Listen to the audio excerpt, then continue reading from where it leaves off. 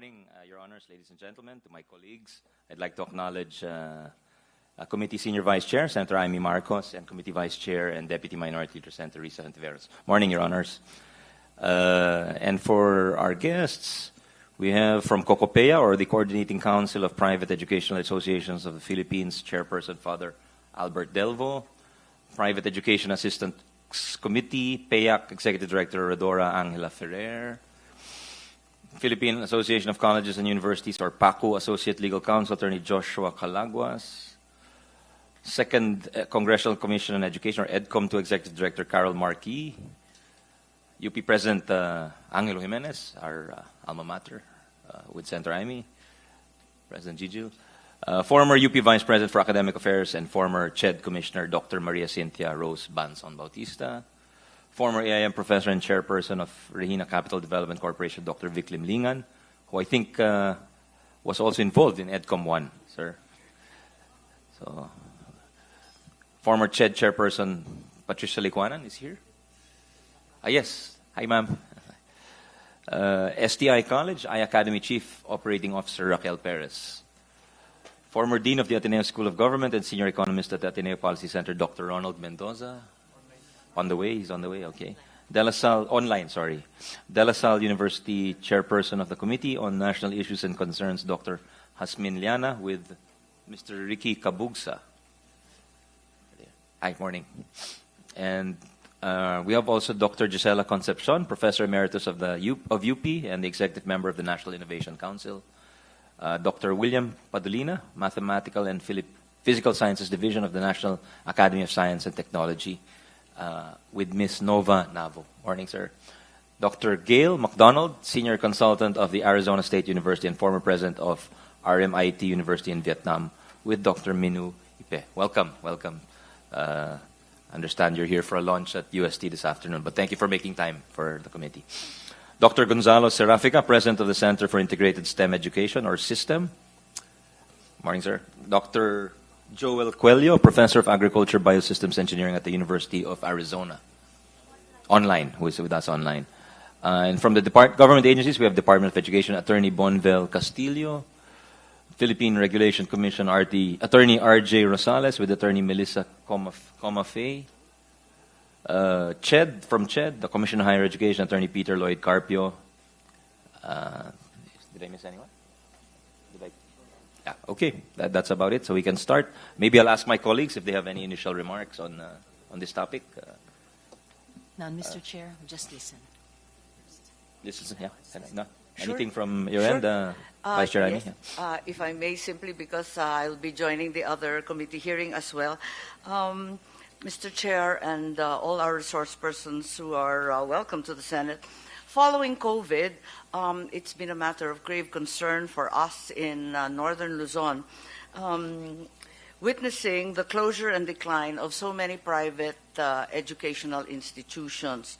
While my father embarked upon the state university system, and we are very proud of the universal access to education, tertiary education law of 2016, we are also fully aware that quality tertiary education and research and development in the finest institutions in the United States, in the United Kingdom, and many leading private institutions are in fact private and have determined to remain so. It has also been the finding of the ADB that in many cases, public education has been in direct competition with the already beleaguered private institutions.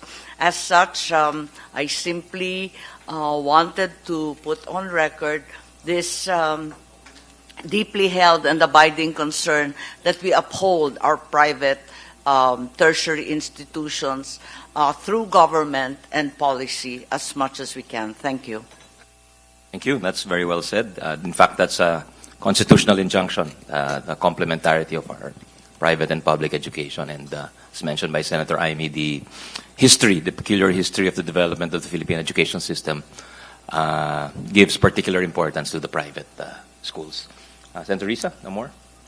Yeah, thank you. So, okay. We're at the outset, perhaps it's important to state that before we actually amend or seek to amend the constitutional provision on ownership or management and control of higher education institutions, perhaps we should aim at greater precision in the language of the amendment, since some of those who read Resolution number 6 interpreted it to mean that Congress would also be able to amend basic education. I think that's not the intention of the Senate President, Senator Legarde, and myself in filing Resolution number 6 on the education provisions. The intention is to keep basic education in the hands of Filipinos, as Commissioner Gascon, the late Commissioner Gascon, who was also the Human Rights Chairperson and the youngest member of the Constitutional Commission, says in the records.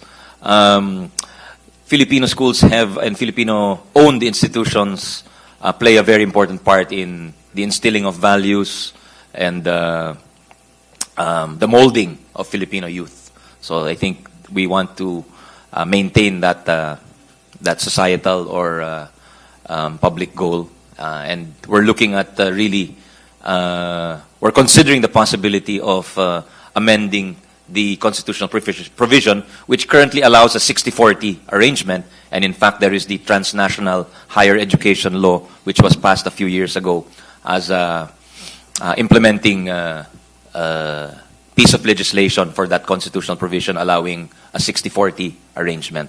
So that's where we stand, and we'd love to hear from our experts here. We have quite, as in previous hearings, we have a quite distinguished a number of eminent personalities. So without further ado, we'd like to... Yes, Senator Risa. Mr. Chair, sorry. Since the Chair mentioned that most recent point, I'd just like to make it of record that when my turn comes, that's actually the first and I would say prejudicial question I'd like to raise, because the formulation of resolution of both houses number 6 could actually allow Congress to open up even basic education to 100% foreign ownership. So I'll be posing that question at the proper time. Salamat, Mr. Chair. That's very relevant. The Resolution 7, apparently, we thought it was different, but apparently it's the same, Senator Aimee. I've been clarified on that. So, yes, thank you. So now can we hear from our resource persons, and hopefully we have time for everybody. Father Albert Delvo for Cocopea. Father, good morning. Yeah, good morning, Mr. Senator, Mr. Chairman, and the esteemed participants at this conversation and hearing. As for Cocopea, we have tasked our presidents that comprise Cocopea to discuss the matter carefully and prudently, then the output of which shall be forwarded to Cocopea Central Office, and we will come up with our official, definitive position.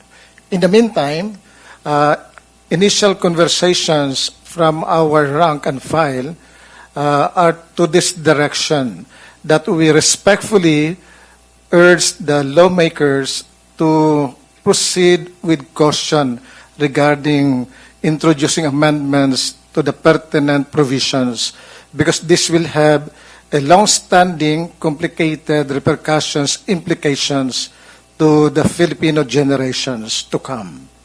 And so, Cocopea maintains the position. It will constructively work with our legislators so that we can, in fact, contribute to the enhancement of the quality of education in the country, and at the same time, safeguarding the interest of the Filipino citizens, and likewise the learners and students. So that's where we are at the moment, Mr. Senator. Thank you. We understand Cocopea is an amalgam of several institutions, so it might take time to come up with a... we account for no less than 70% of private educational institutions, basic and tertiary. And if I may be allowed to add, we are cautious because if we allow foreign citizens to control, own, and administer the institutions that we are looking at, that may be prejudicial to our Filipino culture, values, moral and spiritual matters. Baka they may be endangered. Thank you. Thank you. Father, not to preempt your comment, but could you raise it with the body or the governing body which is coming up with the consolidated position? What has been the actual experience of those who, within the current constitutional bounds of 60-40, 60 local and 40 foreign, those who actually have foreign equity or foreign ownership and control of their institutions, what has their experience been? Because that perhaps could be useful for the committee. Well, at the moment, Mr. Chairman, Mr. Senator, wala pong complications along that line. No? They seem to be, they appear to be contented and happy with that kind of arrangement because it serves the interest of the Filipino people and likewise the Filipino citizens. So we're comfortable with that at the moment. But I have said we'll be working, we are open to working constructively with the legislators to find ways and means to really level up the quality of education in the country and at the same time safeguard the interest of the nation. Thank you. Thank you. That's much appreciated. Can we hear from PAYAC now? Doris Ferrer. Yeah. Thank you, Senator Angara, for this invitation to the PAC. But just to, of course, clarify, the PAC is actually composed of the CAP president, so that's Father Delvo, PACO president, Engineer Villamor. The AXCO president is Dr. Betty Macan of Siliman University. So there really has not been any discussion at the level of the PAC insofar as these amendments are concerned. But we're very happy with what Senator Amy Marcos actually said about protecting the private education sector, because right now we are really such a beleaguered sector given the free tuition that was implemented by UAQTE. And we also are very happy with the work, Senator Angara, you know this, of how we really want to pursue operationalization of complementarity. I think that is where PAC is right now, being the co-implementer of the GASPE programs in basic education. But of course, any invitation from the Senate will be, we're very happy to, again, work with the Senate.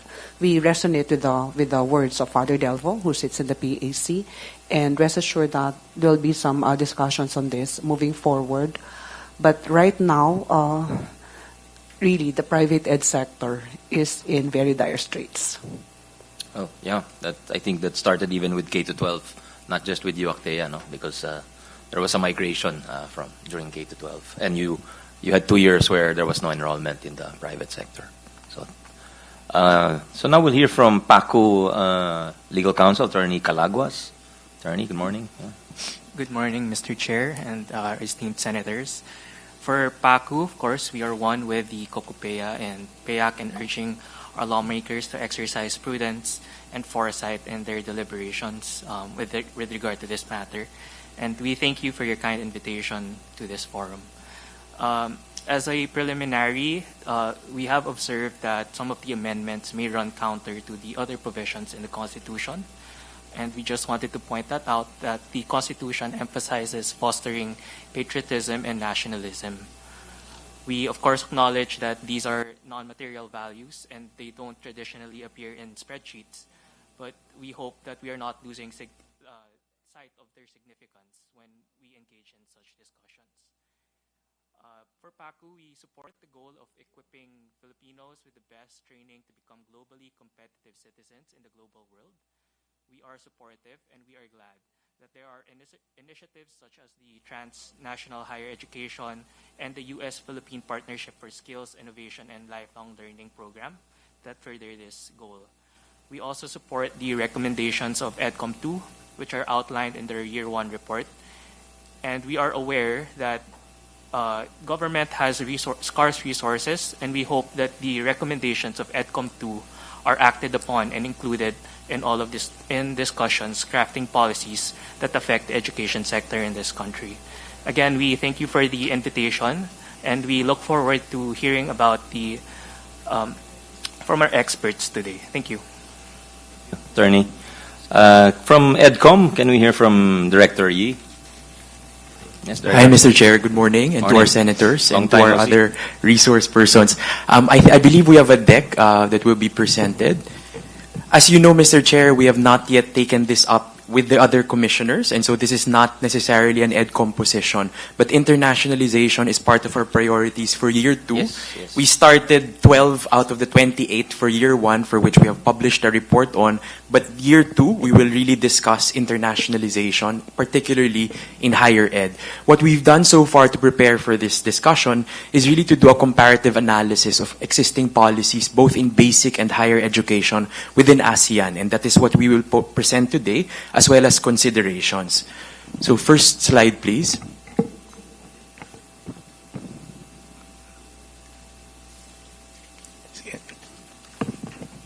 So in our analysis, the Philippines is one of the strictest countries in terms of foreign ownership in ASEAN, whereas Singapore, Malaysia, Vietnam, Myanmar, Laos, and Cambodia actually permit full ownership. Only in the Philippines is foreign ownership also stipulated in the Constitution. If you will go to the next slide, most of them only indicate the maximum foreign ownership via legislation, so not by constitution. Also, the establishment manner for basic education is only incorporation and registration for countries such as Malaysia, Singapore, and Thailand. However, in the Philippines, it is via legislation. Based on the data that we have so far, although DepEd might have more current data, there are only 9 international schools legislated in basic education. Other countries have also provided incentives. For example, Malaysia has given a tax exemption, as well as Thailand, to attract such type of institutions to come. Next slide. Next slide, please.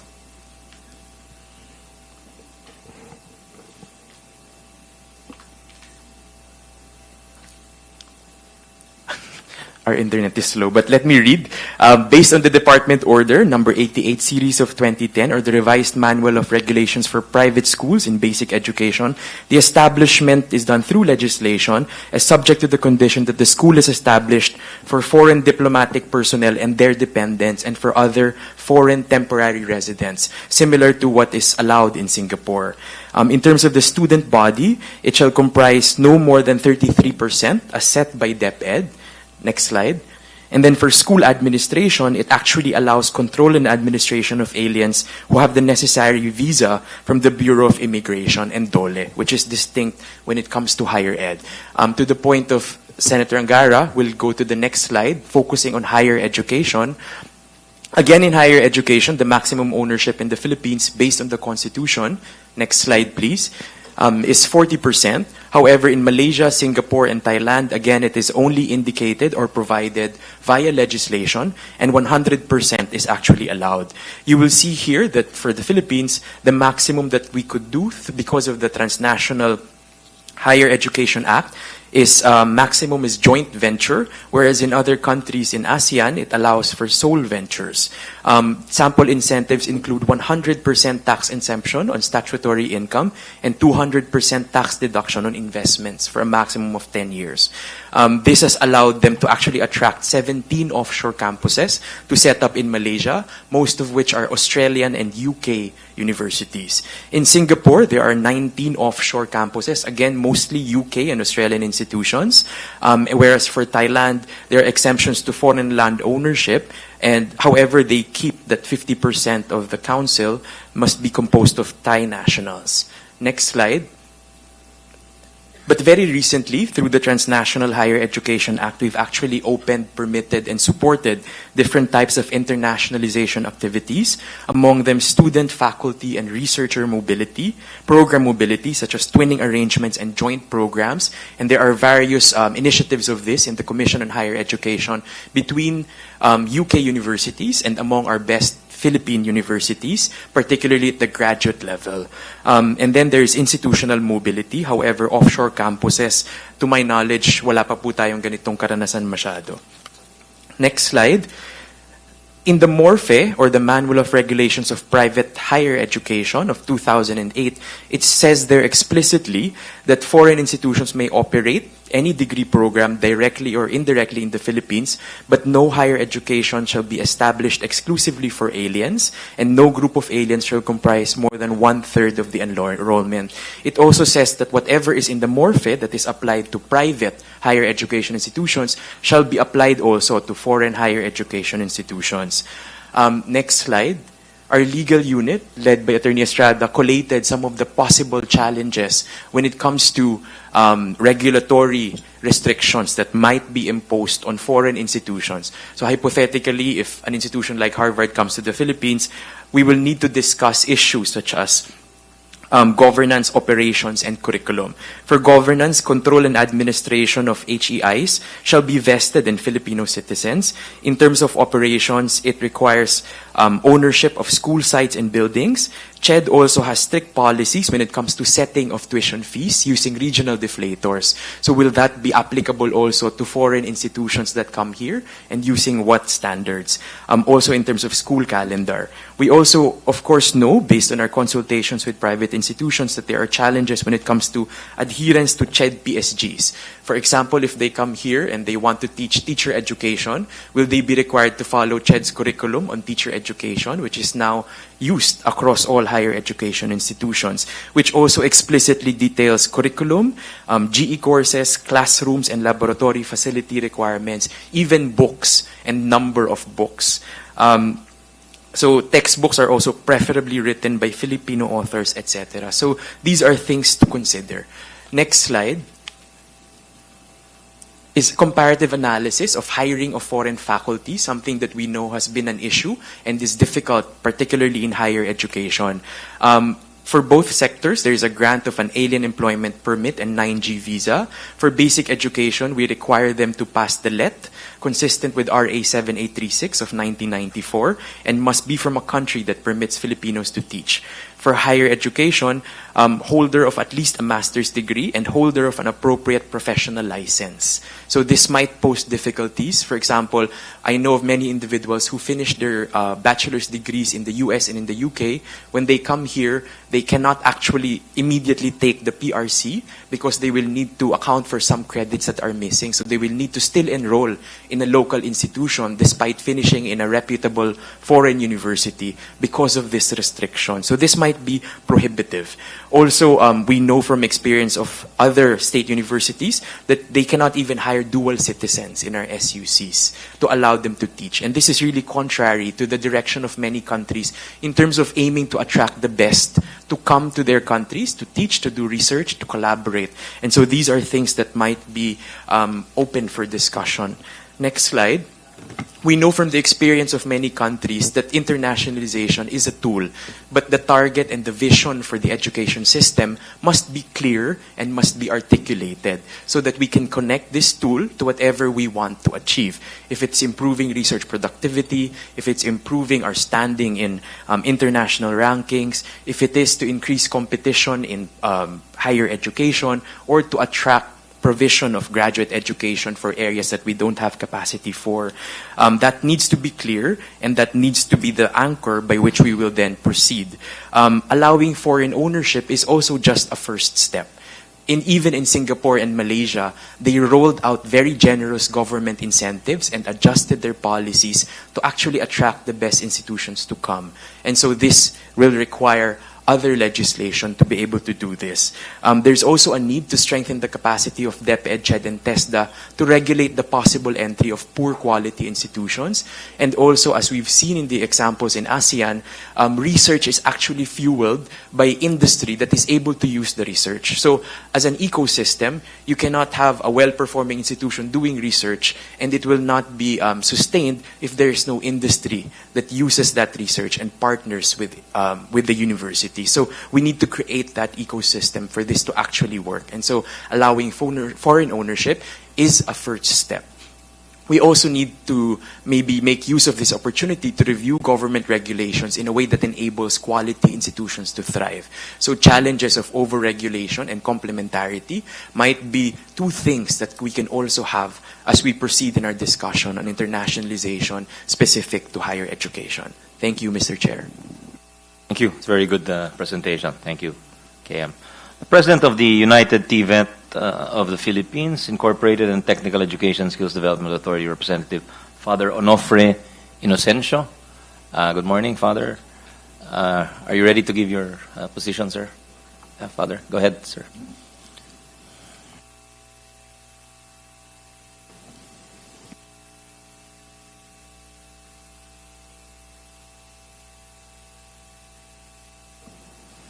The interface of Tibet with higher education.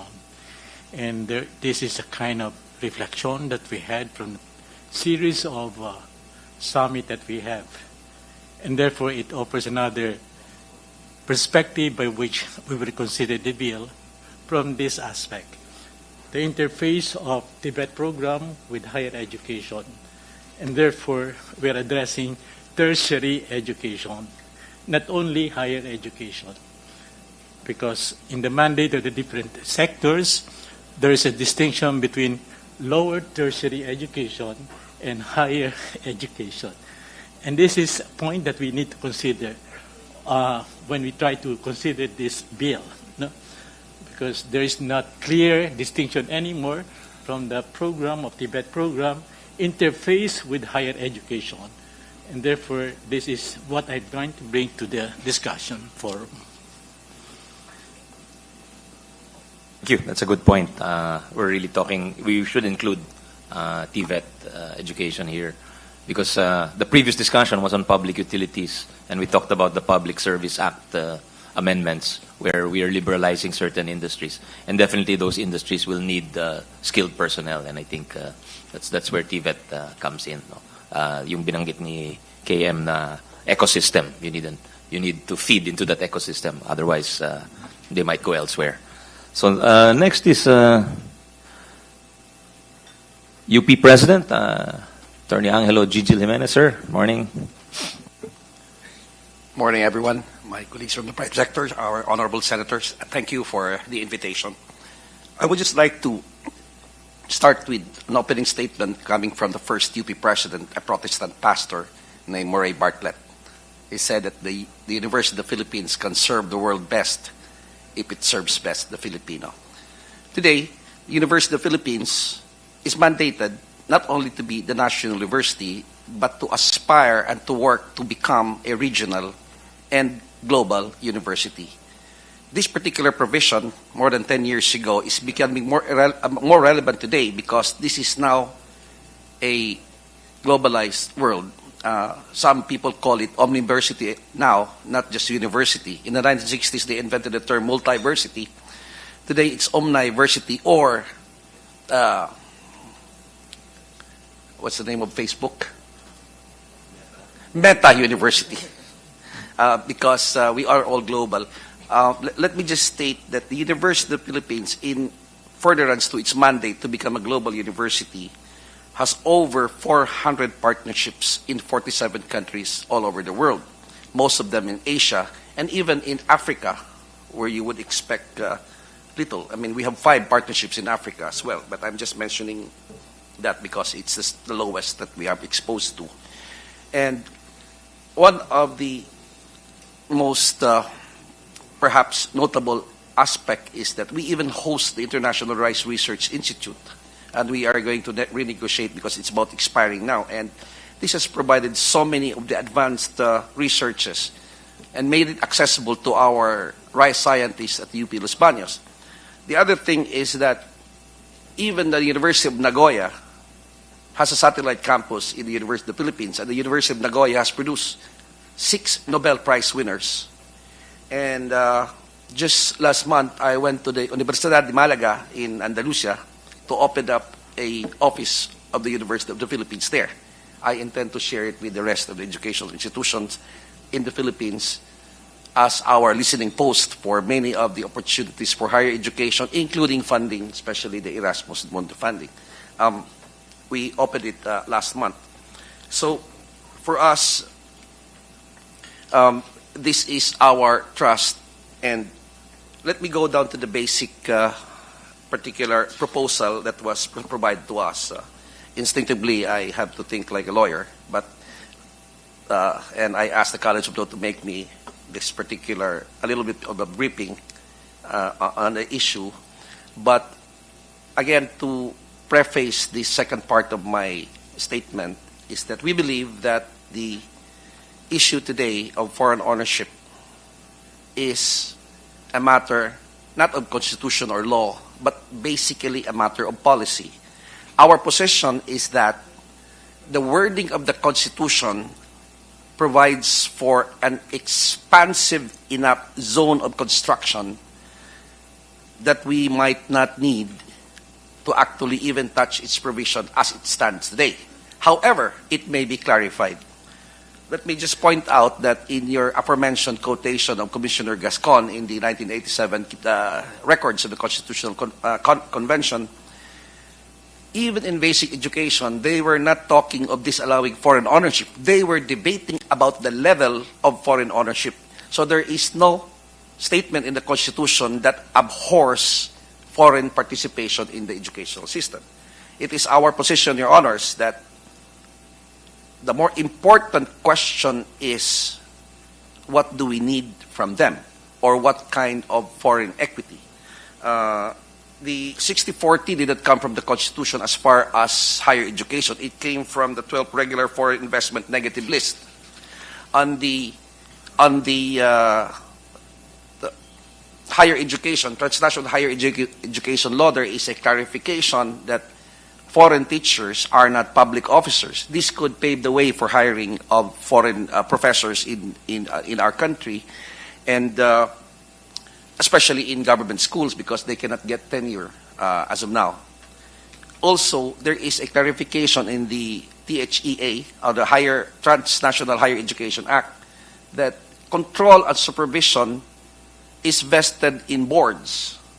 And so this could still support the idea that even in tertiary education, that the most important thing is that there is still Filipino control. I think we have not given up on that, and I agree with Senator Angara that concerning the basic education, the idea of control is a little more sensitive than in higher education. Let me just end this by saying that talent today knows no nationality. Many countries are recruiting the best talents all over the world to further their own national interest. Yesterday at the Philippine Education Summit, our main speaker was our professor at the Lee Kuan Yew School, Astrid Tumines. She was born in Iloilo. She's probably an American citizen now, but the point is that she actively identifies with her Filipino roots. And there is no, many of the foreign universities right now are actively recruiting foreign talent because of this. It does not, because it knows no nationality. Let me just also tell you a development in the foreign field of education that is directly related to the University of the Philippines. Today, I am getting a lot of suggestions and even invitations from foreign schools who have mature technology that they felt that we might be interested, particularly in science and technology, because many schools in the West and in the advanced countries in Asia, and I particularly had this conversation in Taiwan just recently, they no longer have students for their graduate schools. And they wanted us to bring in our PhD students to their school. They have overcapacity in mature areas that we might be interested in. I'm very interested, for example, in microchip productions at the National Kaohsiung Which University. institution, National President? Kaohsiung. Kaohsiung, Taiwan. Yes, just a specific example. We have a youth bulge. We are now in a limited demographic sweet spot. The world is aging, and the University of the Philippines is looking forward to fill in and increase our engagement with the rest of the world. I would stop here, Your Honors. Thank you very much. Thank you very much, President Gigil, and thank you for kind of disassembling or the different elements involved in foreign ownership, faculty, governance, etc. It's very useful. Thank you. Now we'll hear from former UP VP, former CHED Commissioner, Dr. Bautista. Ma'am Cynthia, good morning. Good morning, Mr. Chair. Good morning to the senators.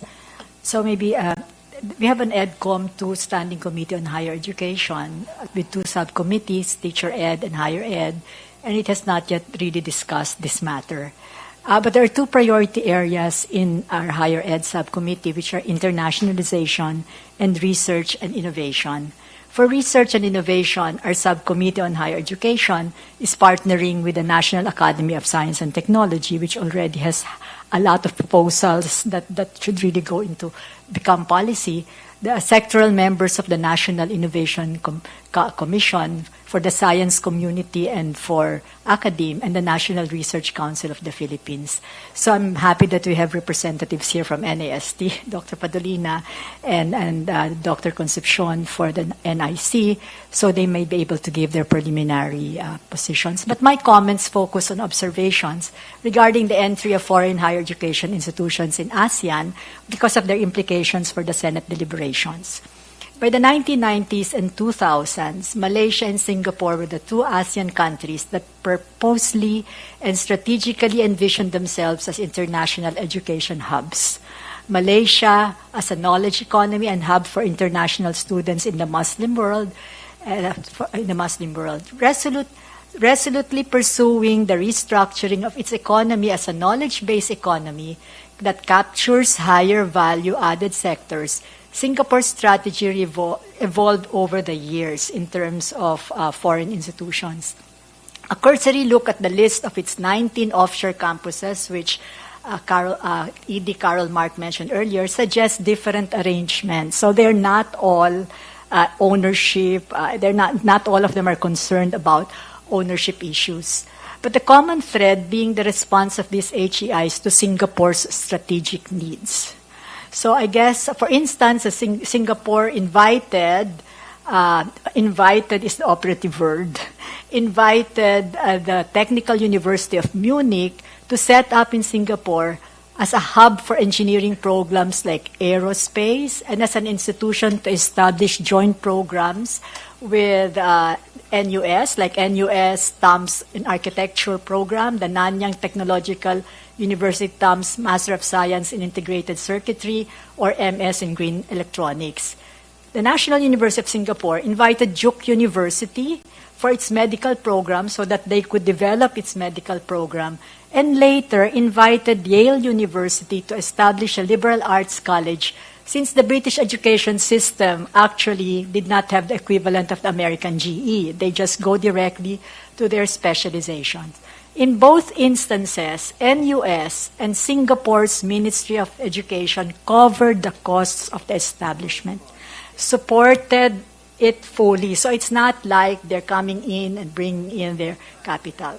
Some offshore campuses in Singapore are lodged in public partner institutions. So it's also subsidized by government. Government puts up the buildings in the university. For instance, they have the Culinary Institute of America in Temasek Polytechnic, Duke and Yale in NUS.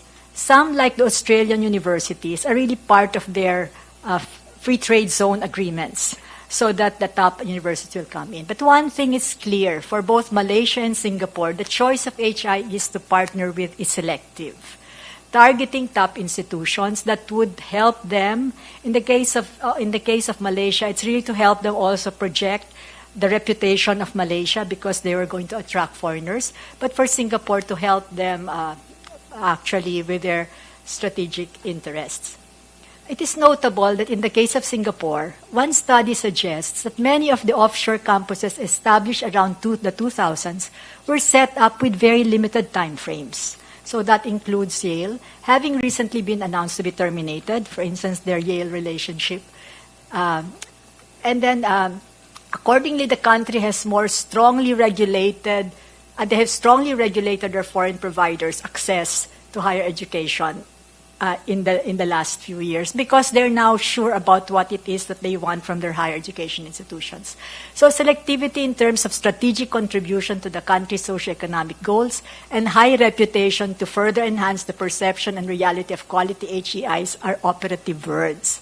As ASEAN's de facto education hubs at this juncture, top foreign universities are attracted to establish offshore campuses in Malaysia and Singapore because of a favorable education and business environment, like incentives, the ease of doing business, and the existence of a Singaporean and ASEAN market for students. So I guess the Philippines at present is not similarly situated, with a limited number of HEIs recognized by other countries to be of quality, and insignificant, and I think other countries like Australia would say they only recognize this number of schools from the Philippines. With your permission, Dr. Yeah. Cis, I just want to recognize Committee Vice Chair Senator Bato de la Rosa. Morning, sir. Yes, sir. Pasensya na po. Okay lang po, sir. So we're not in that position at the moment. We have an insignificant market of Filipino upper middle to upper class Filipinos. We have challenges in the ease of doing business and addressing corruption. For instance, for those who will be constructing buildings, procurement issues, etc.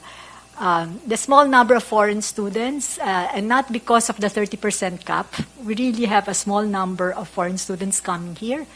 Well, What's the 30% cap again? Could you refresh sorry, us? so the maximum number of foreign students that you can take in. Regardless of that, we really have a few of them. The seeming reluctance of the Philippine government to invest in strategic partnerships and nuanced policies like the prohibition on hiring dual citizens that ED Mark mentioned earlier are in disincentives for reputable universities. So it's against this backdrop, Mr. Chair, joint ventures, partnerships in the form of dual degrees, research and innovation programs have been attractive to reputable institutions. I think the President Gigi already mentioned some of our dual degree programs that are different universities with partnerships with reputable British universities. The closest we ever had to government investment in a partnership with a top university system that cited the NUS-Duke partnership in its justification is the PICARI, the Philippine California Advanced Research Institute, which faced numerous challenges from beginning to end. So I think Dr. Padrino... We finished the cycle of PICARI? Because I remember when the turnover to the new administration, the previous administration, there was some resistance to it. So I don't remember kung natuloy ba yun. They finished there was 3 cycles. There were supposed to be 3 cycles. So I think they finished the cycles, but they're calling it by another name now. It's called Lakas. Okay, so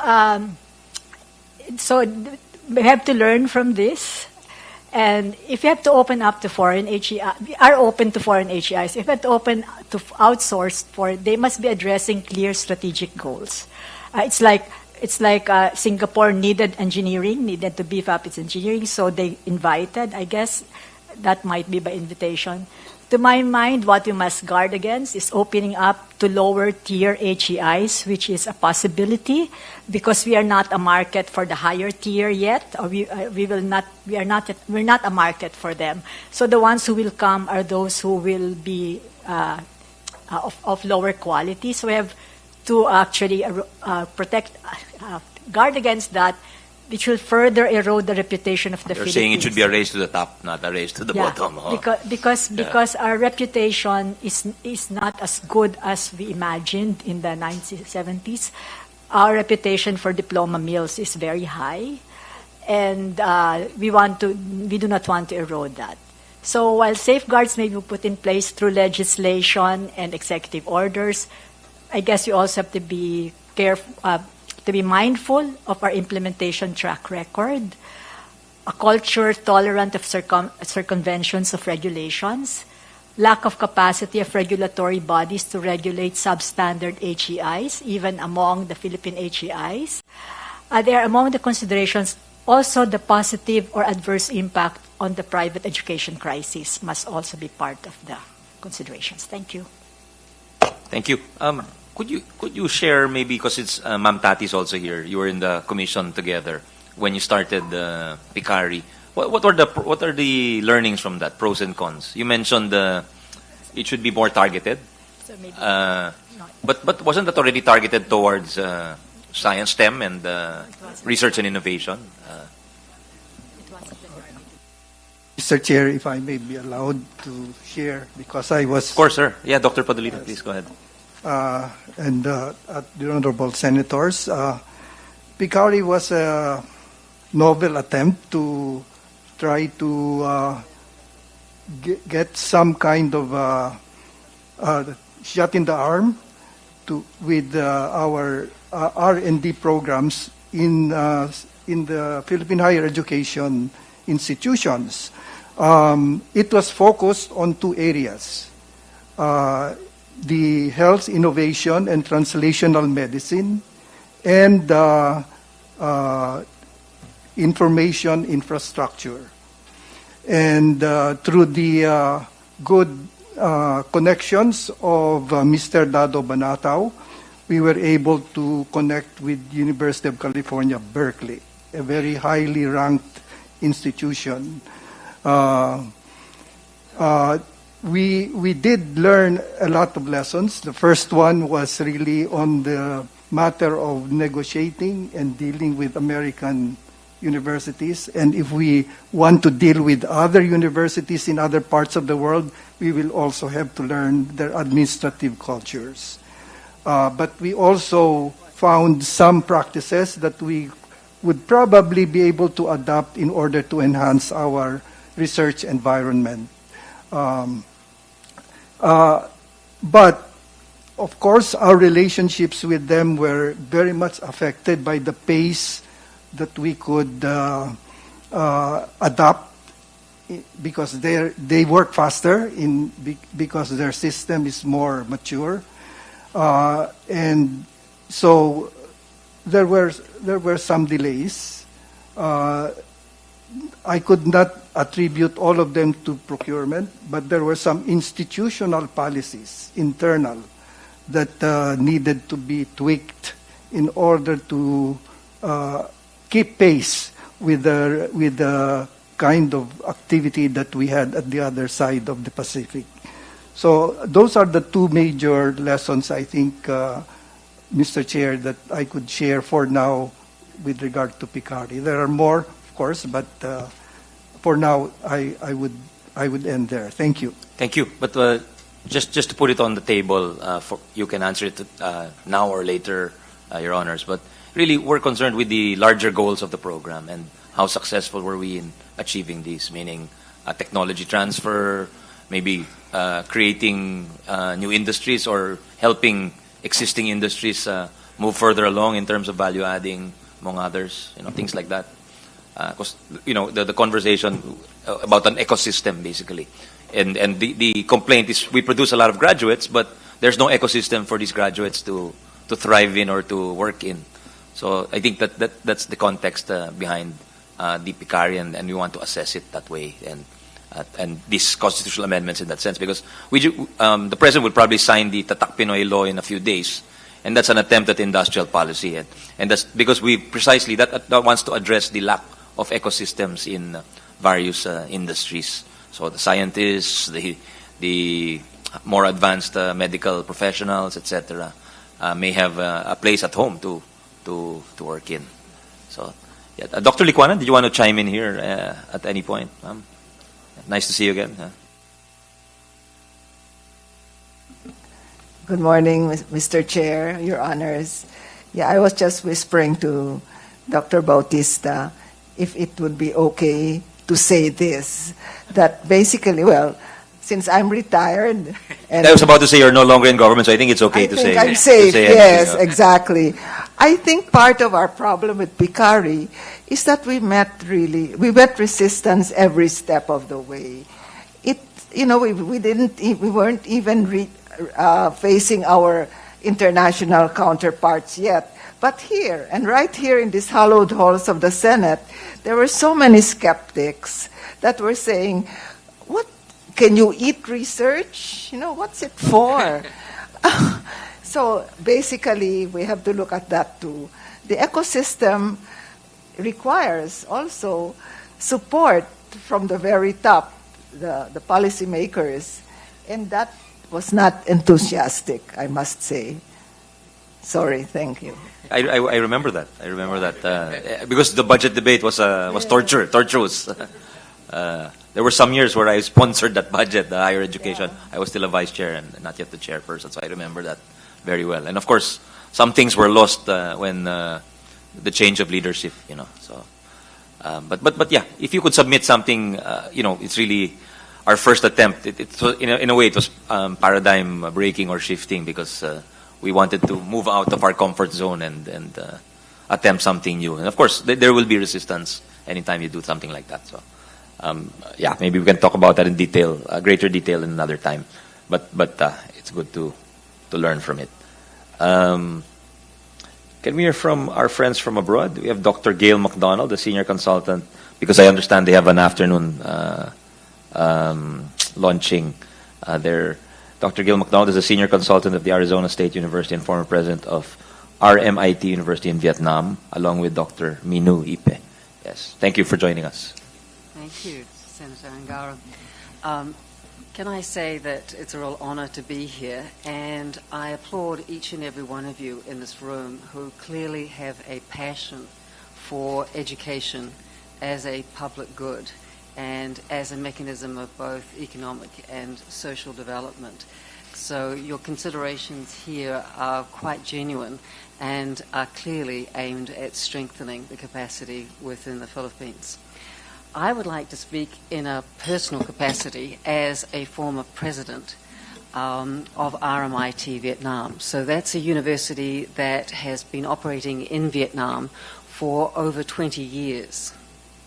And as you saw, the Vietnamese government has been open to bringing in foreign universities, although they have restricted. They've been quite selective, and particularly in regards to putting barriers to entry in the form of the financial investment, the level of financial investment that these universities need to bring with them as they come into the country. So I would like to just mention some of the advantages and disadvantages that you might be deliberating on in regards to bringing in foreign universities and entering into the Philippine higher education and tertiary environment. So the first one is clearly the benefits are around knowledge and tech transfer, because you can provide very diverse educational offerings, programs that might not be available locally. And that obviously gives the opportunity of building local capacity and in both students and also in staff. And that was the situation that we experienced when we introduced mechatronics and robotics. So that was relatively new to Vietnam, and I believe more recently in the area of aviation. The second is in regard to quality education. If you are selective in who you bring in, and these organizations have got rankings, for example, in the Times Higher Ed, they've got established research cultures, you can actually bring in a lot of knowledge and expertise in regard to quality and quality frameworks. So they come with those already well established in their ecosystem of their own university and are often willing to share those experiences and those standards. I personally have also been asked to contribute to legislative changes within Vietnam. So I was asked my opinion on various components of new decrees. For example, they were looking at what should be the percentage of staff in higher education that had PhDs. And I was able to provide benchmarking, international benchmarking, accommodation for the local environment, and give some recommendations that then got built into the legislative structure. So as a foreign university, I was asked and willingly contributed to those sort of legislative changes that were occurring. Another advantage is obviously the internationalization, which is clearly an initiative within the Philippines at the moment. So it does open up a two-way corridor between universities and their networks outside of the Philippines, and then opening up to opportunities within the Philippines. So there's a cultural exchange, there's a global learning environment that becomes established. Another advantage is clearly the economic impact. When you establish a new university, you establish jobs, you attract students, you contribute to the local economy, you pay taxes, unless you get some tax incentives, which would always be quite favourable, and you can also encourage innovation and entrepreneurship. So there is an economic multiplier that clearly is in existence when you bring in a foreign university. There's also greater opportunity of employability because what you often have is students doing what's called a 2+1. They will actually spend 2 years in the foreign location, but their last year, at their choice, they have the opportunity to go to the mothership or the mother country, and there they are able to get more international experience, and they're often, if they're, for example, in Australia, they're able to also get work experience. So there is an opportunity of increasing their employability. And you've also got networks that extend out into the industry partners. So for those universities that come into a new environment, they bring with them their own industry partnerships, which are already well established. Now, I should mention the disadvantages. In all honesty, there are some disadvantages. One is that you often get brain drain. As students that go overseas don't necessarily come back. So that is a very genuine concern where talent can go abroad and you can lose it. But you never know. The appeal of home is always quite great, and often people do return after their study. You can create a bifurcated market in that you've got foreign and local universities, but if it is set up correctly, it should be a situation of sharing of knowledge and systems, processes, policies. There is another potential concern, and that is that you can end up with the university working under two regulatory environments. So, for example, I had MOAT, the Ministry of Education and Training in Vietnam, and all the regulations that went with that, and I also had TESCA in Australia as another quality assurance and regulatory body.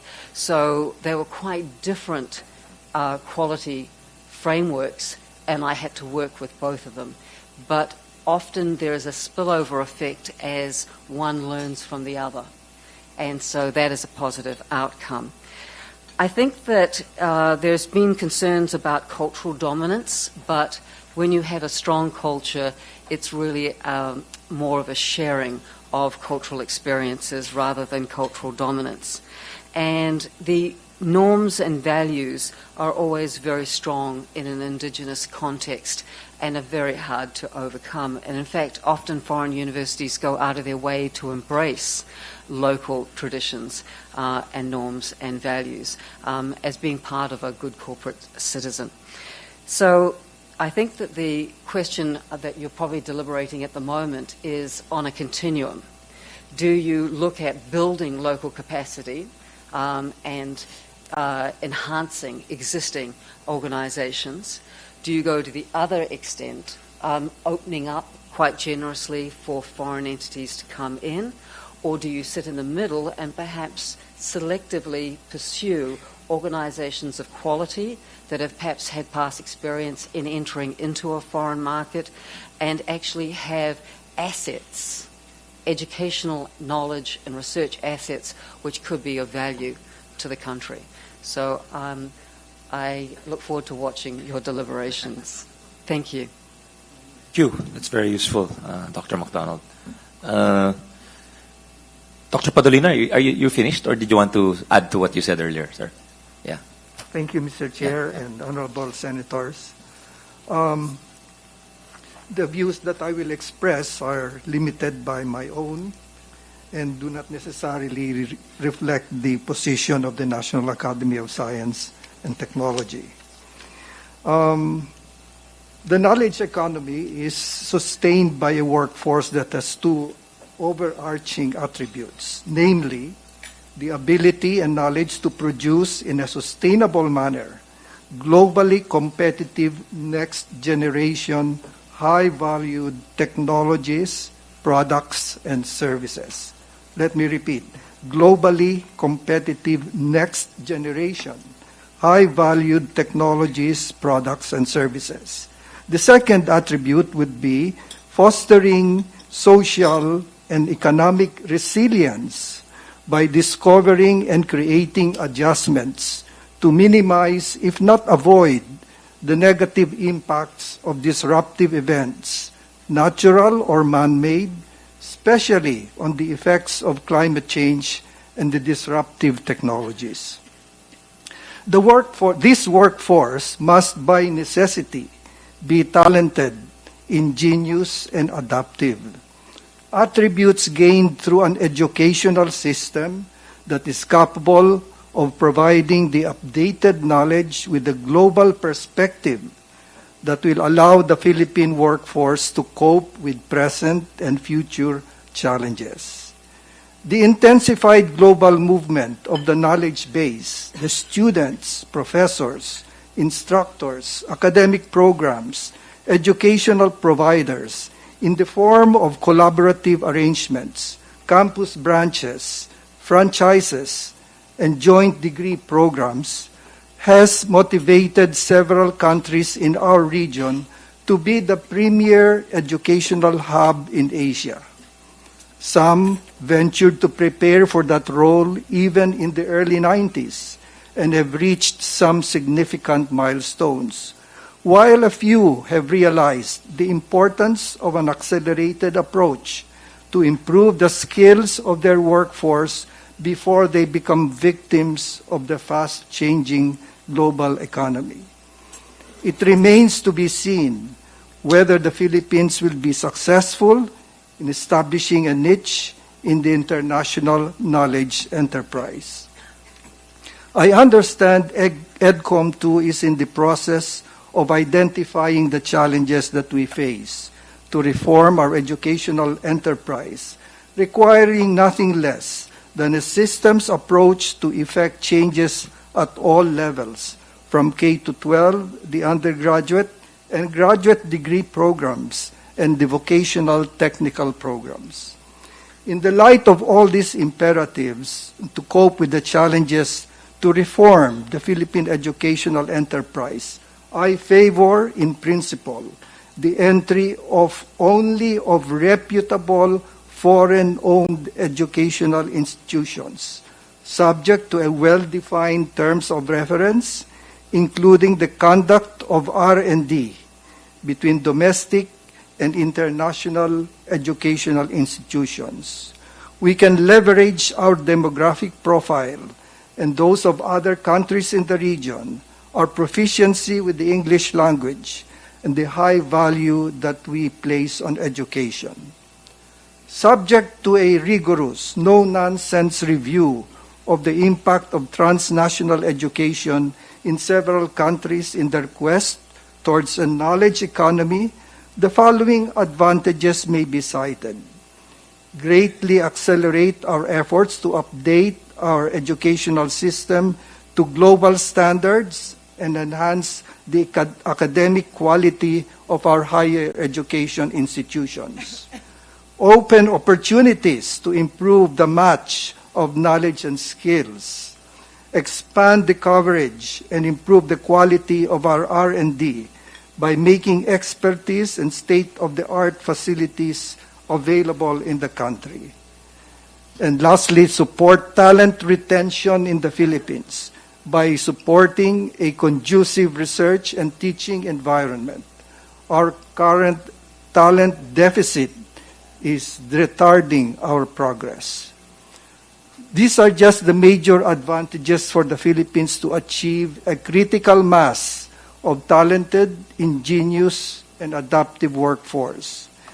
May I reiterate my support in principle for the amendment, knowing fully well that the entry of foreign-owned educational institutions is a complex undertaking and is not without its risks and unintended consequences, especially in the viability of their operations and the impact of their presence vis-à-vis our local private and public HEIs.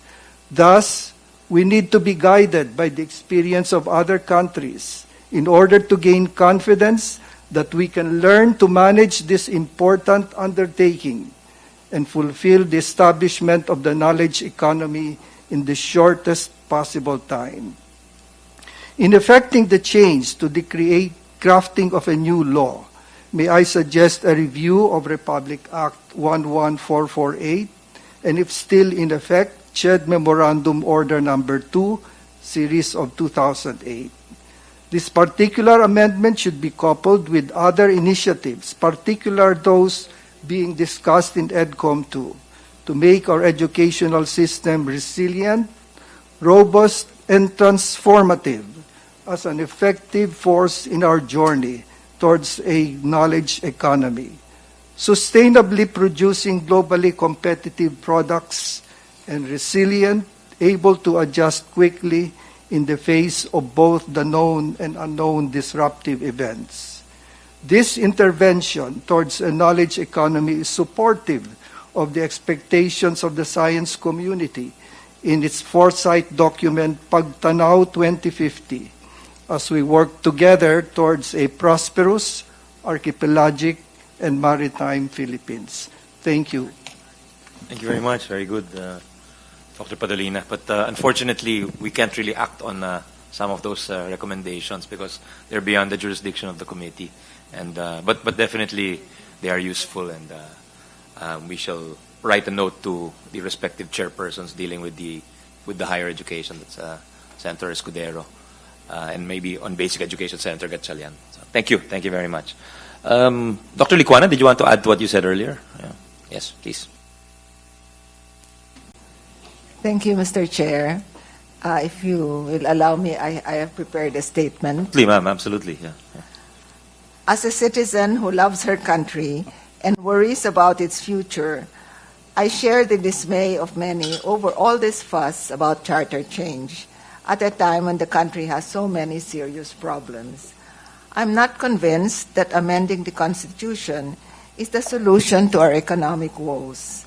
Foreign direct investments are neither helped nor hindered by the Constitution. FDIs that have recently pledged to come into the country did not make charter change a condition for their entry, and those that have chosen to go elsewhere in the region did not give the so-called restrictive provisions of the Constitution as a factor, but rather named issues such as bureaucracy and corruption. These arguments have been eloquently presented at previous hearings and public fora by Senator Risa Ontiveros, economists Winnie Monsod, Shelo Magno, and Sunny Africa, and framers of the 1987 Constitution, notably Attorney Christian Monsod, among others. So I need not go over them.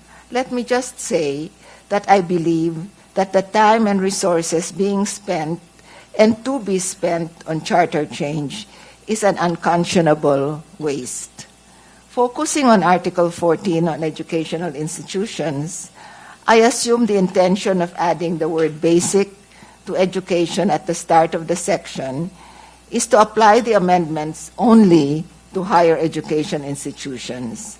My general view as an educator is that this distinction is unnecessary because I do not favor amendments to restrictions on foreign ownership of educational institutions at any level. More specifically, I would like to remind everyone, and Mark has so eloquently reminded us, that Edcom 2 has been convened. The Commission has completed its first year and will continue its work for 2 more years.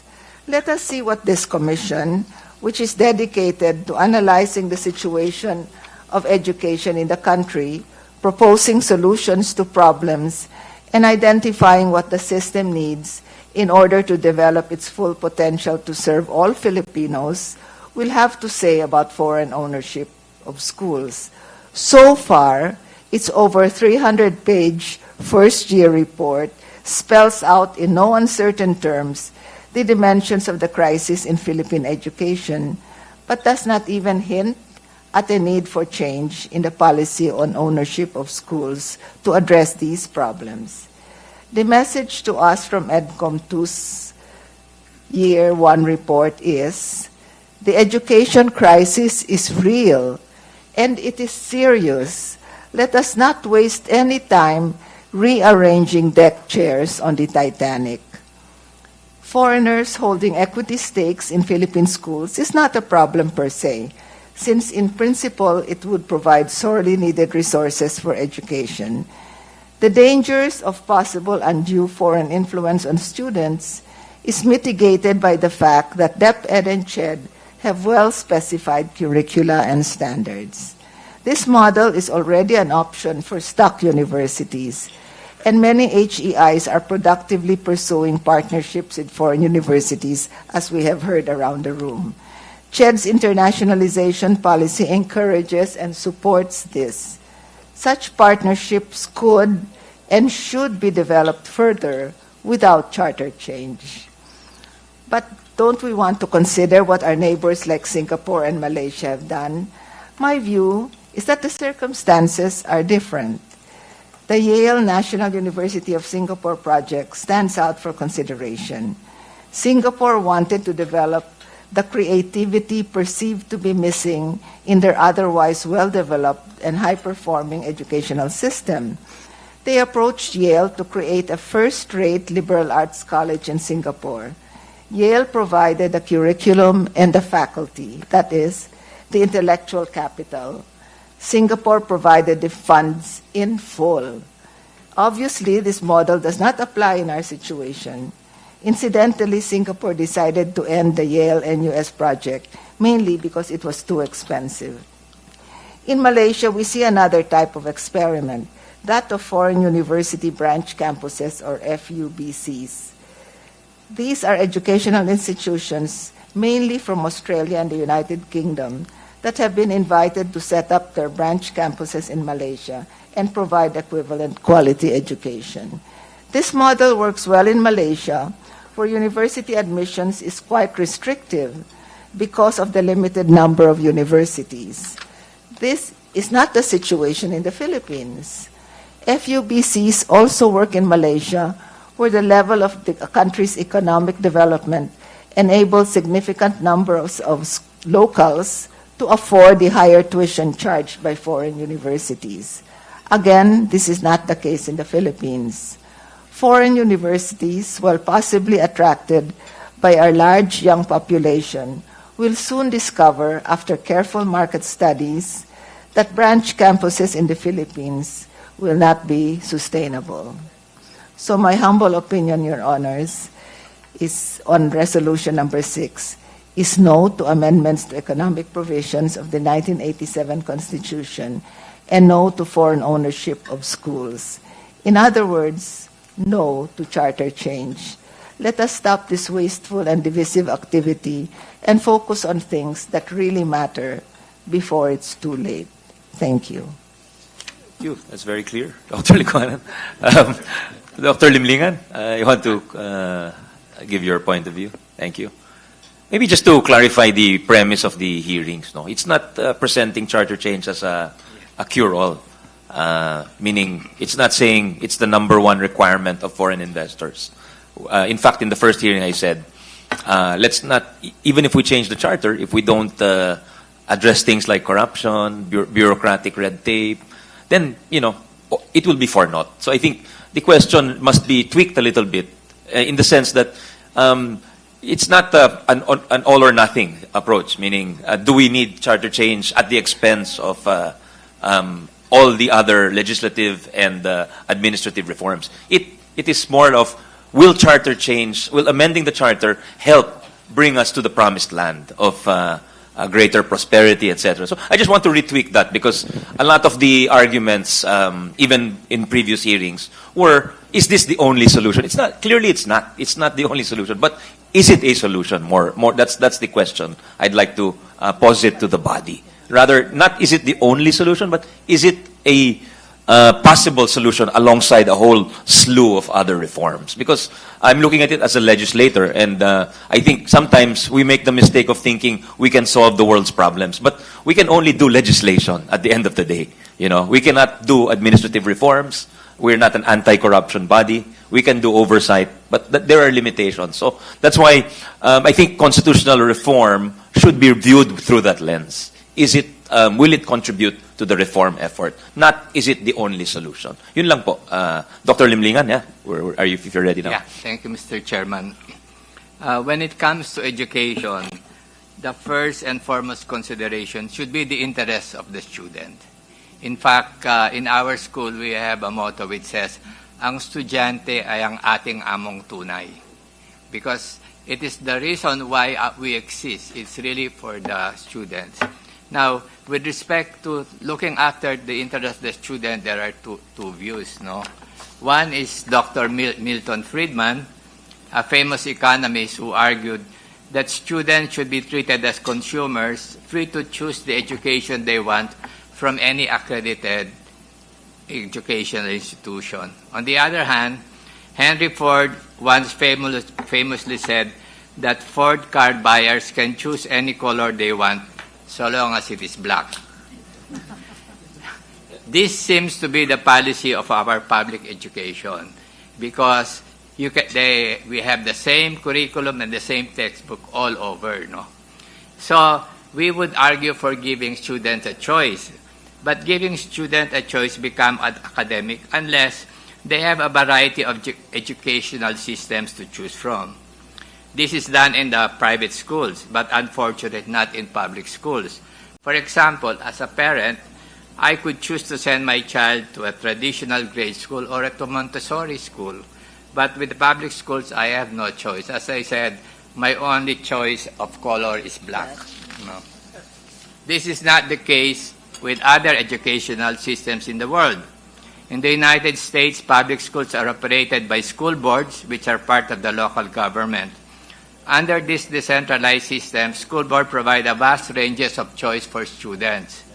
First, there is the traditional public school. Secondly, there are government subsidies such as school vouchers, so students can study for free in different kinds of private schools. Lastly, there are charter schools, public schools managed by the private sector based on a charter of educational system jointly agreed upon by the public and the private. Note that school vouchers are a critical factor in giving students a meaningful choice. If a poor student has to choose between a free public school and a for-pay private school, there really is no choice.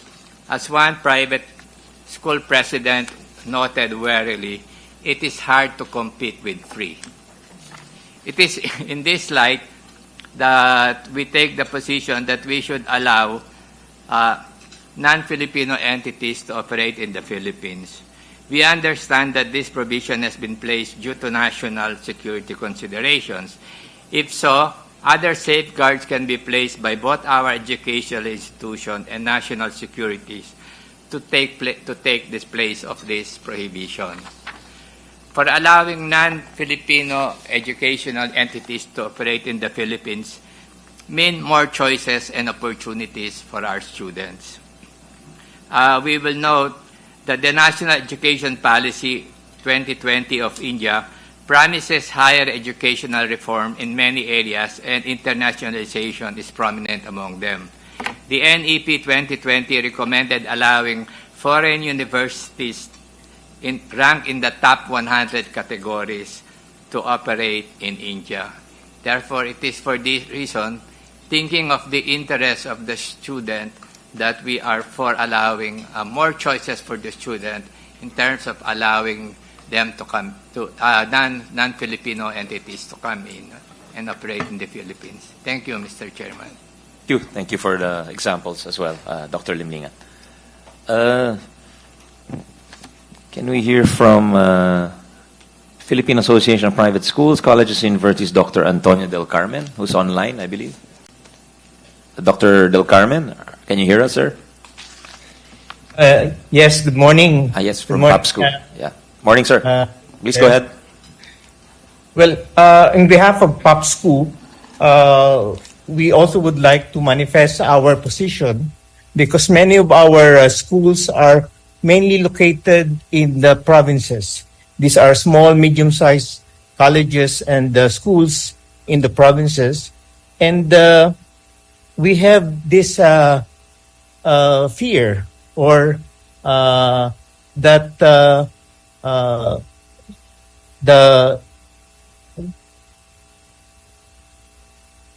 that foreign universities who would come in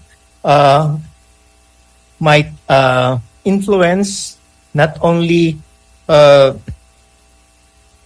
content or of our academic institutions, mostly the small ones, but also economically influence the choices of our students and reduce the viability and feasibility of these small schools. No? Of course, we are also looking at collaborating and doing joint ventures with these universities and colleges abroad.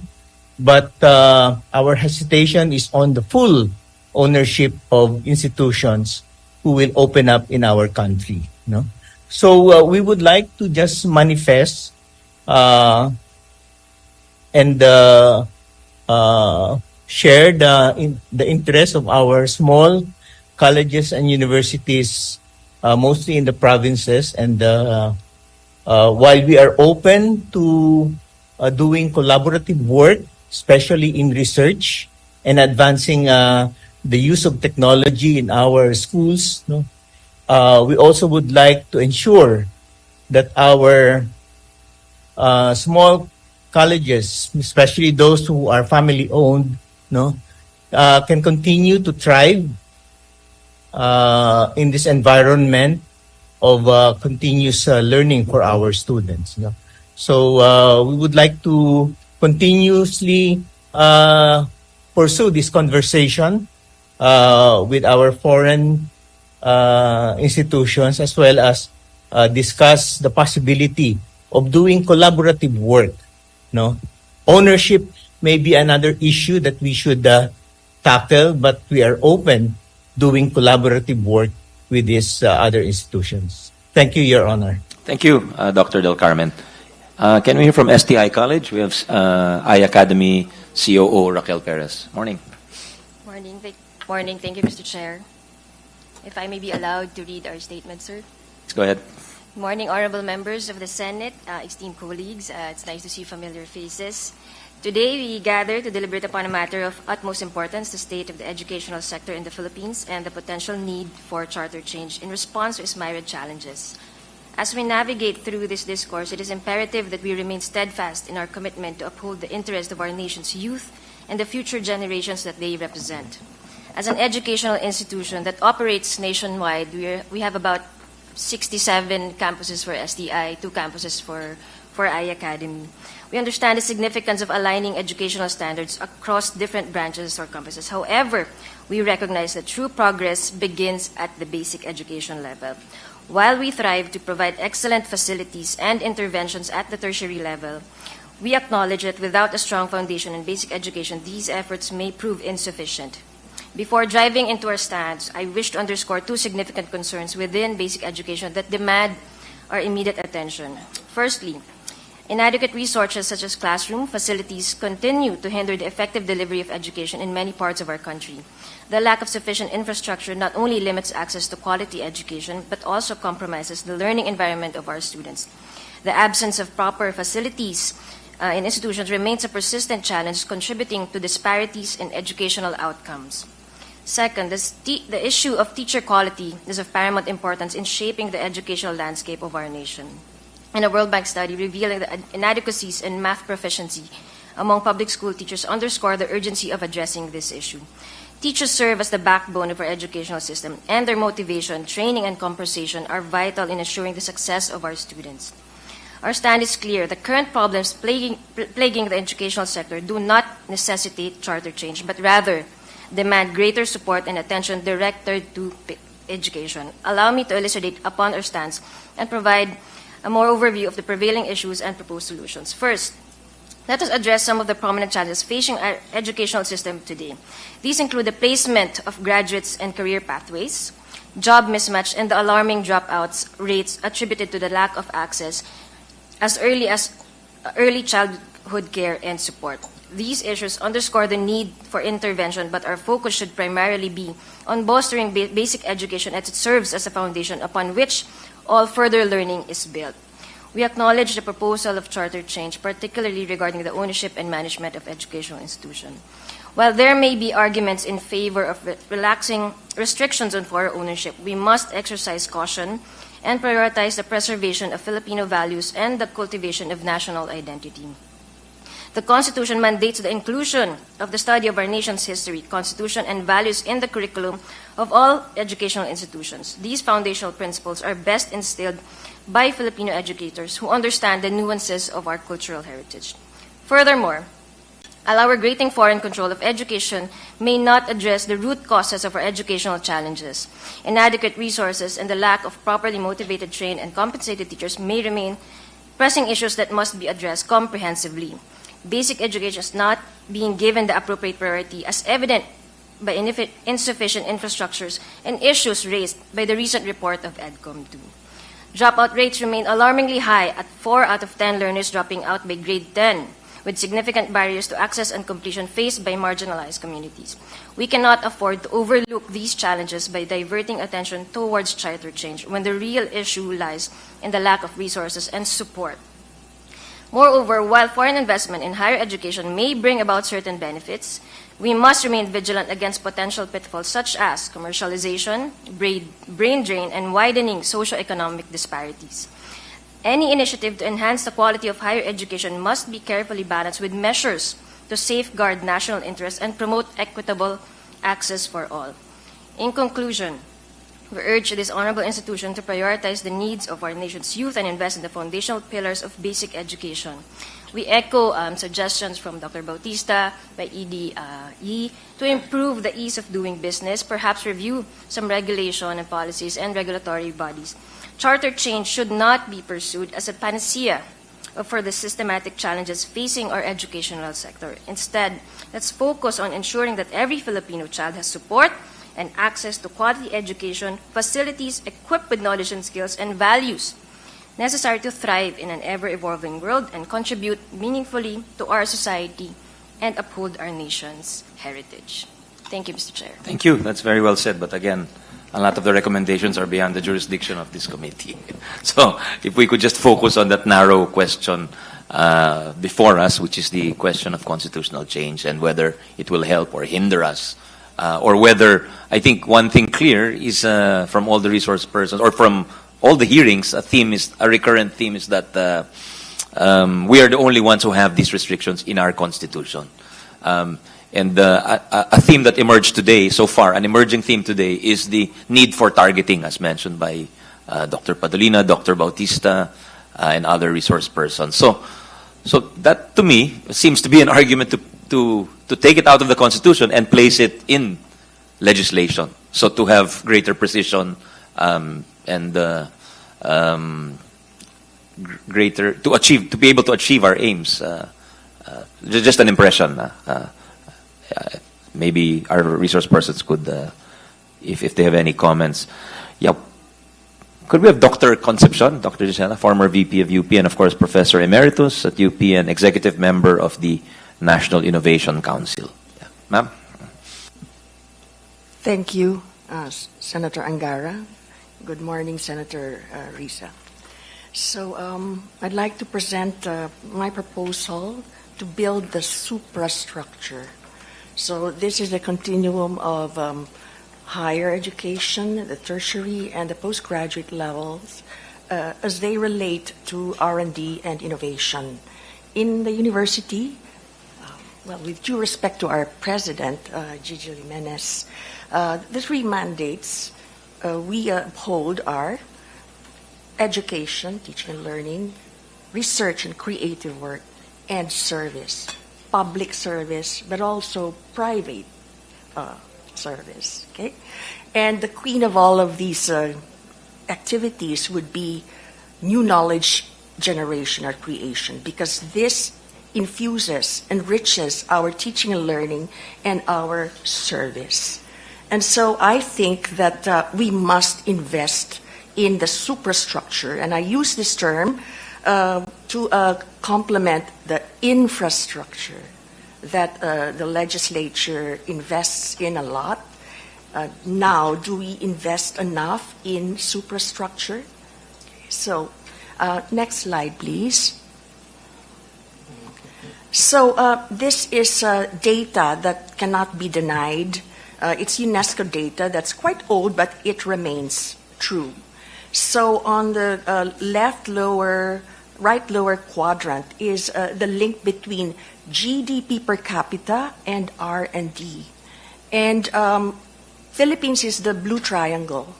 So our GDP per capita today is about $3,500 US. And our GERD, our gross expenditure for R&D, is 0.32%. And the other dots you'll see are for the United States, for Germany, and for Japan.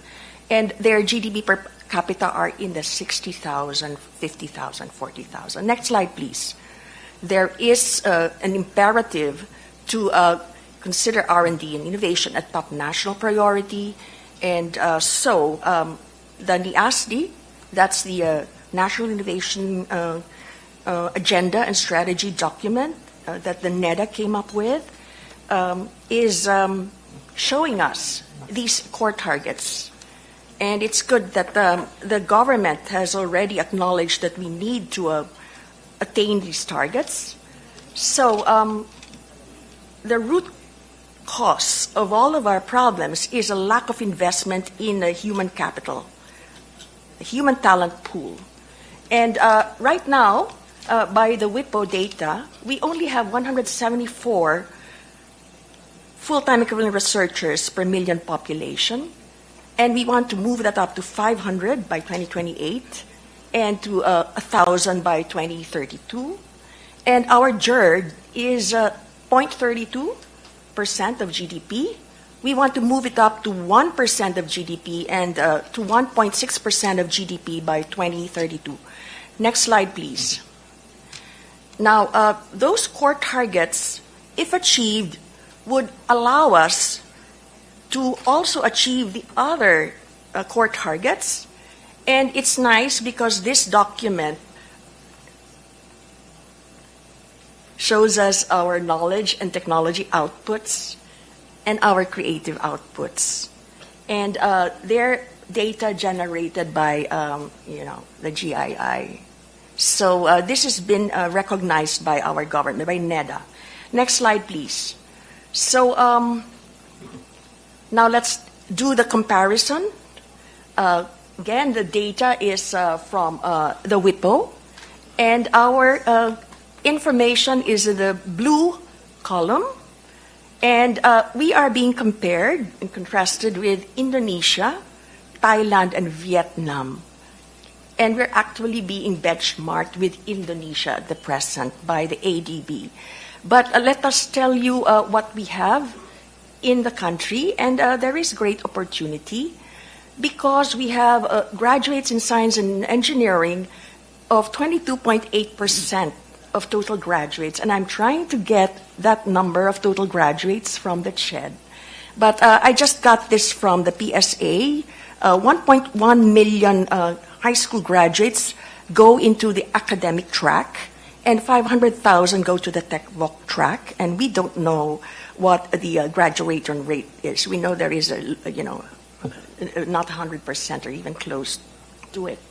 But if you go by these numbers, there are enough STEM graduates that we could move or channel into the postgraduate level, which would be required for independent research and innovation.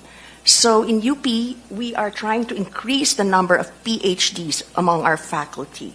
So when I was VPAA of UP, I aimed to move it from 30% to 50% to reach Thailand's requirement of 70% for national universities and Malaysia's requirement for 90% for their national universities. Okay, but sorry, just to clarify that requirement. Yes. What are we requiring? Sorry. PhD level number of faculty. PhDs from state universities, from national universities, public universities. For a national university to be, just identified the as main national, university. in Thailand, at least 70% PhD 70, faculty. 70. And Malaysia, 90%. By now, there's 100%. Okay? And, It's a little challenging, President Gigi. po, kaya po yun yung ano ngayon banner ano ni President increase the number of PhDs in UP. Okay, so anyways, that's number of researchers. We are 174 researchers per million population, and di po lahat yan PhD. Look at Thailand. They have 10 times our number. 1,790 per million population. Vietnam has 4 times our number, Madam McDonald. 4 times. Indonesia has about double ours. Okay? And then for our GERD, well, Indonesia is the same level, but it's got a huge GDP. Huge GDP. Of course, their population is also bigger, but we're, catching up, like 115 and they're 200. And then look at Thailand invests 1.1% and Vietnam invests 0.5%. This data is probably not the most accurate. It's 2022. Next slide, please. So, what good is infrastructure without the suprastructure? So in my closing remarks at the NIASD launch last September, I championed this goal to increase our experts to 500 in 2028, to 1,000 per million population in 2032, and to increase our GERD from 0.3% to 1% by 2028, and with a GDP of the Philippines in 2022 of about $400 billion, and it has grown larger in 2023, and we expect it to grow even more. Current GERD of 0.3% of GDP translates to USD $1.2 billion. How much more do we need to spend for GERD? $2.8 billion more. Now, what good is spending all that $2.8 billion if you do not have the PhD level experts who can make use of that money very well? Bottom line is, it's all about the people. It's all about talent, development, and retention. Next slide, please. So, we know that the government is championing digitalization.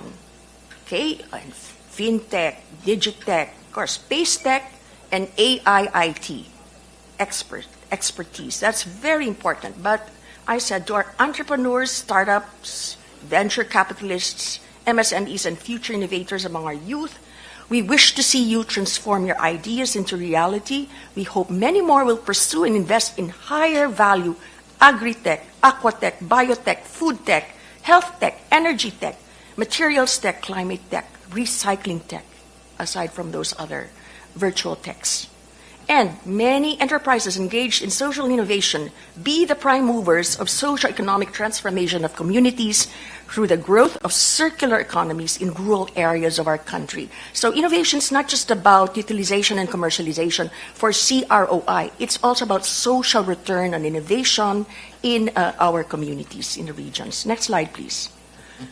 So these are all guesstimates or estimates, but they're very, I think, revealing and very, very meaningful, at least to me. The GDP of the Philippines, as we said, is about 400 billion.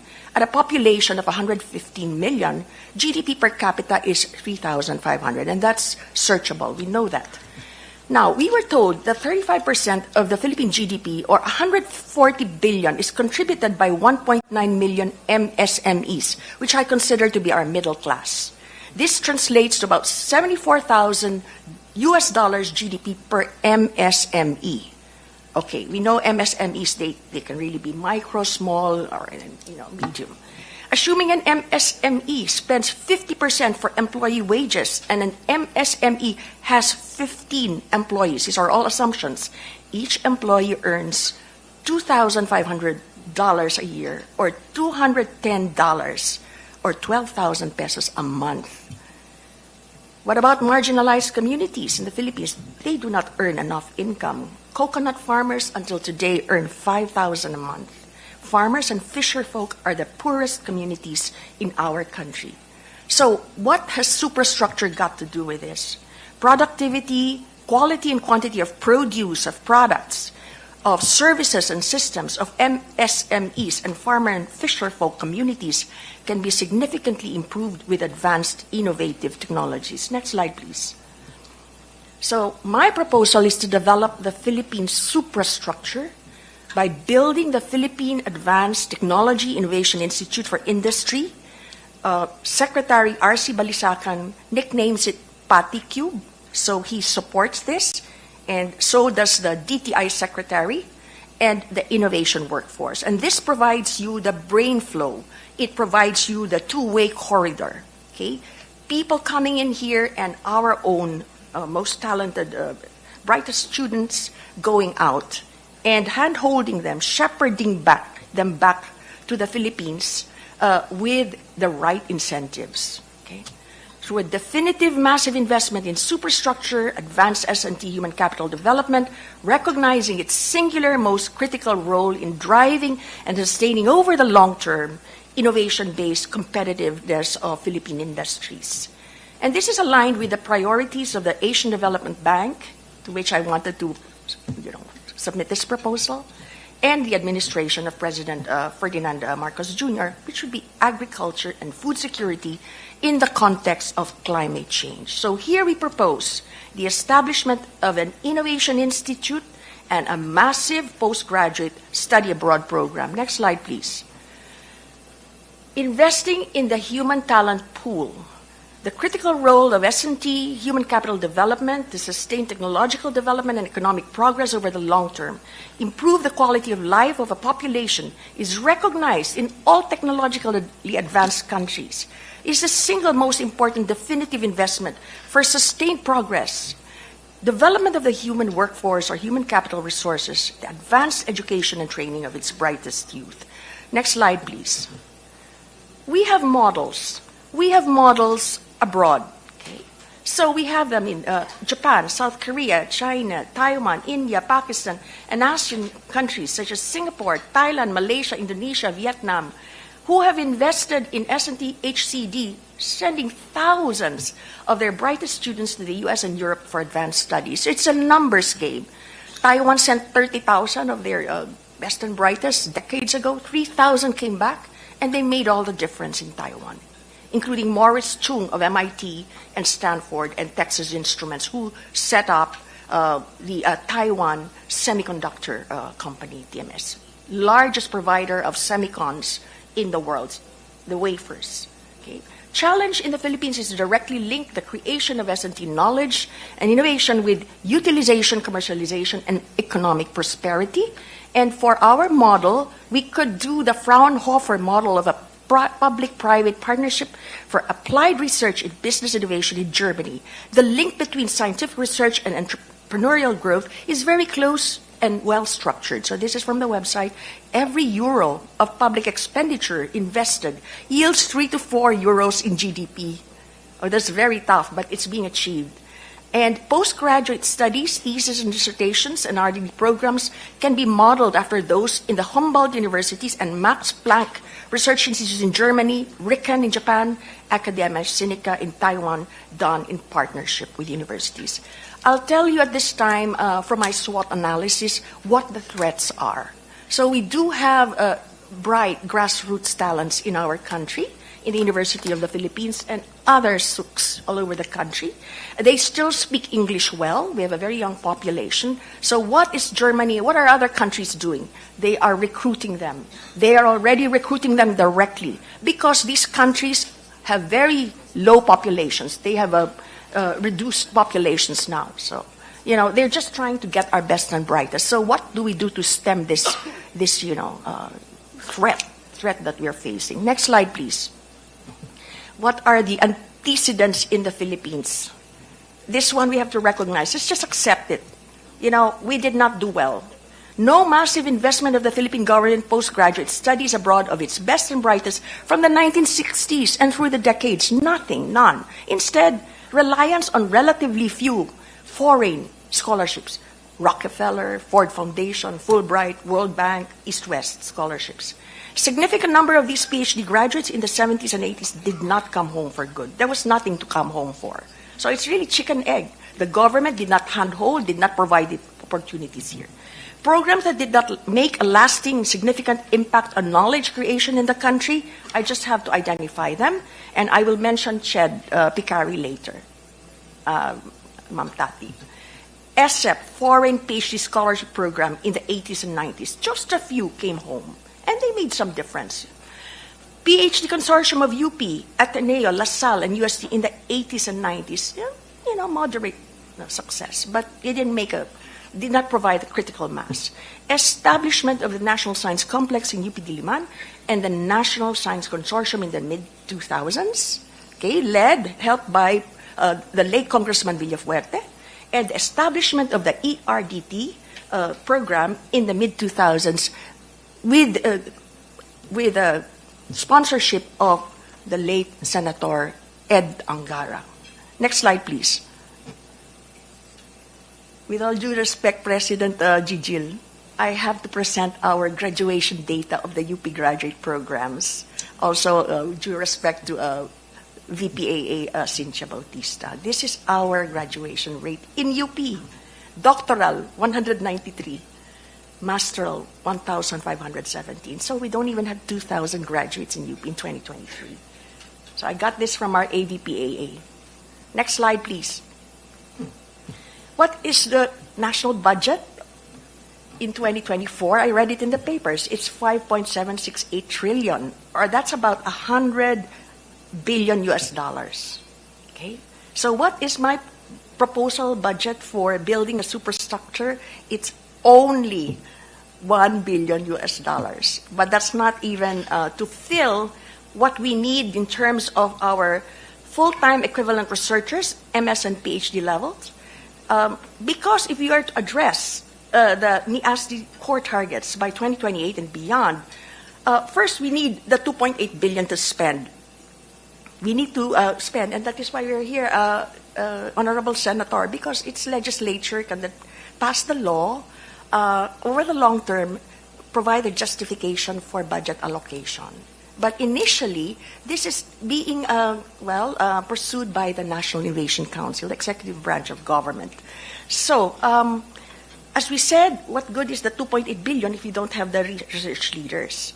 So we need 326 full-time equivalent researchers per million population, or with a population of 150 million, you need 37,000 plus FTE researchers.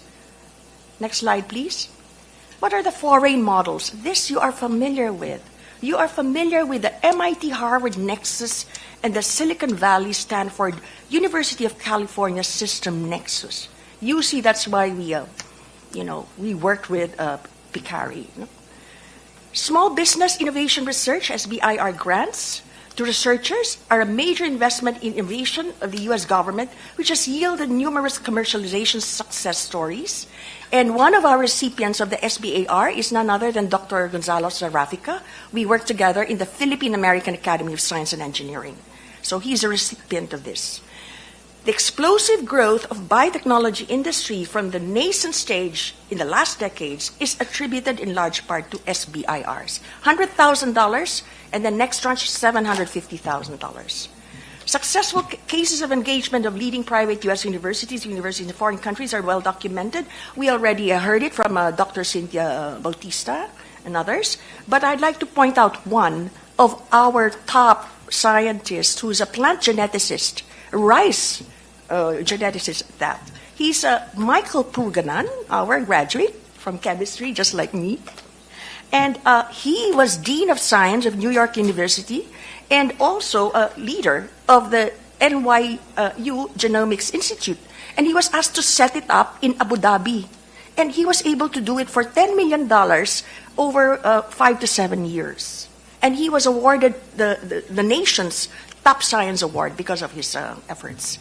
I'd like to add Singapore's USD 30 million investment in the MIT, Massachusetts Institute of Technology, Smart Group in Singapore, which eventually led to the establishment of the highly successful Singapore University of Technology and Design, currently graduating hundreds of engineers annually, with SUTD topping MIT's list of emerging engineering schools. So it's just telling you the ripple effect.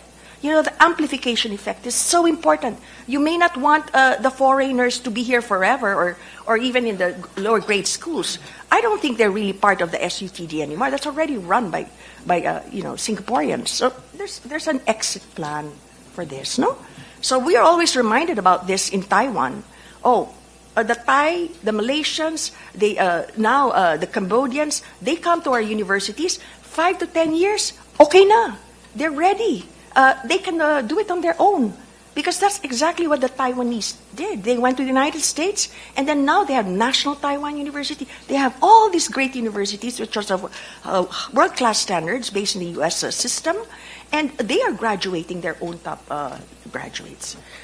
So I'd like to emphasize here that if we are going to pursue this, and I think we must, thing that we must address is intellectual property regimes.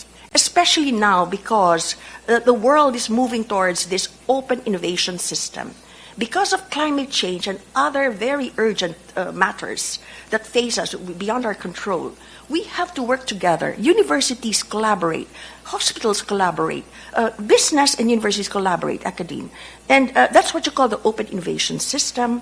And so you have to just identify what is your IP position. Don't be too, very possessive of your IP. This is what I learned from the the Nanyang Technological University president who attended the ADB workshop. And he said, in NTU, we share. We do not really value our IP this much. And why is that? Why does that work? Next slide, please. Okay, I think mabilis na, no? So, because in many universities, in Australia as well, IP can be sold up front. It's bargained well, but then the university then gets a return on the investment from, say, the Department of Science and Technology, and so they're given more research money. So there's now research revenue for the university. Okay, pero up front, instead of trying to hang on through royalties, then you're able to sell the innovation that needs a little more tweaking or a lot more tweaking before it's commercialized, right? So there's a lot more that needs to be done. So might as well the knowledge creators in university move on and embark on new projects and get new funding from the DOST.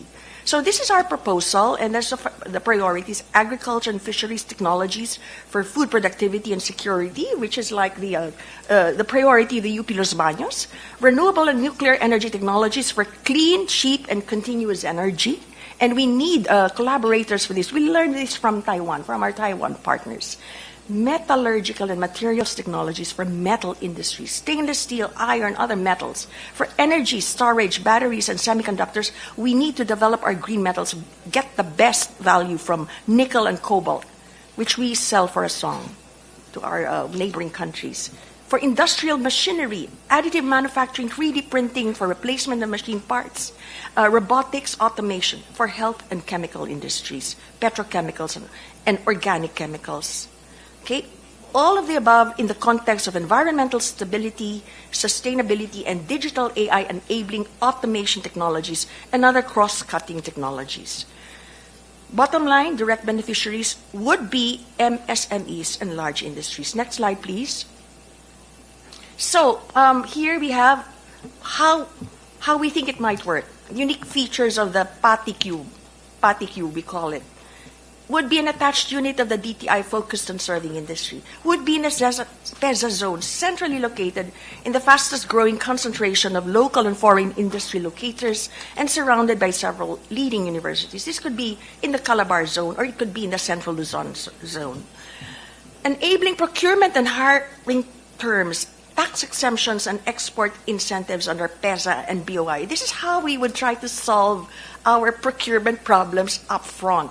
Initially. It doesn't mean that we will not continue to work on our various modes of procurement, especially for the R&D and innovation community. New intellectual property regimes supported by the IPOPhil, getting a world-renowned Philippine expatriate scientist, engineer, and innovation management expert who will serve as an attractant to foreign-based Filipino scientists and foreign scientists. We should get the exodus of our expert scientists abroad, the diaspora, going. They should come home to the Philippines for good. Recruit world-class Philippine expatriate and foreign scientists-led research teams, not individuals, in the priority areas identified. So the problem in the past is we're always recruiting them individually. But actually, in UP Los Baños, in the past, there was already a model where we sent out research, groups of researchers, and then they came back as groups as well. So it works. That you need a research team. I, having been a wet lab researcher myself for many, many years. Dr. Concepcion, yes. with your permission, Yes. you've been speaking for 27 minutes. Yeah, just 3 minutes more. And do you have a view? Do you have a stand on constitutional reform?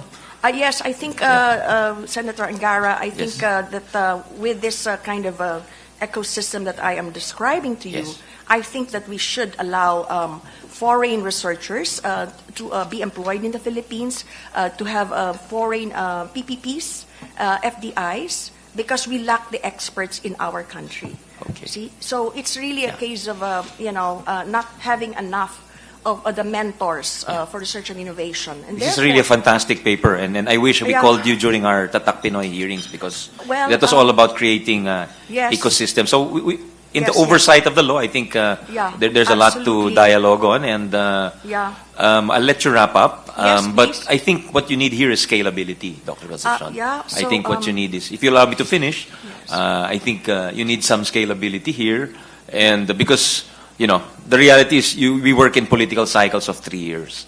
So I suggest you work on a 3-year initial cycle where you can have established results that you can show, and then that would justify a higher budget in the next cycle. That's just my modest suggestion. Please go ahead, Thank you, ma'am. Senator.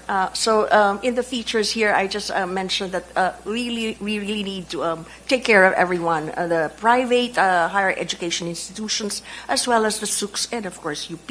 And so we would be offering joint master's and PhD degree programs with leading private and public universities in this center. Okay, and it's really modeled after the German technological universities and research institutes, which is industry-centric. Next slide, please. So PPP is very important, including local and foreign PPPs. First of all, UP partner, for example, with the leading private universities, aside from the SUCs. Okay, so when we have this person that I, would like to serve as the magnet to lead PATICUBE, and in the case of PICARI, it was first conceptualized as a UC partnership. But then we made it more inclusive, so it was passed on to CHED. And the mirror institutes in UP were vetoed by President Pinoy when he visited UP with Chair Tati then. There are too many ERD buildings. But then the whole model just kind of collapsed, because in those mirror institutes here, UC Berkeley faculty and researchers would spend a little time, have their full-time postdocs, and then our faculty and researchers would opt in to do their research and generate new knowledge. So that was the model that was not really followed. That's why it's, we may say, it's just a moderate success. Okay, so Dr. Puruganan did it properly in NYU Abu Dhabi. So there's revenue sources for sustainability. And that's like the conceptual framework for PATICUBE, and you would create an innovation town. And then central to it would be social innovation and transformation, climate change, environmental sustainability, because this kind of innovation is not possessive about intellectual property. It really has the community benefit at heart. And workforce education and training, governance, education and engineering, heart of it. So there's just a model of how it would grow, and then the funding is there, and it would be augmented through PPPs and FDIs. And there's a model that works in Kaohsiung that the president, UP president, has visited, the Linhai Eco Industrial Park, where they share resources, so it's open innovation. And there are models of this in the universities in Taiwan.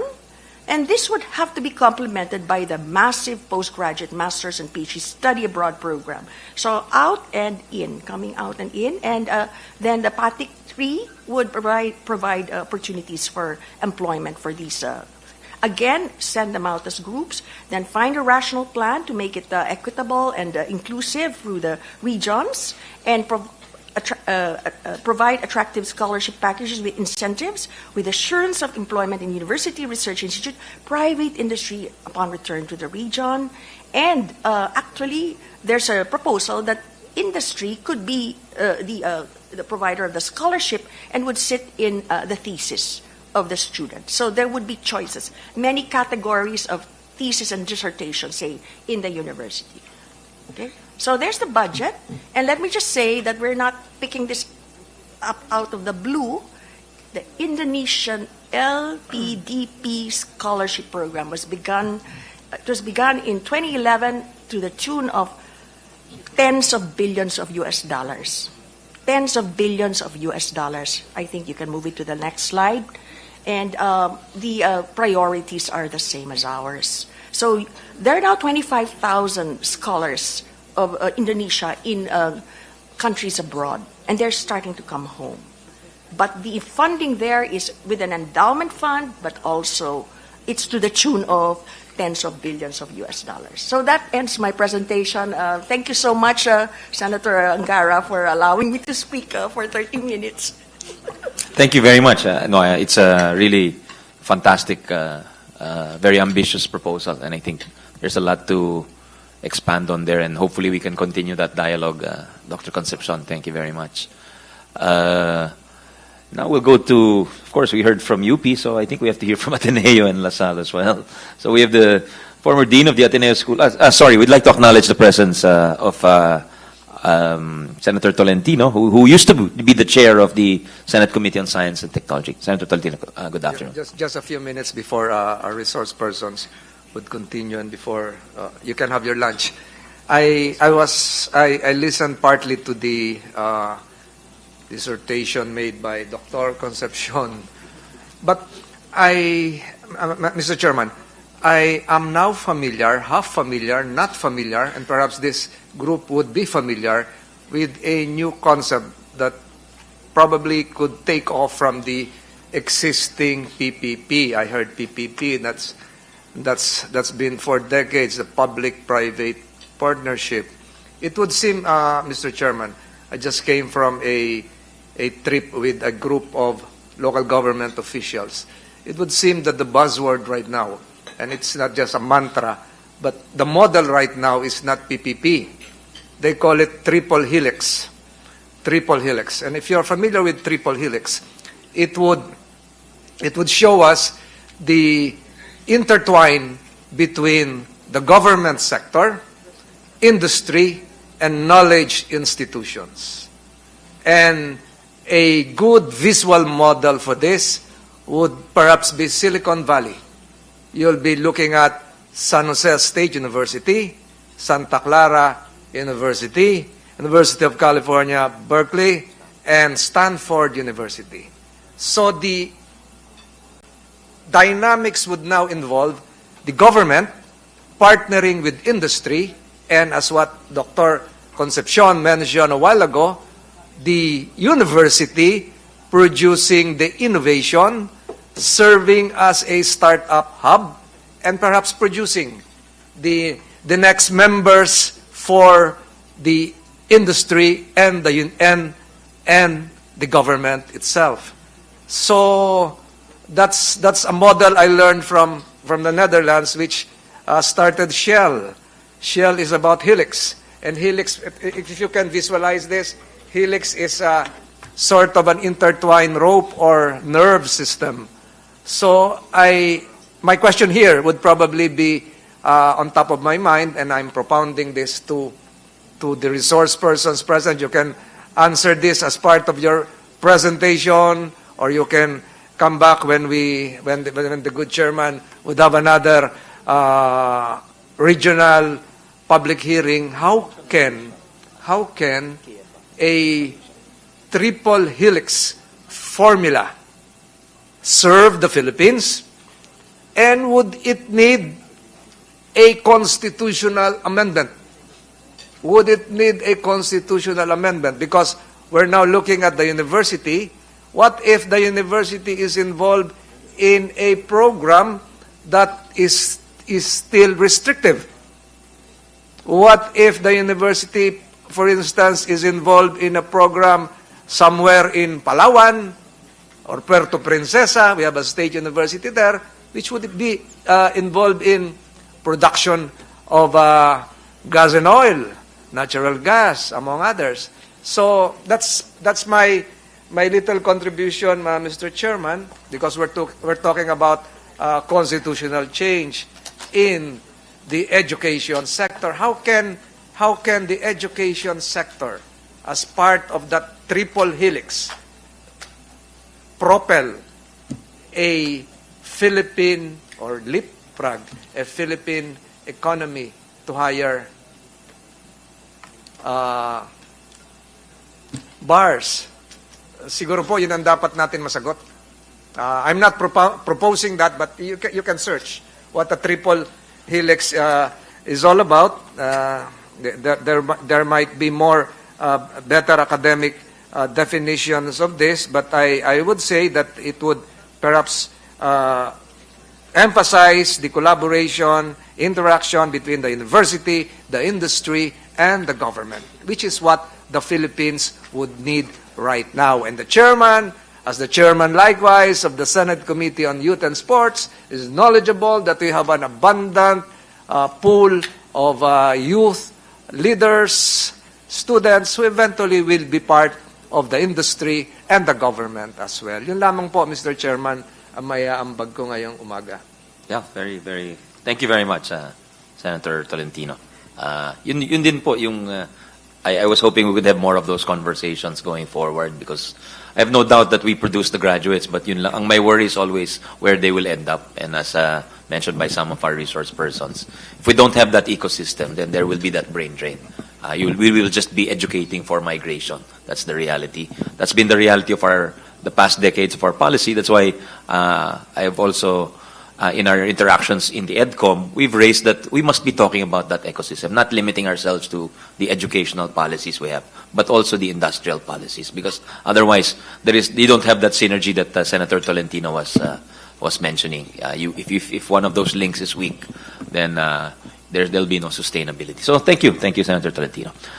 So if we can hear from the Ateneo School of Government, we have Dr. Mendoza, former Dean, Dr. Mendoza, who is also an economist by profession. Dr. Ron, are you online? Yes, I am. Yes, thank you. Thank you for waiting, Dr. Ron. Please go ahead. Yes. Well, Chair Sani and our senators, good morning, and also to our colleagues in the education sector. I apologize that I am not there physically, but I trust that the discussions are going quite well, and I've been following from here at home. I have prepared remarks, but I thought it better to just start off with a few quick comments to draw on the insights already shared. It has been such a rich exchange of ideas this morning. So my series of comments, I'll go ahead and share it. Number one, I thought to mention the context of what we're doing here, which is basically where our country is compared to when our Constitution was crafted. And I took a look at the history, the statistics of our demographics, and I would just like to share with everyone that roughly 70% of our population was not even born yet when this Constitution was crafted. And when it was crafted, the country was a different country then, the world was a different world then. And now we have obviously recently recovered from a pandemic, which has severely affected our country, but also many other countries. But also we have begun to open up to a new world where there are geopolitical risks, the opportunities and challenges of the fourth industrial revolution, and many other changes that will need to inform our development strategy. So I think that this is the bigger context, and I believe that Sensani has a plan to sort of integrate this discussion on the education sector with the overall development planning agenda of the country based on the hearings that he's conducting. So just to point that out, and to also remind our colleagues that our country is not exactly a pushover anymore. We are no longer considered the sick man of Asia, which we were in the 70s and 80s when we had the economic crisis back then. Our economy is set to hit $1 trillion mark by 2033, and we're set to hit upper middle income country mark by 2025. With, if all goes well, we are set to reduce poverty to single digits, within the administration or maybe a few years after. So we are a market also for some of these direct investments. And it just struck me, just listening to the discussion, that there is, on the one hand, a very heavy state focus, possibly because UP is well represented in the testimonies. But also, we need representation from the private sector, and it doesn't seem to be as confident as what I'm hearing from the state-focused sort of interventions. So I think there's something there to unpack, Sensani. And certainly, the discussion on opening up must accommodate both. And I think you're onto something there when you discuss this idea of using a very specific focused strategy on opening up and not necessarily looking at an opening up that immediately affects all sectors. So that's my first sharing.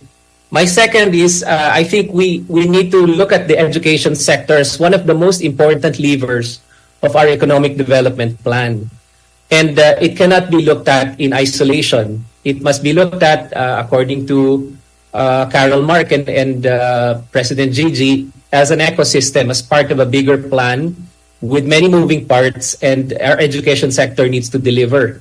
And so I think our development plan, it can be very instructive and very useful in juxtaposing where our education sector is expected to deliver, because our development plan has a few big components, including what SecRC calls the servicification of our manufacturing push. Now, this is part of our industrial policy strategy to leverage what we are competitive in order to make our mark in manufacturing, even though we are very, very delayed in actually trying to make a push in this sector. As you know, there is Vietnam, there is Indonesia, there are many other countries that have actually pushed on manufacturing well ahead of us. And if you look at the most recent literature, including by thought leaders like Danny Roderick at the Kennedy School of Government, looking at industrial policy today, post-pandemic, they're saying that we cannot really look at low-cost manufacturing anymore in this new world. We're looking at tech-enhanced manufacturing. We're looking at automation. We're looking at the important role of AI and many other aspects which will put a heavy emphasis on services. And that's where the education sector clearly contributes, because it is in itself a service sector. And secondly, its output contributes to many other service sector components that will be important in our manufacturing push and in our development plan. So that's my second point. The third point is, I think, based on those who shared that they have reservations about economic charter change, there is an interpretation that it will fix all, that it will cure all. I join Sensani in reminding our colleagues that that is not how we should look at this discussion. It will leverage many other things that we need to do, because there are many other parts in the industrial policy that need to be focused on, many other legislation that needs to be passed in order for us to succeed in this goal. And so I am reminded by my industrial policy professor, Danny Roderick, who said, openness is not a development strategy. And that is certainly not what we're communicating here, that if we open up the sector, suddenly all things will fall into place. In fact, it will increase the number of things we need to do well, and the load on our institutions and the load on our governance. So tama po yung mga comments nila Chair Tati at saka ang other colleagues, Dr. Bautista, who shared their concerns about whether we will bring about more good out of this rather than more costs and more social disruption. That is actually the reality of industrial policy and increased economic openness, that there are risks, but those risks, a nation needs to decide whether it takes them if it wants the bigger gains. So my question to our colleagues and maybe to our senators is, can we afford not to take this risk and basically remain closed while the rest of our region has actually decided to open up, integrate, and take those risks to actually latch onto the technology and know-how that we know will shape this decade of development. So yun po yung usapin ngayon. I think we are all concerned about the risks, and if we focus on them and try to address them one by one, I think we can probably do that too. But there is a bigger question. If we don't act, there is also a risk to that. We will be continuously left behind. That is a big risk. And finally, let me share the concerns of some of our colleagues, and since I teach in the School of Government, read a little bit of my closing statement here, if you'll allow me, Chair Sani. Several attempts have already been made by reformists in various post-EDSA administrations to advance economic charter change, to continue to expand the scope and ambition of our economic development. There is considerable evidence that loosening the restrictive economic provisions in the Constitution can form part of a broader agenda to boost foreign investments and create jobs for Filipinos so that many do not need to leave for greener pastures abroad. That reform agenda must include reforms to boost independent regulatory agencies and strengthen social protection for those that may be affected by openness. We must improve the inclusiveness of our market economy so that we don't fear economic openness and instead see this as a way to provide jobs for our youth and bring back home our millions of OFWs. It is also a key component of bolstering our national security, since economic development always goes hand in hand with strong national defense. We will never be a secure country if we continue to be left behind economically. Our biggest challenge then on each attempt is that deep distrust in our political system and our ability to conduct industrial policy fairly, transparently, and successfully. End of the day, if and when we open up to competition, our institutions and our governance need to level up also so that we don't end up on the losing side. We must overcome this in order to strengthen our chances to compete successfully. Thank you very much, Chair Sani, for listening to these quick comments, and thank you to everyone. Well, thank you. Very good, very strong insight regarding... Actually, for calling for this hearing. This is very informative, educational, and historic, I would say. We'd like to give our regards to our resource persons here. It's, there's too many personalities here that we have worked with, and if I one by one, I acknowledge, Mr. Chairman, baka maubos yung time ko, but we'll participate later. Thank you, Mr. Chairman. Familiar to you in Edcom, because a lot of familiar faces from the Edcom. Next, from DLSU, De La Salle University, we have the chairperson of the Committee on National Issues, Dr. Hasmin Liana, along with Mr. Ricky Kabugsa. You're both free to speak. And after that, just for Dr. Serafica, Dr. Destura, Dr. Coelho, Attorney Castillo, Attorney Rosales, and Attorney Carpio. Thank you very much for waiting patiently. Dr. Liana, ma'am. Thank you very much. Good afternoon, Mr. Chair and the honorable senators and members of the community. I came here on behalf of our president of De La Salle University, Brother Bernard Oka, FSC, and we are not ready with any position yet. The governing bodies of the university and our Committee on National Issues and Concerns will be discussing this issue, and we are going to submit a position paper. I would like to say, however, that I can say confidently, as chair of the Committee on National Issues and Concerns of the university, that I can provide a short answer, and I'm confident that the university will go along this path. And that is the short answer of no, we don't need any constitutional change in order to address the education crisis. And we will hopefully be able to provide all of the supporting arguments for this position. Thank you very much. Dr. Liana. How about Mr. Kabugsa? No position there. Okay, we go to Dr. Serafica, President of the Center for Integrated STEM Education System. Thank you. Good afternoon, Dr. Serafi. Thank you. Good afternoon, everyone. Thanks, Honorable Senator Angara and Senator Joel and Senator Risa for inviting us over. Actually, I'm also the chairman of the Philippine-American Academy of Science and Engineering. We're 700 members strong international PhD level scientists and engineers. But I'll take it down a level in a more personal, because I do look at the actual request for us to provide ongoing discussions about opening it up for foreign. I come from the United States. I spent 24 years of my schooling as well as being an entrepreneur for 17 years, managing a biotech medical device company. And actually, I look back, what allowed me to do that is a very strong university-industry partnership. Doctor, sorry, where are you based? I'm now based in the Philippines. I'm a balik scientist. But for those 24 years, where were you based? I was in the New US? York. I went to Rensselaer Polytechnic Institute in Troy, New York. And I did spend most of my time in the Northeast.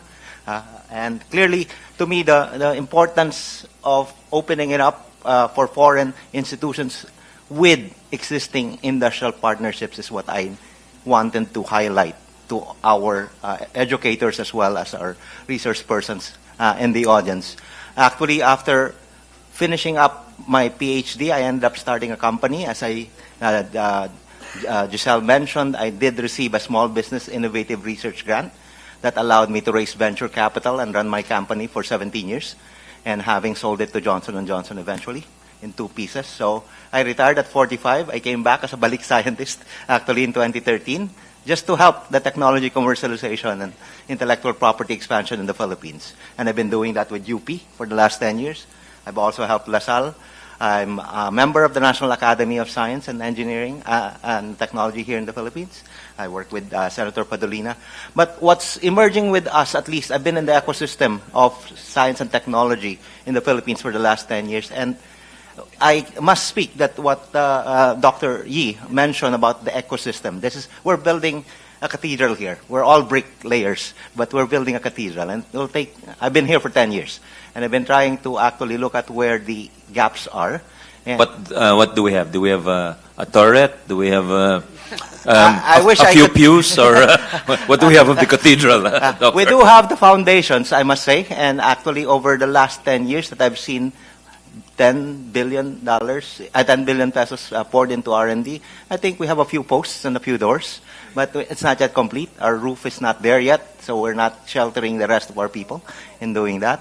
And what I'm experiencing now, having been part of a League of Corporate Foundation for STEM education, I'm doing projects on social-emotional learning for 21st century skills, as well as technical vocational education with a USAID project for advanced manufacturing.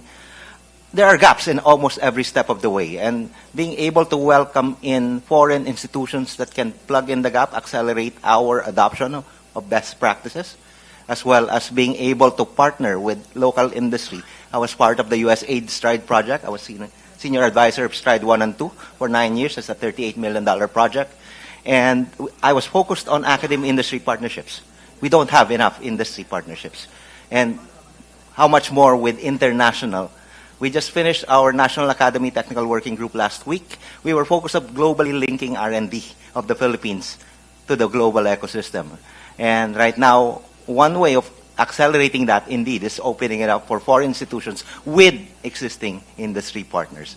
So I do support, as a person, but definitely from the Philippine-American Academy of Science and Engineering, I'm sure a great deal of our members are foreign-based, about probably 200 of them, will be more than happy and willing to lend their support with their own institutions abroad to be linked to our ecosystem here in the Philippines. So I'm hoping it will be the beginning of many conversations on knowledge economies as well as how to make money with science. And I'm here as a resource person for the Senate, I guess, moving forward. Thank you.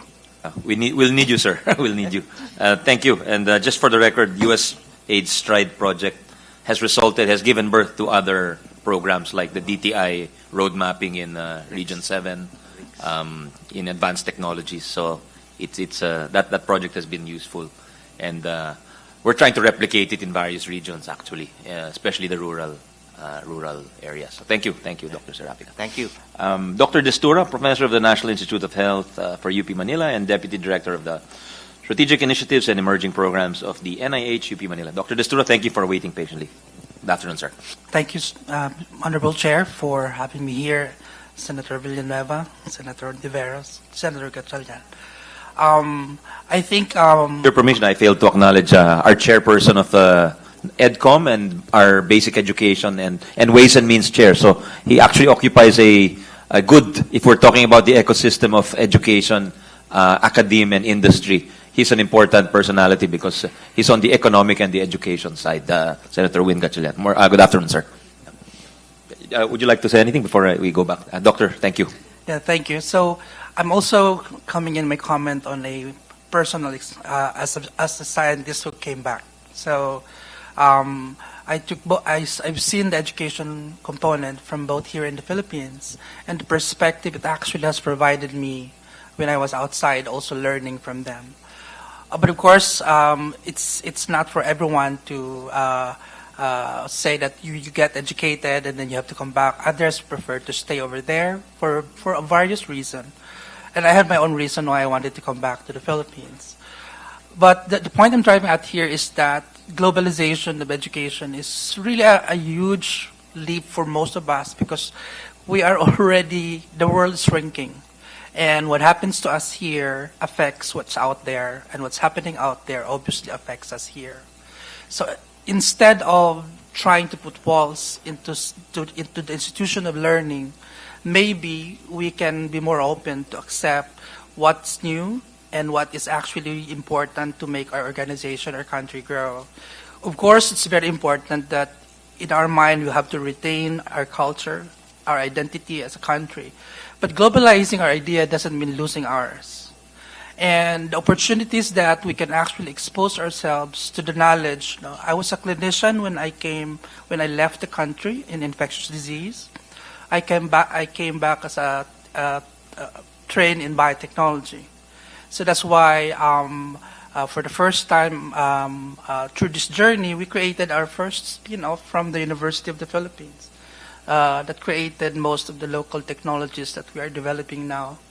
But what is 30 minutes in Singapore took me 3 years here.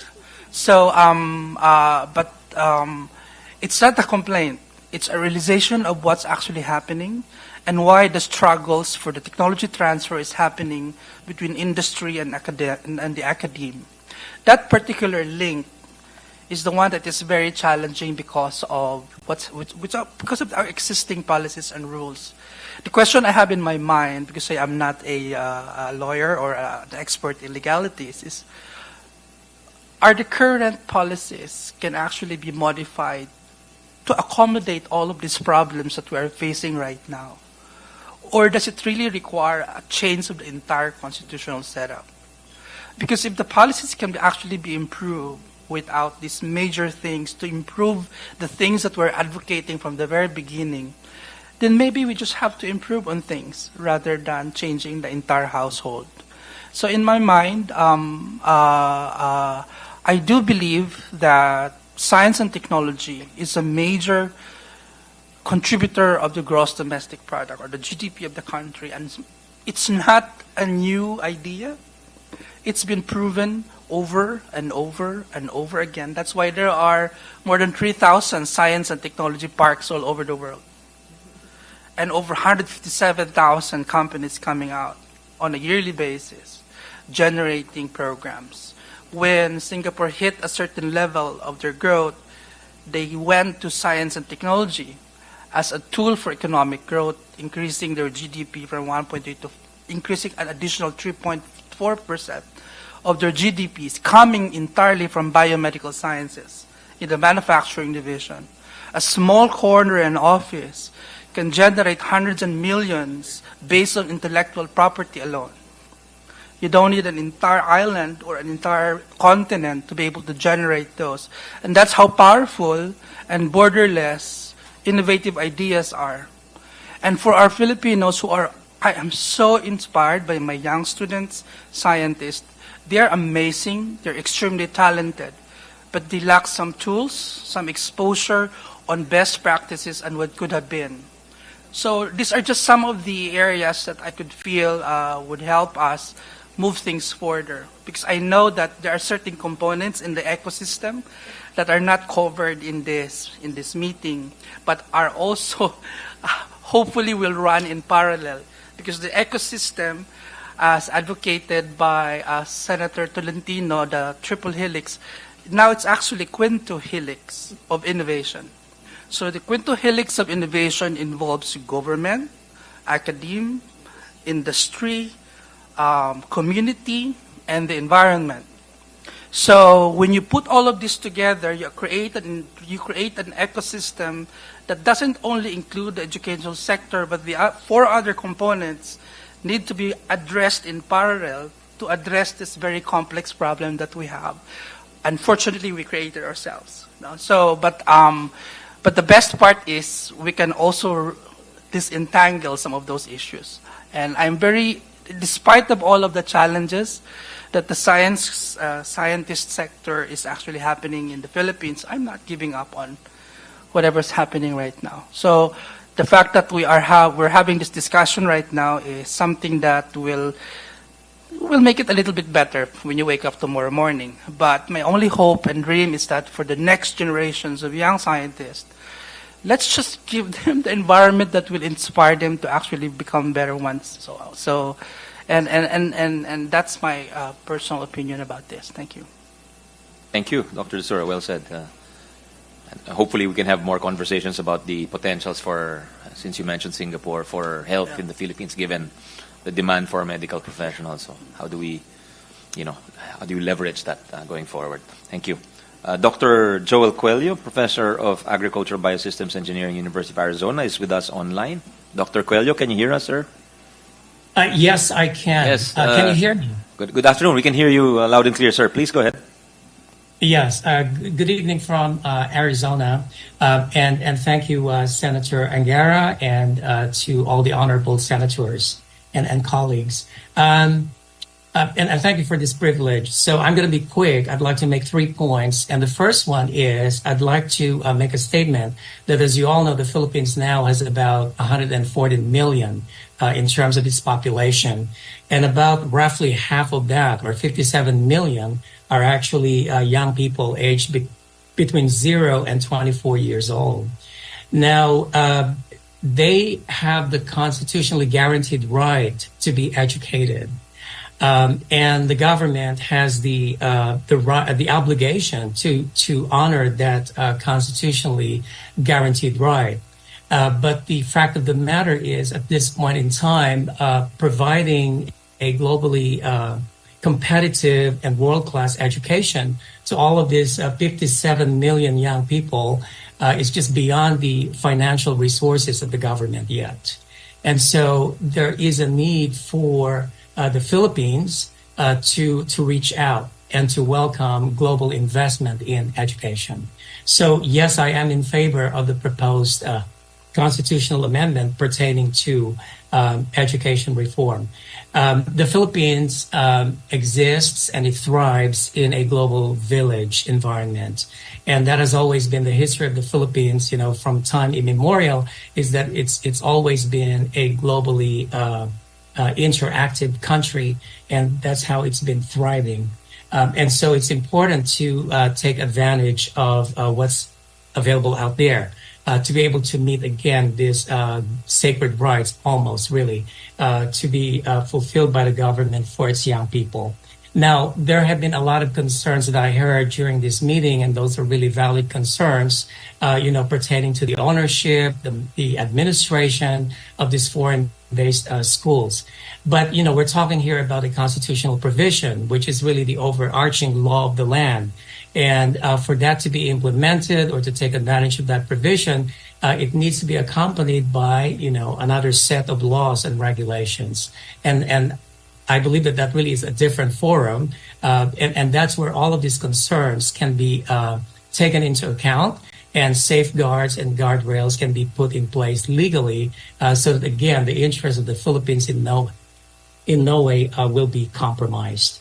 The last point I want to make is that opening to global investments for education in the Philippines really would help the Philippines and position it to have this steady pipeline of students who would major in science and technology, because the Philippines really needs to establish and to build its science and technology innovation ecosystem. And as Senator Angara referred to this earlier, the country should not be concerned just with educating young people, but also setting up this science and technology innovation ecosystem so that these educated young people, Filipinos, don't have to leave the country, but they can be gainfully and meaningfully employed within the country. So these two go hand in hand, and we at the National Academy of Science and Technology, Philippine American Academy of Science and Engineering, we're all working together with the appropriate government agencies, and in fact, we're working together to band them together so that there could be a cohesive partnership among them, so that this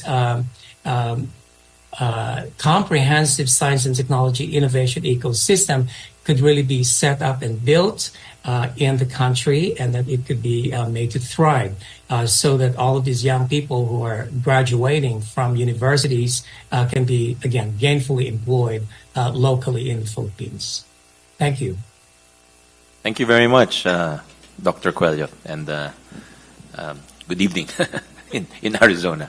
For the government agencies, now we have the DepEd, Attorney Castillo. Yes, thank you for waiting, sir. Thank you. Makabata at magandang araw po. In behalf of DepEd po, we understand the significance of the resolution of both houses, number 6, and the value of the DepEd's inputs on this matter. This is why po I'm here, and I'm requesting the committee to extend extra time for us to finalize our position paper po. I'm sorry you had to wait so long to say that. No? It's okay po. Thank you. Thank you very much. Next, we have PRC, Philippine Regulation Commission, Attorney R.J. Rosales with Attorney Melissa Comafay. Oo nga, pasensya na po.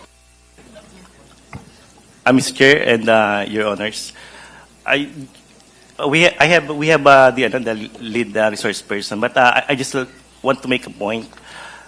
First, yung pong ating pinaka-source ng income ng Philippines is the services, and among them is our OFWs. So, and our challenge in PRC is that there is regarding international alignment. So, pag pumunta po sila ng ibang bansa, they need to study more. They need to, for example, yung graduate ng nurses natin in other countries, they need to study another 2 years. So that's the main problem. So, and another thing is for example, in Germany, you have to study yung language proficiency. In Japan, the same thing. And then there are a lot of machineries that need to be learned. So by opening this educational institution here in the Philippines, that would be an advantage for us. If they will be bringing their technologies, their expertise, so this group of professionals would be able to advance their learning. So once they go there will no longer be barriers for being employed immediately. So we must yung ating pinakamalaking income ng source ng Philippines is the services, as I said. And among them is yung ating mga professionals. And that would be a best gift from them. If we will open up this educational institution here in the Philippines, and it will address this long period of time of addressing this problem. And another one is, we say that as a lawyer, the Constitution is the supreme law of the land, and all laws must bow to its mandate. So if you are making a legislation, and it must be aligned with the Constitution. So with that statement, I'll go to our lead resource person, Director Kumapay. Yes, please. Thank you. Thank you, Attorney. Thank you for that, Attorney RJ, as well as thank you for inviting the PRC to this public hearing today. Albeit that with that statement made by Attorney RJ, the PRC, of course, in this stance is not the direct regulator as we know it. However, there is a derivative impact on our agency, specifically, as mentioned earlier by one of our resource speakers, the licenses that our professionals take from the PRC.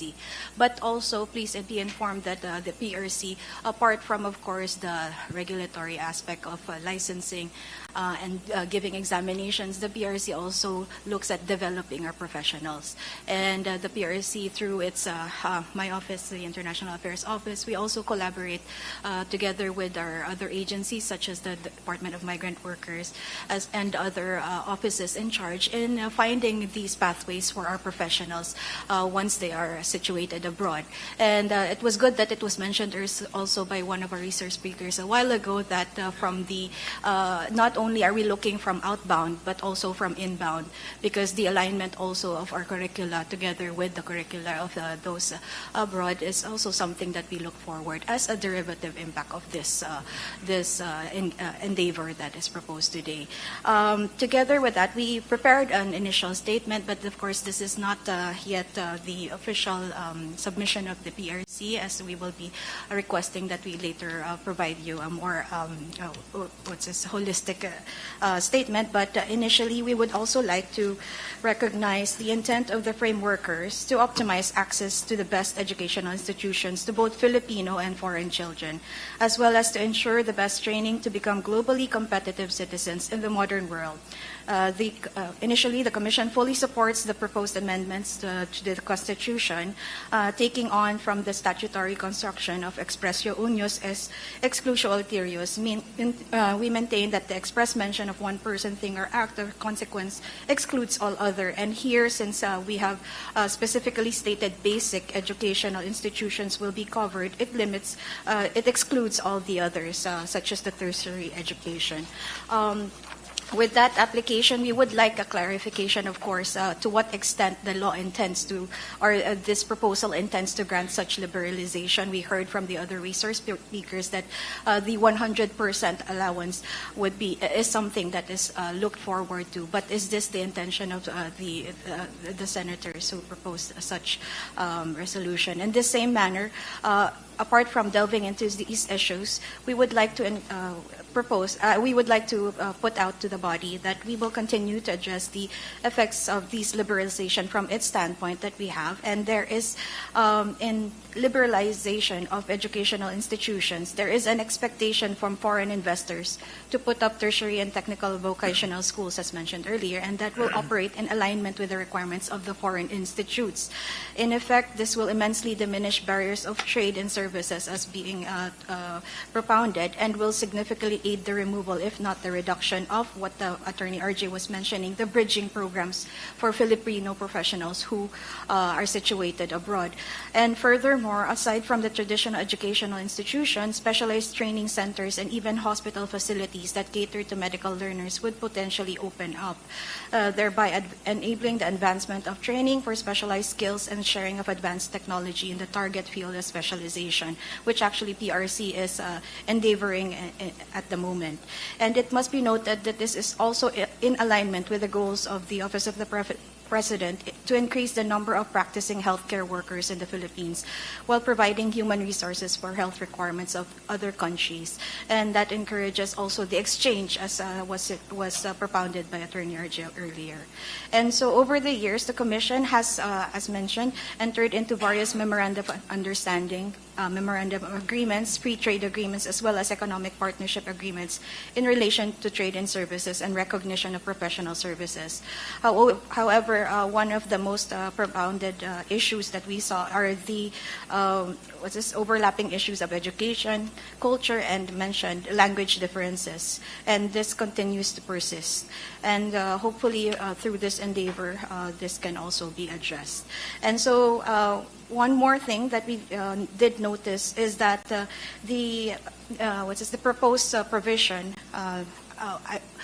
albeit we propound to the body whether it was an intentional deletion of the paragraph regarding no educational institution shall be established exclusively for aliens and no group of aliens shall comprise more than 1/3 of the enrollment in any school, etc. This one is somewhat contentious, as it will affect some of our processes at the moment. For example, in April 8 of 2015, wherein the Commission has entered into a joint administrative order with the Department of Health on the conduct of medical residency and fellowship training program for foreign medical professionals here in the Philippines. That entails foreign residents of the medical profession who wish to study here in the Philippines. And in the said JAO, the deleted provision was used as a basis of determining the limit of FMPs allowed in any medical institution. So with this, if such is a proposal to remove the paragraph mentioned, this would be affecting some of our processes. In the same manner that, of course, we have to look into, as mentioned earlier, the Foreign Investment Act as well as the negative listing. So with that, the initially propound that the Commission finds no vehement objection to the proposed amendments. Rather, it gives its full support to the proposed amendment to liberalize educational institutions. Thank you very much, Attorneys Rosales and Comafey. We appreciate the work you put in there. Just that in response, I think the initial intention was to possibly open it up to 100% for tertiary and higher education. But I think, along the way, we're thinking one option is probably just to leave it unless otherwise provided by law, which is the case for professions, the practice of profession. If there is a law which provides the country, then it can be allowed. So can we just give you a little bit of an assignment, because it will help us very much in our work, is to you mentioned the medical profession regulations. What are the specific regulations dealing with different professions? Like for teaching, for instance, for professors, what is the current restriction on them, or do they have to get a licensure exam? Are they still subjected to the labor code provision that there is no one qualified to teach that before they can teach that specific subject? Because there's that's what basketball coaches, for instance, have to undergo in UP when they hire a foreign basketball coach. They have to show that no one can do that job. So I'm wondering, for in the case of professors, what is the regulatory requirement for them? Yeah. Yes, so in general, foreign professionals, well, we adhere to the Constitution again that the professions, Filipinos are.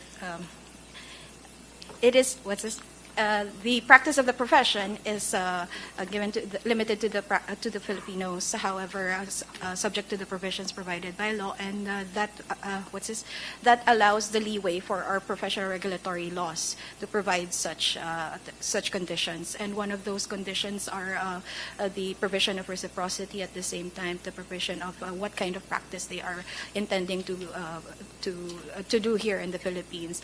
And you mentioned specifically as to professors. And the PRC, of course, is limited to the regulated professions that we have in the Philippines. And right now we have 46 regulated professions.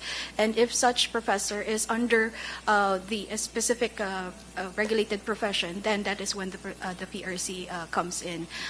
If it's, for example, professors in the universities, that would not fall under our professional teachers, for example. But that may fall under specific categories like a geography, geography, or all the other related professions. All the other regulated professions, including engineers, for example. So it depends, of course, on their. But in general, they would if it is within our scope, we would require them to have a special temporary permit before they can undergo the alien employment permit from the DOL, as you were mentioning, that they have to, the requirement that it has to be proven that there are no other Filipinos that may practice apart from them. So those are the conditions, but of course it has to fall within the categories, as I mentioned. And the provision of taking the licensure exam as well is provided in some regulated professions. So not all professions allow. How many regulated professions do we have now? 46 at the moment. 46. When you say regulated, there's a licensure exam. Is that what it means? Yes, exactly. And there is a professional regulatory board. There's a board that sets further regulations on professional Together practice. with the Commission. Okay, thank you. Yes, Senator Majority Leader. Yes. Chairman, I was listening attentively to the statements made by our friends from PRC, and even Attorney RJ made mention about the importance of our service sector. I just recall the importance of the ASEAN Quality Assurance Framework. I'm sure you are all aware of this. And let me state for the record, the primary purpose of ASEAN Quality Assurance Framework is to enhance the quality of education in the ASEAN regions. And also, as you made mention, the importance also of supporting the mobility of whether you talk about students, workers, and professionals, both within and outside the region. Now, if in the ASEAN.org, the enhanced regional capacity in higher education as part of lifelong learning provision, including the harmonization of ASEAN higher education, moving the region into sharing the same academic standards. Ito yung pinupush nila. No? Now, there are ongoing initiatives among ASEAN countries to enhance the quality education in ASEAN region by developing a quality assurance framework in higher education where the ASEAN countries would be able or could benchmark and align their quality assurance systems. My question is how will these initiatives improve the quality of education in the country? And as you made your position, is amending Article 14 of the Constitution premature, considering that we have not seen the impact of these initiatives yet? Unless we have already assessed and say, kulang pa rin. And I think the best way to do it is to open up our education system. I would just like to hear from our friends from PRC. Thank you. Yes, thank you, Senator Villanueva, for that propounded questions. The PRC, as I mentioned earlier, is also a part of the this initiative, in the move for our ASEAN Qualifications Reference Framework under the Philippine Qualifications Framework Law. So together with our interagencies, that includes CHED as well as DepEd as well as TESDA and DOLE, we are part of this initiative, the Philippine Qualifications Framework undertaking. And the same manner that we, as mentioned a while ago, the aspect of specializations, the PRC is looking towards developing these specializations to reflect it under the level of 6, 7, and 8 under the Philippine Qualifications Framework. And as you mentioned, as your question will go, if these initiatives improve the quality in the country, we would answer in the affirmative, because of course, as part of my statement earlier, the PRC is one in developing these professions, and by creating these kinds of specializations to cater, of course, towards this ASEAN Qualifications Reference Framework, together with our Philippine Qualifications Framework, this is one endeavor that would allow us to, in a way, look towards how to improve our professionals and their endeavored professions. And whether your latter question is whether the amendment of this Article 14 would provide an impact, or is it too premature? I believe it can undergo parallel movements, because together with what we are doing in our specific jurisdictions, well, for the PRC, it would be the practice of the professions. That would mean after graduation and after licensure examinations, developing these professionals through their specializations. Together with that, it would, of course, as I mentioned earlier, it's more of an impact derivative for our agency, because opening up these institutions would allow this practice, international practice alignment, as well as looking into international standardizations of these impacts, which would equate with what we are currently doing under the PQF. Thank you for that. And I'm glad that you mentioned the Philippine Qualifications Framework, because the former CHED Commissioner is also here with us, former Secretary Tati Licuanan, former Commissioner of CHED, Cynthia Bautista, who also helped this representation craft actually the law itself, the Philippine Qualifications Framework. Now, if you look at the PQF report, let's talk about, for example, level descriptors. While the PQF has been accepted as aligned to ASEAN Qualifications Reference Framework, o yung AQRF criteria, there's still so much room for improvement. For example, let me point out what we discussed in Edcom. I see our chairman here, Chairman Gatchalian. In a study of qualifications of, for example, warehousing and forklift operators, it was found that level 2 qualifications in the Philippines is only equivalent to level 1 in Thailand. Now, according to World Bank, you look at our descriptors, the PQF descriptors, they reported that our PQF descriptors do not progress uniformly across all levels. It noted that PQF levels do not fully reflect professional qualifications that require years of experience and practice and overlook hands-on experience and qualifications. Yan po yung nakalagay sa report nila. So, my question now is, where are we? What is the status now of the review of our PQF level descriptors, as noted by the World Bank in its review of the PQF? I think it's important to note also the issues that have been identified in order to align or better align and reference our qualification frameworks with other countries. Otherwise, parang wala din po, no? Si Father Inocencio, please, sir. This had been thoroughly discussed during the past Higher Education Summit in Cebu. And I think we have really missed the recommendation of the World Bank study on the implementation of this PQF. And so there was really the need to, again, even review the figure that represents our PQF.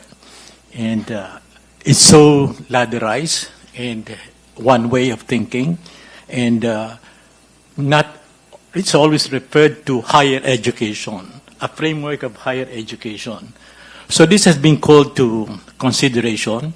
And since we are very focused on workforce development based on Philippine qualification framework, we said the disparity of the movement of TESDA and CHED has to really to be articulated and integrated. And therefore, there was a suggestion, since there should be one mind in developing the workforce of development in the Philippines, why not merge TESDA and CHED in one department that is going to give a clear direction of both who will go to technical education or the academic professional field. So this was highly to be considered in this kind of reflection. So that's what was put at table during the summit. Because we see the non-alignment of the movement of TESDA and the non-alignment with CHED has caused this disparity of approach and the difficulty of really clarifying ourselves what are our qualification framework. And it need not be unilateral, but it can be, as Australian, circular movement in the development of the qualification. So this is a point to be really seriously studied. Thank you, Father. No? What I'm getting from you, sir, is that I don't know if I would say there's room for improvement. There's so much room, huge room for improvement, and it starts when CHED and TESDA would meet. Exactly. Senator Angara, Senator Risa, and Senator Gatchalian would attest to this. The past 6 or the last administration, I remember, every now and then we would call for TESDA, CHED, and DepEd to meet. In fact, the PQF NCC only met like once a year, if I'm not mistaken. So how do we expect the level descriptors, the review of PQF level descriptors to improve? My only point, the only point I'm trying to emphasize here is that if there is so much room for improvement in aligning, in synchronizing the works of this trifocalized education, especially the CHED and TESDA, then perhaps when you talk about internationalization and our goal to make our workers globally competitive can be achieved just by being effective TESDA, having an effective TESDA and effective CHED. Would that be a correct statement, sir? What we were recommending is that DepEd should have its own proper scope of responsibility. The proper scope of responsibility of DepEd is that they ensure that all those who have finished basic education should have the foundation for tertiary education, be it TESDA or be it higher education. So once that is assured, I think we have basic material to work on both areas. And therefore, the mastery of basic competencies of literacy, numeracy, critical thinking, and all of these ones should be really very much embedded in basic education and should not let go of students who are not having that kind of quality, both for tertiary and for TESDA, for TESDA and CHED. So I think that is the basic mandate of basic education. No student should have gone to a tertiary education without that preparation, because we will build only from that competency, whether it be technical or academic. On that note, Father, and considering that we have Sec Tati here and Cynthia, let's talk about mutual recognition agreements. There are about 8 currently. Philippines has 8 ASEAN mutual recognition agreements covering practitioners in nursing, dental, medical, accountancy, surveying, architectural, engineering, and tourism services. So this means that the qualifications of the practitioners in this field should have the same qualifications as that of their ASEAN counterparts. So this is another means to make our workers more competitive among their peers in the region. So with this particular initiative, again, I'm trying to understand because as legislators, we are always ultra-sensitive in opening up, amending, or changing, or revising our Constitution. And if there are ways to do that without opening it up, then why are we going to do it? So perhaps my question is, are there positive gains from these mutual recognition agreements covering these fields? Yes, Ms. Incha? So, Mr. Chair, I think the mutual recognition agreements are there, but they're not yet aligned with the ASEAN Qualifications Reference Framework. So work is still being done there. But I guess for the Philippine Qualifications Framework, there was the referencing committee that referenced to AQRF has volunteered to also partly review it. So wala pa rin pala tayo so doon. things are being done, sir. Yeah, thank you. Sige po, Mr. Chair, I will. Along the track of Senator Joel, Majority Leader, since I want to take advantage of our experts and maybe even the chairman, on TechVoc, because that's the line of former Secretary, now Majority Leader Villanueva. Like for example, in TechVoc, there's a great dearth of cybersecurity professionals. So when I was approached, actually there was someone who wanted to talk to me about providing cybersecurity for the Senate. I said, why don't you talk to TESDA? And then you can put it in as a module across, because each corporation will need a cybersecurity professional. Each government institution will need a cybersecurity. So they went and spoke to TESDA, and they got accredited. So my question is, how does that the issue of foreign ownership come into that? Because their partner was an Israeli. Because as everyone knows, the Israelis are some of the best at cybersecurity. So that's something I want to throw out to the body. Does the issue of foreign ownership come into play? That's one example, no? But I assume across the board there are many industries where, whether it's robotics or artificial intelligence, where foreign ownership becomes an issue. That's what I'm wondering. So maybe I think we need to, across the table are educators, but maybe not enough industrialists. So maybe we'll have another session with entrepreneurs and industrialists. Yes, Father, please. Yeah. Perhaps more than just speaking about ownership, what could be enhanced is how do we enhance partnership and collaborative work? And so therefore, this is the basis of how we are doing now our program with the different countries in terms of TechVoc. No? So we have partner institutions abroad from China, from Korea, and we try to see and compare our competencies. Do they match? And when it is accepted by the receiving country that our competencies match with their competency, so there is no problem.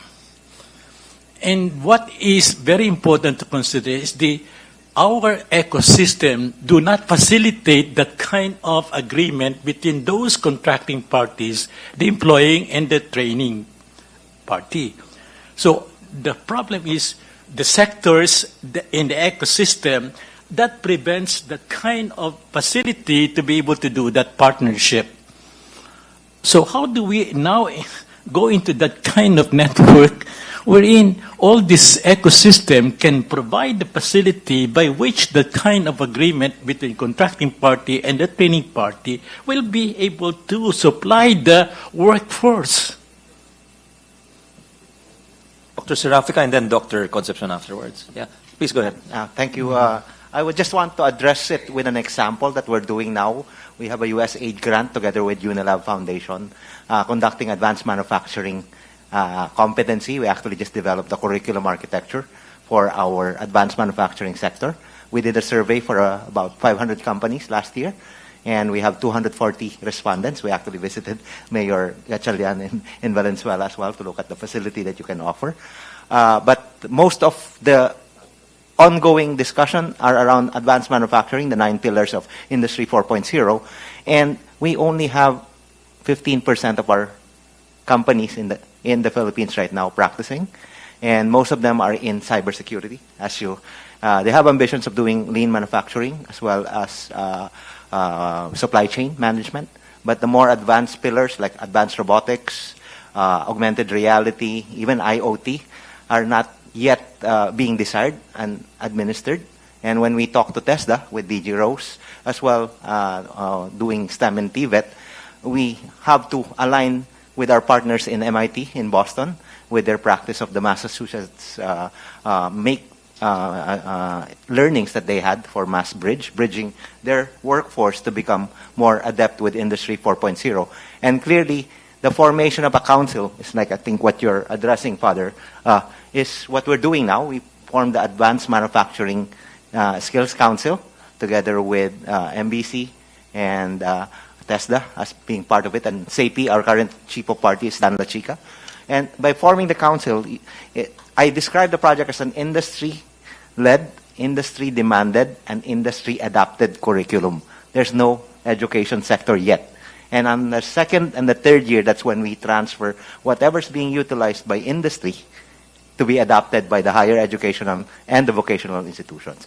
So it is like a piloting without... That's a much-needed missing link, sir. Yeah, so that's another gap that we're trying to address in system right now as part of the curriculum development together with MIT in Boston. But again, the ownership didn't come into question. It's more of how do we roll it out and operationalize it. And then we deal with the regulatory agencies after. Thank you. Thank you. Thank you very much, Yes. Dr. Concepcion. I'm glad you mentioned MIT because the tagline of MIT is mens et manus, mind and hands. So TESDA focuses on training, whether it's machinery, instruments, etc. And that's, I think, where we can demonstrate the triple helix of Senator Tolentino. The major investment is from the government. I'm trying to share with you the model in South Korea. So I visited a TESDA center there, and the government invests in the machinery that then is used to train the employees of thriving companies, not just startups. And the trainers are from the universities. So latest methods are shared by the university experts with the latest concepts and principles. So it's a very synergistic relationship, and it's viable because the industry employees are paying for their training. So that's the South Korean model. It's called CHAMP. It's a major investment by the government.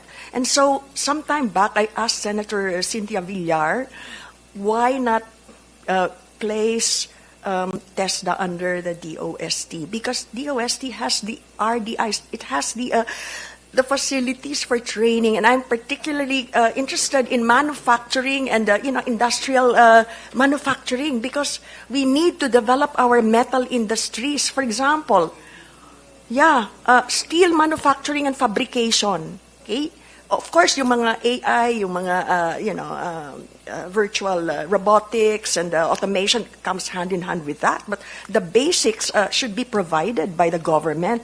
And we have models for TechVoc. We have Don Bosco. We have Mapua University. So you could get experts from them. And of course, we have our UP engineering faculty. So sana magtulungan ang academe, government, set up the facility, invest in it, and see what we can do to help our MSMEs in the food and agriculture business industries. Ayan, pwede yung UP Los Baños facilities natin kung minsan underutilized, no? So there's another model, I think, in Taiwan, and President Gigil here has seen the eco-industrial parks that's focused on steel and steel fabrication. We have a proposal for them to set up the pilot training facility in our future TESA SNT Park in UP Diliman. So that's one of our proposals with our NCPAG leaders, for them to set it up and to have UP faculty train together with our friends from Taiwan. Thank you. Thank you, Dr. Concepcion. We still have to hear from the Commission on Higher Can I just make a very Yes, short please, statement, Mr. Chair? I think it's really important what we are hearing here today. It's got to be industry-led. And I remember when we were in TESDA, and please don't ask me to go back to TESDA, Mr. Chan, because you always say that. It's got to be industry-led. Otherwise, the training regulations, the curriculums will not matter if it's no longer required by the industry. We also, just to report, we also passed, and the four of us here are authors of Tulong Trabaho Law. And it's supposed to do what Ma'am Giselle is talking about. We need to involve the industry. We need to involve the big players to find out what they really need, and we have to accustom, and if we need to custom fit the curriculum, the training regulation, we have to do it because that's the only way for me. I just want to put that on record, Mr. Chair. Thank you. Very much. Yes, I agree. Attorney Carpio, Peter Lloyd Carpio from CHED. It's our last resource person. Honorable Thank Mr. you. Chair, and thank you for Thank this you. Thank you very opportunity. The comments of our esteemed resource persons and our legislators are quite well are well taken. So we'll submit the same to our Commission and Bank so that we could submit our written comments, Mr. Chair. That is all. Thank you. Thank you very much, Attorney. Yes. Were there raised hands aside from the giggles on this side? Chair Liguana. I was just going to say, before we decide the fate of TESDA, I wanted to go back to the topic of this hearing and just like to a football, say, because it was with Dole, it was kicked to DTI, and now we want to kick it to DOST. So, they right, might, exactly. yeah, Dole already. But Mr. Chair, listening through to all of the inputs and the wonderful examples that were given, just points to, in my view, partnerships, transfer of technology, sharing technology, but nowhere does it prove to me that ownership is necessary. So that is what I'm still looking for. I agree with all of these wonderful innovations, but do we have to own it? Well, perhaps then we have to again look at our question and premise. Maybe it's better just in legislation, and then we leave it as is for now, with the colatilia that future generations, at the very least, we made it easier for them to pivot or to adjust, diba? We made them more nimble in that sense, because this is the first time since 1987 that we've been discussing the economic amendments in earnest or in detail, So it took us this long because the charter debate was poisoned by political and personal ambition. That's the reality. So even now we're laboring under that bias because that's a historical bias. But let's just plow through, diba? Let's just plow through and talk about the merits and what needs to be done. Let's put away all the noise and try to make some sense about all this. Yes, President Gigel, please.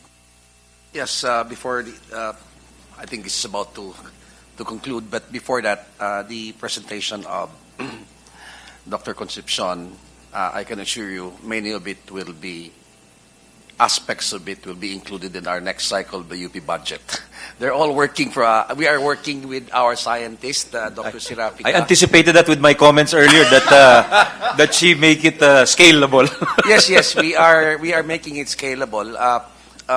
We are very, very conscious of the need for industry, academia, and government to really work together. As a matter of fact, that is the triple helix. It's not actually new. I mean, Japan is doing the same thing when it comes to producing their own COVID. As a matter of fact, Moderna is a product of academia, industry, and government. And the director of Moderna is a graduate of the College of Medicine. Yes, he's very happy to say that. He's volunteering his services for UP as well, because we are saying that our connection with industry will be global connection.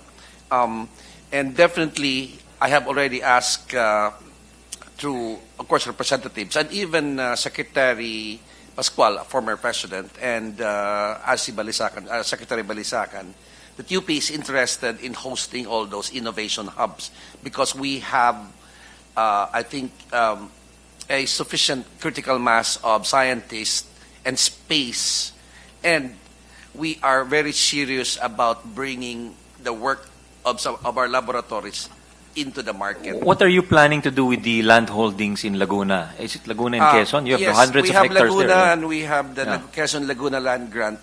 My instructions is to fully utilize these land grants. And we are entering into public-private partnership discussions right now. But basically, it is used for, among other things, climate change adaptation, you put up a scientific eco zone there? We are. To collaborate with industry, a kind of a microcosm of what Yes. Dr. Concepcion is proposing. Yes, we are planning some. As a matter of fact, we're thinking of a science city, but focus on developing agriculture towards food self-sufficiency and also biodiversity. Perfect, because of the Yes. the terrain. It rains a lot there, so you could. Yes, and we are also inviting non-renewables per power because of the University of the Philippines wants to be. We want to be the #1 SDG university in the world. I mean, we won't settle per second. Right. So, and thanks to the Senate for giving us initial budget for the SDG Center. Well, we'll try to give you more for, but these are the things we were excited about, President. No? Yeah. But the thing about yes, it's very. I mean, sometimes embarrassing to think that our peers in ASEAN may not actually be our peers because we have only about 35%, around 35% PhD, and neighbors like Thailand would have 70 and approaching 100. And the problem with the university is that we produce such great professors, they are being poached. And so the focus now, I do not want to be known as the infrastructure president. I want to be known as the subcomponent faculty development president. We really need to invest in our human resources. And that's what we did. The other thing, Mr. Chair, is that we know that we want to produce as many research and scientists. 35,000 is quite a tall order per million based on our population, but we're willing to kakasak po kami doon. Except that hindi po Where are we kaya now? ng I'm UP. curiously, if our goal is 35,000, 150 where lang are tayo we? eh. Ang layo eh. 8,000. No, 28,000? Per million? 20,000 overall because it's 173 per million population. Per million ang pinag-usapan. Yeah. So, then where are we now? If it's 35,000 per million. 150, 170 lang yata, Mr. Chairman eh. Malayo. Per million ha, hindi Yes, yung yes, absolute per numbers. million. Okay. But one of the initiatives of the University of the Philippines now is a closer coordination with SUCs. Mr. Senator, this is what we're struggling right now to realize. We want to redefine ourselves as basically a research and graduate school universities. We were created 100 years ago to provide education, leaders for the country, which is not yet even a formally independent. But the situation over 100 years ago is different. The situation now, we have so many universities, and I have expressed this vision already. We want to be not just a research hub for the country, but the research hub of hubs for the country. We want to be not just a university, but the university of universities in the country. What I'm saying is we don't even want to compete anymore with undergraduate education. I'm going to say something very controversial. I do not see the role of UP as to top the bar, to pot the board, although that's part of it. If I had my way, Mr. Chairman, I would only admit undergrad who are honors track, PhD track, because our job is to produce more PhDs for other schools. It is well proven that the more PhD, a good undergrad requires PhDs. And to produce this, say, 1,000 that we plan per million, UP cannot do that alone. So that means really we are trying to encourage more candidates from other schools to take up graduate studies in UP. The key is a very good postdoctoral program abroad for selected technical or selected areas or discipline that we feel are important or strategically important for the country. As I said in the opening statement, we have 470 partnerships abroad, and we are going to open it up to our friends, first SUCs, LUCs, and of course the private sector, because our mandate is not for ourselves. It is to lead in higher education. And definitely the program as expressed by former Vice President for Academic Affairs, Gisela Concepcion, and of course, with apologies to Ateneo, I know you said this is UP heavily represented here. We are, yes, that's true, but our mentality is that we are the national university, and we carry the burden of the entire Philippine education in our burden, on our shoulders, in our minds at least. So we are sharing this university. Hindi po namin kaya lahat yon. And definitely, as a matter of fact, there are certain programs in other schools that are even more advanced than UP. And we say this not with any kind of condescension. They are very good at that. So we feel that we should really be there. But the vision is a university of universities. We want to produce. We want to be specifically a research university. And anyone familiar with changing university to that knows how dangerous that is, no? to plow through set attitudes. But it is a challenge that at least this administration is willing to face. Mr. Chairman. Yes, I just advise you to select your audience when you say that, President Gigil, because as Chairman Tati warned, when you say research, nakakain ba yung research? Those are actual quotes from policymakers, kaya ingat lang po. But it's a worthy ambition. Kinakain po namin ang research. And we'll support you. Nakakapakain. Dapat yung sagot doon, hindi lang nakakain, nakakapakain pa ang research, actually. Yun ang magandang sagot doon. If there are no other from the body, I think we'll open it up to our colleagues, Senator Risa, then Senator Win. Yeah. Salamat, Mr. Chair. At maraming salamat kay President Jimenez for really quite a scintillating input. I think it's rare na we witness the state university thinking aloud about itself, how to evolve, even speaking as an Atenean. And before I go to my questions, Mr. Chair, para po sa CHED at para sa ating mga associations of educational institutions, just two quick points for the record. First, Mr. Chair, I wish to manifest that the present formulation of RBH 6 on education allows the liberalization even of basic education.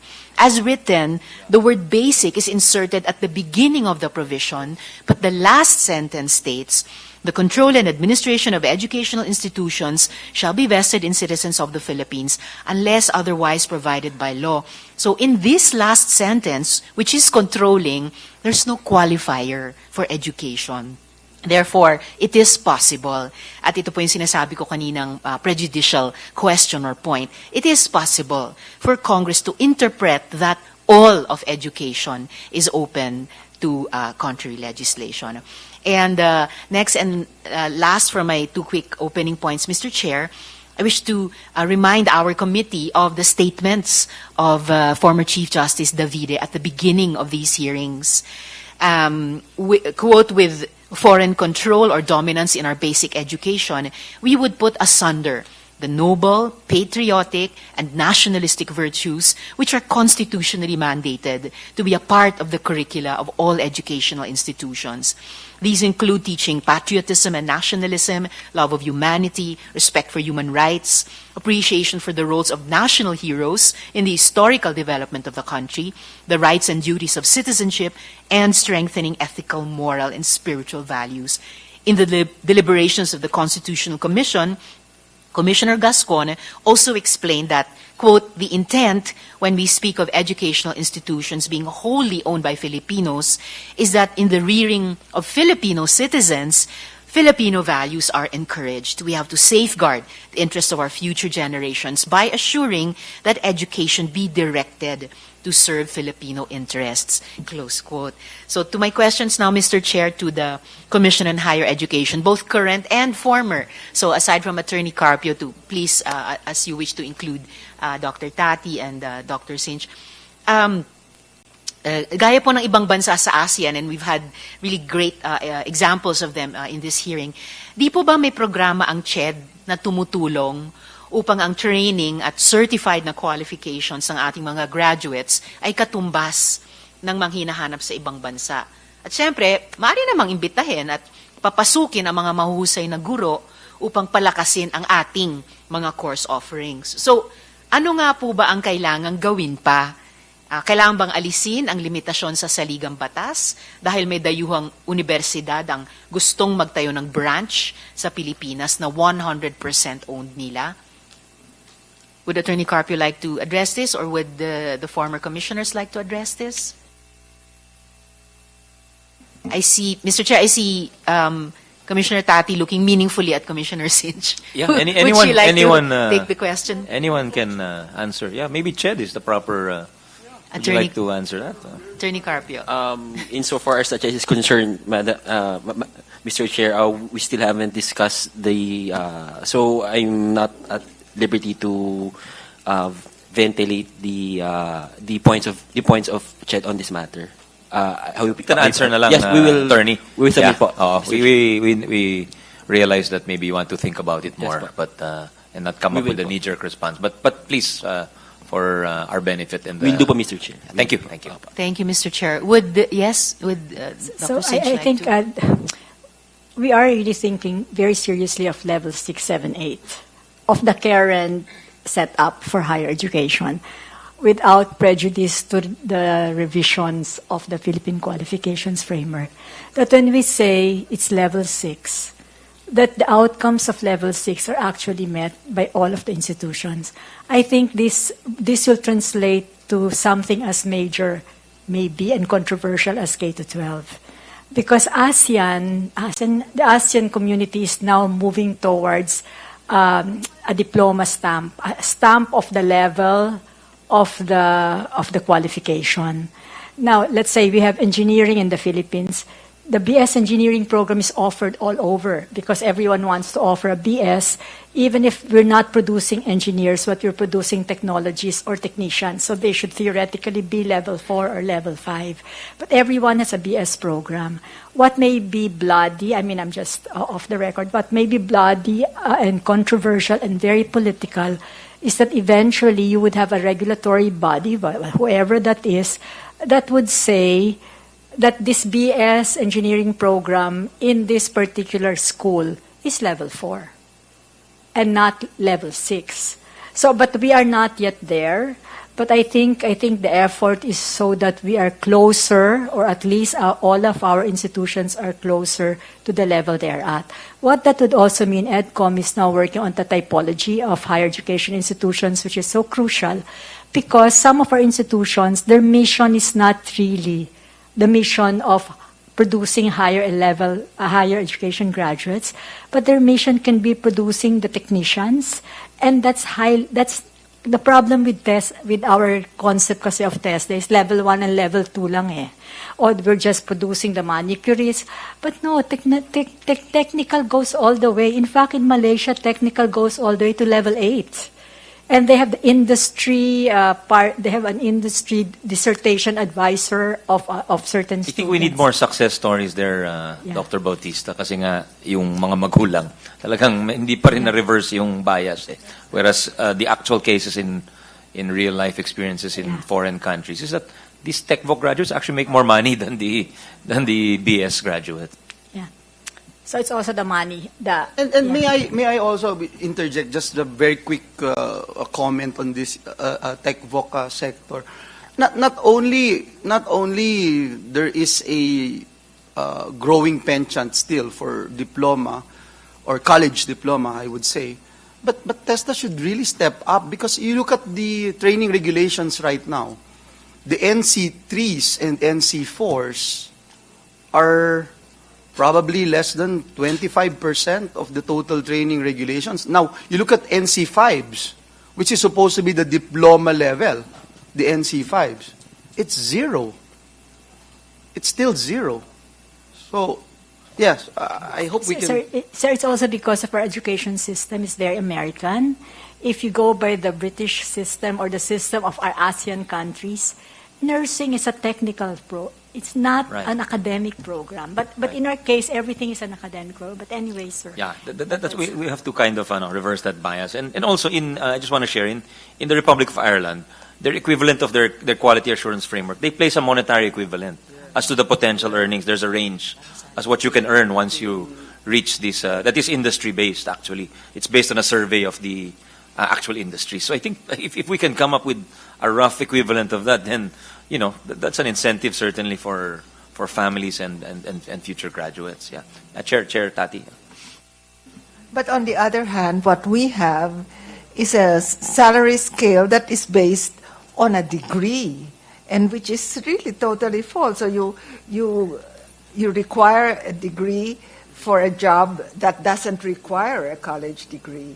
Because, of course, there's more prestige. So it's a psychological And one of the challenge. promises when we passed K-12 during your time, and it was that we would cut the college degree to 3 years, and among others, no. So, and we would give jobs to the TechVo graduates, but unfortunately there was no accreditation. But we've addressed that in this year's budget for the first time in a decade. Would you believe? So these are the sort of things that we have to address. But did you get an answer to your question? Well, actually, Mr. Chair, yes, I was starting to. Or more questions to your question. But that's the point, Mr. Chair. Notable nga na in talking just about this one question addressed to CHED, we didn't even have to mention or talk about 100% foreign ownership. Tapos, ang daming moving parts talaga in our ongoing efforts at education reforms. So maybe there's even virtue in less tectonic shifts on the ground of the Constitution, and really just address these many moving parts with the tools we have already set up by law. So I'm glad to have heard from the chair earlier that possibly the final version of RBH6, after all the hearings, of course, may be to leave it at unless otherwise provided by law. So I'm more hopeful with that possibility, and I appreciate the on continuing inputs of our resource persons to guide the committee towards that the final formulation of the resolution. And then still to the CHED family, current and past, no? So meron din po tayong Transnational Higher Education Act, also mentioned by some of our earlier resource persons, RA 114488, na pinasa nitong August 28, 2019 lamang. Ang polisiya ng batas to modernize the Philippine higher education sector and bring international quality standards and expertise into the country with a view to making higher education globally competitive, attracting a flow of talented students, faculty, and staff, and improving the country's human resource base. So dito, pinapayagan na ang transnational higher education sa pamamagitan ng mga binanggit din ng ating mga resource persons, academic franchising, branch campuses, double degrees, at iba pa. So, in effect, meron na po tayong batas para ipatupad ang polisiyang ito. So, bakit po kakailanganin ang tsa-tsa? Hindi ba ito sapat pa? Yes, Attorney Carpio? That is correct po, Mr. Chair. A foreign HEI may actually incorporate a Philippine company with a 60% share as long as it's approved po by the SEC, and then foreign citizens may constitute up to 80% po of the faculty of the said school, and 40% of the admin personnel may also constitute po of the local branches. So that is actually allowed po by the law, by the said law. Question of Yes, Senator Mr. Chair. Risa. Has anyone taken advantage of that law? Has anyone incorporated under that law? We will submit po a report po on the status and milestones of RE number 1448 for the RE number 114419. Okay, it's fairly recent. Yeah, thank you. So we'll submit po, Mr. Chair. And pending the submission of your report, Attorney Carpio, pero meron ba kayong kahit broad strokes na sa pakiramdam natin marami nang ginamit yung batas na ito, or kaunti pa lang, or wala? If you could hazard an impression.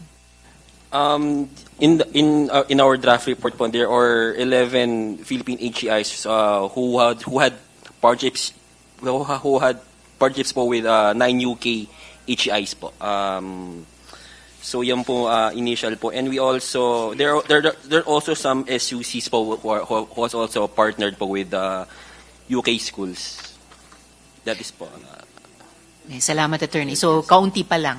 Yes, Kaunti pa lang. based po Opo. dito sa numbers po. Yep. Opo. Baka maiging i-maximize pa muna natin itong Republic Act bago subukang lalong i-maximize sa pamamagitan ng Constitution. Baka kung mas maliit na tool ay pwede pang i-optimize. Hindi natin kailangan ng mas malaki or mas fundamental na tool. So kung ganun po na we have this law that's starting to be used by foreign educational institutions, so napapaisip talaga ako kung ano pa bang gusto ng mga dayuhan na hindi kayang gawin ng batas na ito. Baka naman tayo yung mas concerned kesa sa kanila na we need charter change. Baka naman meron ding pag-iisip sa kanila na sapat na sana in principle yung batas, but it's a matter of implementation, and then of course the many other changes that we see in terms of education reform. At saka, Attorney, would you know kung meron bang clamor mula sa mga dayuhang eskwelahan na magmay-ari ng eskwelahan dito? Insofar as my personal knowledge, maybe I will just direct po that to the proper office, and then we will include that po in our report po to this committee. Mr. Chair, and Yes, with the indulgence of my colleague, I think these are very simple and basic questions that is being raised by our colleague, and the topic is whether or not we open this up to foreign ownership, and I think it's just but proper for CHED to have a position on this. At least give us data. I mean, nobody is interested for franchising or putting up their branches here. At least we have an idea, sir. If we can give us something, please. Unfortunately, Mr. Chair, I do not possess the information at this moment, so I do apologize for that, Mr. Chair. But we will inform your office po immediately if there's indeed a clamor for. Yeah, just submit na lang the data, please, Attorney. Thank you. Yes, Dr. Concepcion. I think, Mr. Chair, the opposite exists in Singapore. It's the Singapore government that invests in the foreign university. And foreign universities are very, very popular all over the world, including Saudi Arabia. So it's not a case of the very, very high quality foreign universities wanting to invest here. It's the opposite. We're the ones who quite need them. And so my question is, would this partnership, okay, not ownership, but partnership, be allowed for SUCs, for UP, or would it just be for private HEIs? See, I think that's an important question. So in the case of NUS, Duke, that's a NUS investment. In the case of, MIT Smart, that's a Singaporean government investment. Anyway, the other thing I wanted But correct me if I'm wrong, I think they've decided to pull back a little bit because of the costs. Well, then, yes, and then there's like an exit plan. So after some time, then the Singaporean, university has to stand on its own. So the SUTD, Technology and Design, Singapore University, is already producing its engineers. There's another thing I wanted to share. I think that we have to support MSMEs as a middle class, as well as our startups, our innovators for new solutions to problems. But there are existing MSMEs. And this is where I think the PRC, the government, should make sure that we have good training, conceptual as well as manual, hands and mind. And it's really the practice in Taiwan, in South Korea, and in Japan that after your college degree, you must really get through, trainings to get certifications that would allow you to earn more. You be promoted in the company. So pataasan yan ng mga certifications. And that really relies on a very high quality training or certification of your skills, for the next level. So that's something that the government must invest in, the training. Okay? So that supports your MSMEs. So in South Korea, so I went to this training, but it is in the Hyundai City, which is really the center of shipbuilding. So, syempre, yung training nila doon tungkol lahat sa building ships, heavy metal industries. But they invested in heavy machinery. They could be, second-hand, but they would still be used to train the employees of, say, Hyundai City. So, the other one, of course, is innovation. So that's where you would have our startups. But then in the university, which is really the seed of innovation, we lack this thing that goes on all over the world. And this is foreign postdoc. So based on, evolution and my area, which is biological evolution, internationalism or hybriding is so important. So everywhere in the U.S., you have universities where the research groups are run by the PI, and then you have the middle-level faculty, and then it's really the postdoctoral fellows that run the labs and mentor the PhDs, the masters, the undergraduates, and even the high school students. And this is just to emphasize that education and R&D innovation are inextricably linked, because part of teaching and education is mentoring, a one-on-one mentoring. And so you cannot really dissociate the two.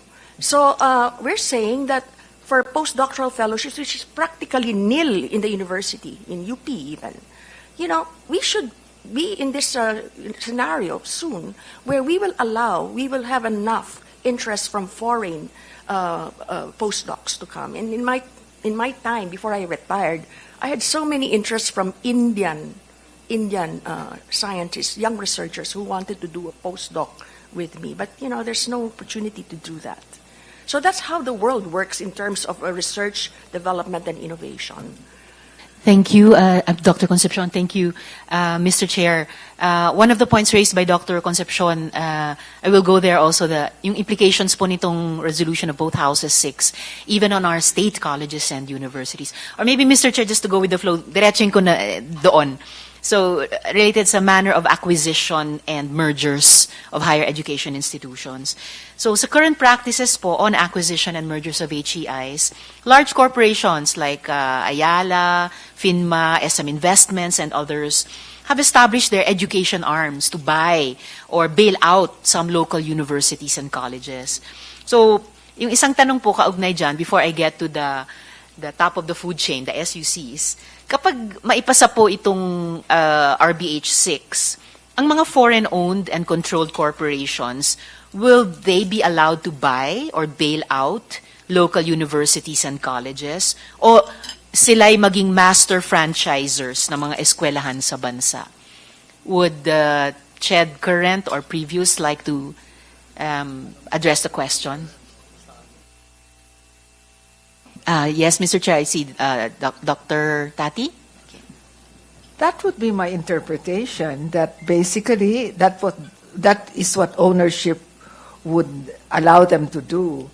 But maybe to go back to a previous question, Senator Risa, please. Even before the transnationalization law, because that came after my time, but even during our time, the PICARing precisely and internationalization programs did not bear their full fruit. In other words, with the existing structures, we did not even develop its full potential. So why are we talking ownership? And I don't get a sense that you ask, are there a lot of foreign universities knocking at our doors? I doubt it, So this is like a theoretical question. That's why my original point, is it worth our time discussing all of this? Because there's so many ideas around the room that we can develop outside of the rubric of ownership, So why are we discussing ownership? Thank you, Dr. Tat. Yes, Dr. Sinch, Mr. Chair, and then I think Mr. Chair, Father Delvo. So I think I'll pick up from, just looking at Singapore. They invite for strategic reasons. We have to determine what the strategic reasons are. And whatever arrangement, whatever incentives, whatever, I'm not sure they would like ownership, but even if they want ownership, it has to be very strategic. For instance, you can invite, maybe just use Duke's University. One possible strategic thing is you need to have a lot of PhDs. Dr. Gisela has been mentioning that. And we send them out, and sometimes it's very costly. Can't we get Duke University here for this particular period of time, to offer programs so that our faculty can get it from Duke University, but in the Philippines. I mean, I'm just using Duke as an example. Or strategically, if it's R&D, can't we get, it's like a Picari thing, the University of California, that was the whole idea. So it's strategic, it's very selective, and it's the government that chooses. Now, and then they will not ask for ownership, or if they ask for ownership, then you can, perhaps for a certain period of time. I mean, but those are case to case, di ba? Ang problem lang, that will happen, the mergers, the foreigners, if it's an open market, the way we have our open market in education. If that's the case, then and that's what you don't like to happen, because that is what will further erode our reputation as an education provider in the world. Thank you, Mr. Chair. Interesting, sa discussions natin, we get to reflect also on previous policy directions we have set, like the privatization of education. Mr. Chair, I think Father Delvo wants to interject. Father, go ahead, please. Thank you, Mr. Chairman. On behalf of Kukapayan Catholic Education Association of the Philippines, I can proudly say na introducing reform or amendments to the sections concerned may be done much later. That's not the urgent concern right now. Because why? One, we have not made the departments of the government like CHED, like Basic Education, DepEd, like TESDA, like DOST to work together actively and exuberantly in a harmonized, coordinated manner. Wala pa dun eh. Second, we have been talking about employability of our graduates, but we have not been really serious into enabling our graduates to be producers, makers, manufacturers, and shapers.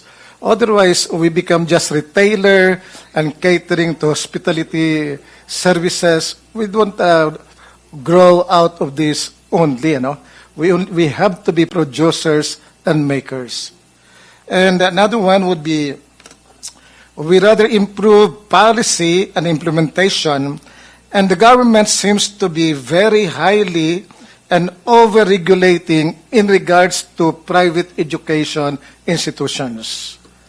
And finally, if LUCs or SUCs are allowed to partner with foreign entities because they have the land to offer, and which we do not have, that might also create another problem for us in terms of sustainability and likewise flourishing. We cannot develop our private education institutions when in fact we are rendering service in complementary to the government service. Salamat, Father. Mr. Chair, actually na-anticipate ni Father yung susunod kong tanong sa CHED. Thank you for opening it up, Father. Kasi tatanong ko sana kung posible din ba, upon the decision of the Board of Trustees ng ating mga SUCs or LUCs, na ibenta yung kanilang mga pamantasan at kolehiyo sa isang foreign private education provider in the guise of internationalization and modernization of HEIs. Would Attorney Carpio have any soundings from CHED about this? Mr. Chair, since the SOCs are governed by their charters, no, we should look into the powers and functions of the boards of the SOCs. If they are expressly allowed to do that, they could do so. But if there's no express power in the charter, I mean, it will be not allowed by. It's not legally possible po to do so po. Salamat, Attorney. And maybe, bukod sa aming mga miyembro ng komite, baka pati yung mga SUCs at LUCs would be anticipating yung position paper ng CHED dahil kayo somehow would create that moral suasion possibly about how they might look at this kind of a scenario kung maipasa yung RBH6, at least in its present form. Kasi, ang susunod na iwa-wonder ko, so pwede ba na yung UP o yung PUP o kahit sino sa mga pinahalagahan nating SUCs in the future ay pagmay-arian ng foreign entities? Hindi ko ma-imagine talaga yon. Natawa si President Jimenez. Yeah, Mr. Chair, Madam Chair. Nakasulat malaki palaging banner sa Quezon Hall, nirarally ka ako araw-araw eh. Serbisyo, hindi But under negosyo. the UP Charter, you're not allowed to sell land. No, we're not. You Yeah, cannot. you're not allowed. Serbisyo, hindi negosyo. So, anyway, kahit sa mga entrepreneur students namin, sumisigaw na rin serbisyo, hindi negosyo. So, hindi ko nga maintindihan how they translate that into their careers when they become businessmen. But anyway, but at any rate, yes, we are a government entity. Our government is a board. We are a public institution. As a UP, in my opinion, cannot sell. No? We are not even allowed to sell, to alienate property natin, real estate, even to another government agency. No? Unless, of course, it's by act of Congress. So we have land grants. And it's not really, I would say, within the commerce of men. It is a public institution. And to be frank, it is unthinkable. I have never thought even of it.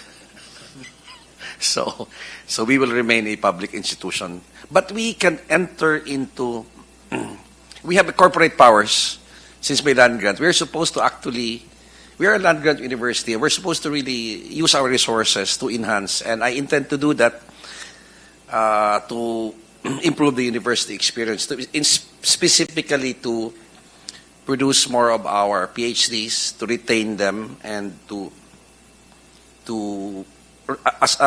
invest as well in 21st century pedagogy, because we are moving from 19th century to the new mode. We in UP believe that our civilization has in fact already changed, and we are now living in a digital civilization, and that is a completely new way of living.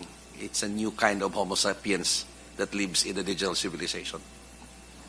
Thank you, Mr. Chair. And I hope, President Jimenez, as you develop the 21st century pedagogy, you will retain some of the oldies but goodies, like the pedagogy of the oppressed of Paulo Freire and such others. Yes. It's my readings in college. Opo. Yes. Salamat, Mr. President, Mr. Chair. Do I have time for more questions in this round, Mr. Chair, or should I wait till the next round? You can ask one more. One more question, after, Mr. Chair. Salamat po. Okay. Okay. My last question for this round on state subsidies for higher education.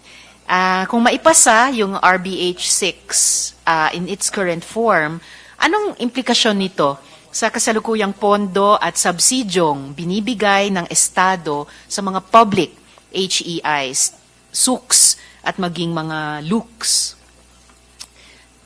Pati ba yung mga dayuhan makatatanggap na sa Estado natin, Ched, attorney? I don't think so, ma'am. They will be allowed po to allow po. They will be allowed to receive any government subsidies. Yes, po. Thank you, Mr. Chair. I guess we'll wait for the position paper of CHED kasi ang impression ko naman, we've been talking about education as more in the services sector, at least of the economy, although education is more than the economy.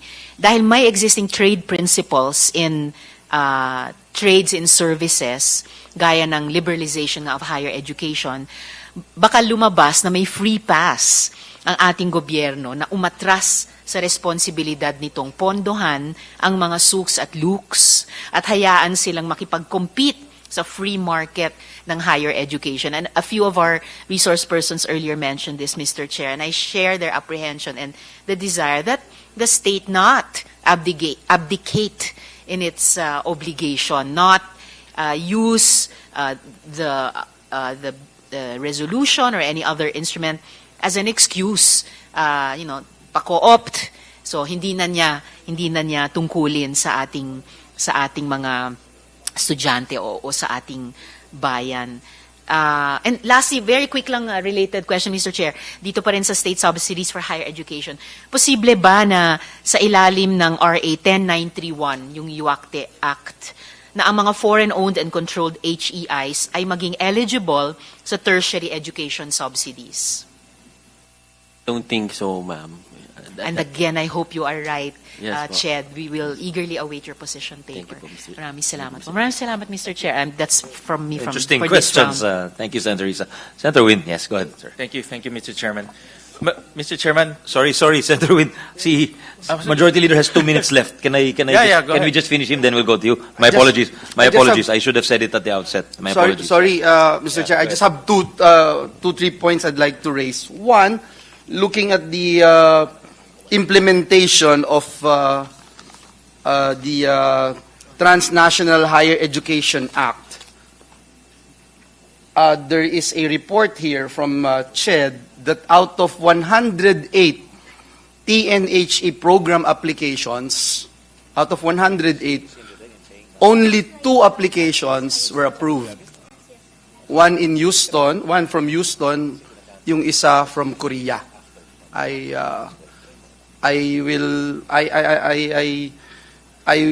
am more than willing to be corrected if that is a wrong information, Attorney Carpio. Number 2, I'd like to point out in the Edcom Year 1 report, and I'm sure our Chairman Gatchalian and Commissioner Angara are very much aware of this. 2 of the identified priority areas in improving higher education in the country are 1, access to quality education, and 2, quality assurance. Pag tinignan po natin itong, and I wanted to show you a slide based on the 2022 report of the Association of Southeast Asian Nations, ASEAN. Nakalagay po dito, yung Philippines has the most number of public HEIs. Most number po yan. Second most number of private HEIs among ASEAN member states in 2015, 2017. However, the challenge to improve quality remains as the number of autonomous higher education institutions, centers of excellence, and centers of development continue to remain very low. So the question is, what forms of support are being extended to our present schools in order to improve the quality of our existing institutions? Another question that I'd like to raise, and let me show this slide because I don't have much time. Ito po, ASEAN Quality Assurance Framework. No? Tignan natin. Pag tinignan po natin yan, yung Center of Excellence and Center of Development, makikita natin napaka-konti. At yung Center of Excellence nakafocus sa NCR. So, I hope we'll do something about it. And I'm not sure if opening up ownership in the higher education institutions would address this problem. Convince us. Another thing that I'd like to raise, and I'll end up here, Mr. Chairman. You look at Article 14, Section 4, Number 2 of the 87 Constitution, inaalaw po yung foreign ownership of educational institutions if they are established by religious groups and mission boards, established for foreign diplomatic personnel and their dependents, and or for foreign temporary residents. Foreign enrollment in such schools is capped at 33% of total enrollment. Now, you look at this education index. Ito po ay measured by adult literacy rate with 2/3 weighting and the combined primary, secondary, and tertiary gross enrollment ratio with 1/3 weighting. And please take note, yung according to Edcom, yung Vietnam po dyan, nandyan, yung Vietnam and Cambodia allows 100% maximum foreign investment share. But still, if you look at this data, it falls lower than Philippines in education index. So again, yung tanong po dito is, what would be the impact of allowing foreign-owned schools to the overall education quality in the Philippines? And how can the lifting of the foreign ownership limitation contribute to the overall improvement of the quality of Philippine education? And then I go back doon sa report ng Edcom year-end report. Ang dalawang identified priority areas is not just access to quality education, but quality assurance. So I hope you wanted to, yes, Director Cynthia. I think back to the selectivity thing. If we're selecting institutions, that they would have quality for specific things. So for instance, quality for R&D, quality for creating the innovation network, but that's one. But for the COEs, CODs, tangential. In other words, it doesn't have any impact. What we need to do is actually, that's why quality assurance for higher ed and Edcom is really making sure we really have a fit typology. Because the reason why you have very few COEs and CODs are for research universities. But most of your institutions are not research universities, but some of them may be excellent in what they are doing. But then they do not get incentives. Only the research universities get incentives because our metrics are connected to research universities. Until maybe 2010, everybody had to do research. Everybody had to have a research office, so you had a lot of cheating. You have little schools saying they have a research director, but they don't really have one. So if we're able to do that horizontally, then you can actually have more COEs and CODs, but for different types of institutions. And maybe some institutions may be out of the higher education sector, maybe because their mission, and they might recognize it, their mission is really producing the level 5, the technologies rather than the engineers. I'm using engineering.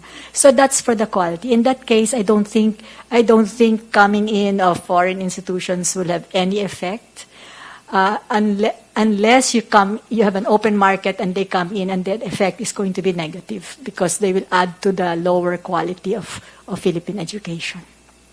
Thank you. Thank you. If Ched would like to comment on these issues that we raised, sir? Yes po, Mr. Chair. We will just we take note po of the concerns po of the good senator po, and we will include them din po in our official comments po. Thank you, Mr. Chair. That's all. Thank you very much, Majority Leader. Before I acknowledge or before I recognize Senator George, I want to acknowledge Dr. Doy Santos, who was with us last week during the Public Utilities hearing. We'll give the floor to Senator Win Gatchalian for his questions. Thank you, Mr. Chairman. Well, Mr. Chairman, this is a hearing on the proposed amendments to certain economic provisions of our Constitution. And part of the economic provision is education. No? So meaning that the legislature is looking at education as a means to drive our economy. And hopefully, by liberalizing education, we can attract hard investments, foreign direct investments. So there are two schools of thought, Mr. Chairman. Number one is really attract foreign direct investments. Number two, by attracting foreign institutions, we will attract different institutions with strong capability, for example, in research, in other areas, in higher education or even basic education, and hopefully they come here and they become a mechanism to develop human capital in our country. That will drive our economy in the long run. So one is hard investments in the short run. One is human capital to drive our economy in the long run. So my question, Mr. Chairman, to our resource persons, and I'm not really sure if they will have this answer, is that short-term goal, will opening up ownership to foreign investors in education, will we attract FDIs, foreign direct investments, in the education sector? I'll give an example, Mr. Chairman. When we were discussing the Public Services Act, And when we carved out airlines, we removed airlines as public utility and designated it as public services, is because foreign investors, especially the big airlines, would want to own 100% of that airline to bring in their capital for obvious reasons. They want to manage the airline. No? So in the same vein, in the same example, will allowing 100% foreign ownership in education institution drive in foreign investments to our country. And I want to open that up to any of our resource persons. Yeah. Dr. Serafika, then Dr. Yeah. Okay. Thank you. Thank you for the question, Senator Gatchalian. Definitely, that's what I'm positioning myself, actually being in the middle of academia and industry. That in my experience in the United States, because of the partnership of my university with industry, I was able to train and eventually become an entrepreneur after finishing my doctorate and eventually creating economic viability by raising venture capital for 17 years and employing several PhDs and masters. So that's a kind of economic activity, but it has to be very directed. If I'm UP, I'll take the case of UP, we'll take advantage of our health research. We are already doing that type of collaboration with clinical trials on some of our activities. How about you put your entrepreneur hat on? Yes. What would make sense from that point of view? I think that's the question of it's Senator Win. What foreign universities would want from us is, one, our markets, our population. Two, potential applications of their either new or even mature technologies.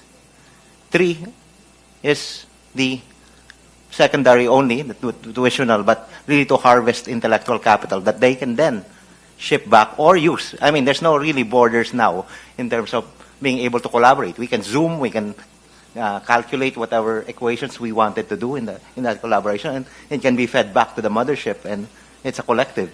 So in that sense, by having this open collaboration, but very directed, very targeted. I mean, I use it in UP. I say I only help AHEM, agricultural, health, energy, environment, education, and advanced materials. All on that deep research that I wanted to commercialize those technologies so that UP ka, una ka sa pakinabang. That's what I always tell my 10 taon na kami sa UP, dalawa yung boss ko dito, si Cincho at si Giselle. But definitely, it's all directed towards technology commercialization and utilization for the benefit of the Filipinos. We spent a total of 10 billion. I've seen 10 billion poured into research in the last 10 years that I've been back. I was in the U.S. for 24 years. The 10 years that I here, I saw Picari. I was being recruited for the health executive director for Picari as well. I'm now advising them on the Lakas. I'm a member of the National Academy. I'm looking at all our research in the National Academy as well. And all of it is towards an economic value creation. That's what we do as entrepreneurs. We need to create value. And does this opening it up create value? Or how can it create value is the question that I was thinking. And the only way it can create value is if I welcome the right specialized university. It can be specialized Sorbonne, or it can be MIT, or I'm collaborating with MIT right now on advanced manufacturing. Or it can be Stanford. I was in Berkeley last summer as well. But very directed towards a particular industry or sector. Endeavors, yeah. That will bring in... What about seafarers? Because you see a lot of foreign companies putting up schools for seafarers. I had my venture capitalists were from Holland, and I know Rotterdam, and as well as Sweden has very strong in AI and data science on seafaring and where to fish. Yeah. But those kinds of very directed, almost invitation or recruitment, for lack of a better word, we need to be very selective in recruiting these foreign universities with our intent in mind. The way China did it with their fast train. They recruited TGV and IBT of Germany. But how can we be strategic? We can't even regulate properly. Well, hopefully, science... I think that's the point that Dr. Cynthia was too polite to say outright, but that's really what she was adverting to. And she said, taking into account our regulatory regimes, di ba? May regulatory weaknesses talaga. So, definitely. In medical devices, which I'm from, I had invented something to patch your brain after a tumor resection. That was my product in the United States that we eventually sold to Johnson & Johnson. It's not possible here. With maybe, Dr. Serafik, what's productive is, if you, with your permission, Senwin, is you point out worldwide, because of your dual hat as a professional, as a scientist, and as an entrepreneur, where do you see the world turning to? Because obviously there's a lack of health professionals. Yes. There's a lack of cybersecurity professionals. There's a lack of seafarers to man the ocean-going vessels of the world. Ano pa ba? Ano pa ba yung ganon? So that helps us become more strategic, since the idea around the table is to be more strategic in our interventions. From your standpoint, saan po tayo may pag-asa? Unang-una po, sa system po, ang aming focus is on 21st century skills, which is now three-pronged. It has to be cognitive, it has to be socio-emotional, and it has to be technical. Without those three legs, you cannot stand a 21st century student. Hindi magkakatrabaho po yan. Repeat that. Cognitive, socio-emotional, and the technical skills. So, ngayon po yung aming collaboration toward TESDA is actually just focusing on enabling competencies. Ito po yung problem solving, ito yung critical thinking, ito yung numeracy. Yun na, bumaba na po ako sa TESDA para hindi na lang po mga national scientists at saka NAST ang aking pinapakialaman ngayon. But definitely, it's more of being able to prepare them, to funnel them. But at the same time, kailangan po sa lubungin sa taas. Kailangan po, you have to have the spin-offs. That's why po, ang mandate namin sa UP is to create 21 spin-offs in the next 3 years. We have 21 now, but it took us 5 years to get there. Dr. Destura is one of our first spin-off in UP who has left. But definitely our mandate is to create unicorns. Unicorns will create economic activity and eventually gain employment for a lot of our Filipino. So ang focus po, kung hihingin niyo po, ang ginagawa po namin ngayon is training teachers to be able to just be comfortable with AI. Because AI will enable the teachers to be able to teach whatever topic they want. So that's on the education side, on the training for STEM. And then secondly, on the particular sectors po, ganun pa rin po yung ating specialty. Yung current discussion po namin sa ADB, clearly ang lumalabas po is ang renewable energy, EV, vehicle ecosystems. You're looking at, of course, the healthcare delivery as well as the discovery. Ang ating Tuklas Lunas project po sa DOST. Ako lang 1 billion na yan.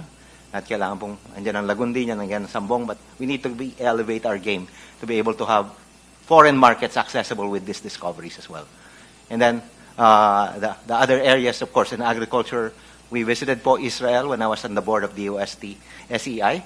And sabi nila, wala kaming agricultural engineering sa Israel Institute of Technology. But what we have is all disciplines of engineering applying towards agriculture. That's why you can grow bananas in the desert po. So, yung ability lang po natin to partner with the right university that has the right expertise.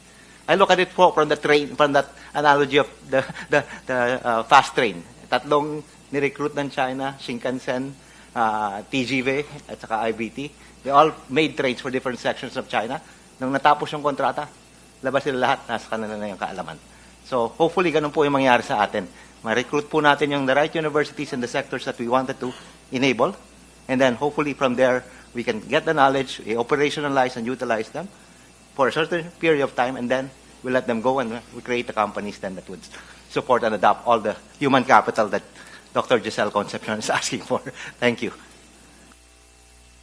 Well, Mr. Chairman, Dr. Cynthia. So I think so, following si Al. So for the targeted, di ba? You liberalize, but you actually know who to invite.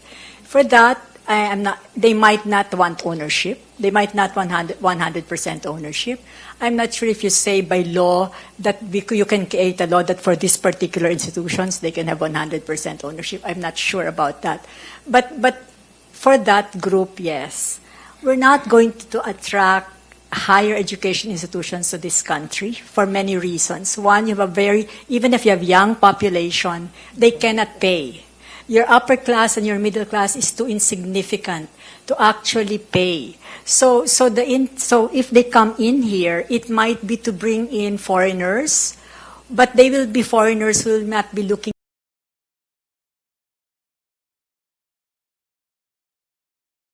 It's different.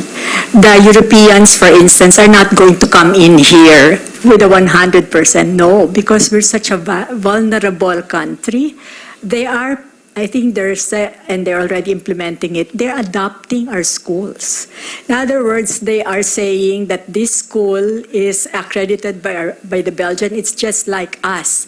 But they will not come in here because our situation is such that negative list nga tayo, tottering always in the brink of a negative list. But that is explicitly there. That's what they used to tell us when I was in the oversight for maritime, that this is their plan B. Their plan B, so it's so hopeless that they will now adopt specific maritime schools in the Philippines and accredit them as Norwegian or as Dutch. So they're not coming in 100%. So liberalizing, I think we have to be, that's what I'm saying about targeted rather than a fully liberalized. If we only have 2 applying, I mean, it might be good to see who those 2 are. They are certainly not the universities they want to bring in, but we have to maybe invite universities. I mean, I'm serious about maybe think of more PhDs coming from foreign universities without going out of the country, so that we don't lose them. But that's one possibility. How would you craft, again, with the permission of Senator, how would you craft a program along the lines of what to produce with the express goal of producing those postdocs? How do you do that? How do you design it? I guess it's not just a postdocs muna, kasi we have to have the docs first, di ba? You don't have PhDs. Maybe if you have several universities, 4 or 5 of them, but you have to talk to them.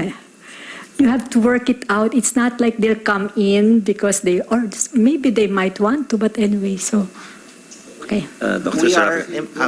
We are implementing a program right now from the Mayorhof where we keep a track for science-inclined students. So, California, when we started under STRIDE, we had actually identified a program in California that actually identifies gifted kids in high school. And they're given a track to get to a PhD. Huwag mo nang pakakawalan, huwag mo nang pag-boardin, makukuha pa ng industriya, diretso na sa PhD, sustentado. So right now in the UST, that's exactly what we're trying to do. But we need mentors that comes from already experienced PhDs, our PAASE. So you're doing it where, in Philippine Science? And PSI leading, I'm a PSI graduate, yeah. batch 83. So I was with Junabaya, he's my classmate. So definitely that's the track that we wanted to make sure that there's no fallout. Okay. All the 180 students of PSI should have been all PhDs. Right, and then the 5,000 DOST scholars should all get to higher degrees if they can. But there's programs, and definitely, hopefully, the UST Secretary can support and vocalize it more when he comes back. Mr. Chair, with your permission, see Dr. Santos is raising his hand. Yeah. Good afternoon, Mr. Chair, honorable senators.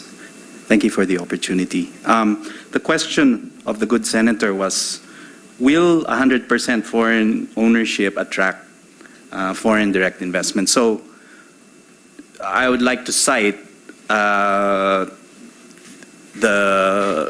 RMIT University in Vietnam, where when the Prime Minister of Australia visited, they took the opportunity to announce a $250 million fund to support partnerships with local companies in Vietnam to share expertise as well.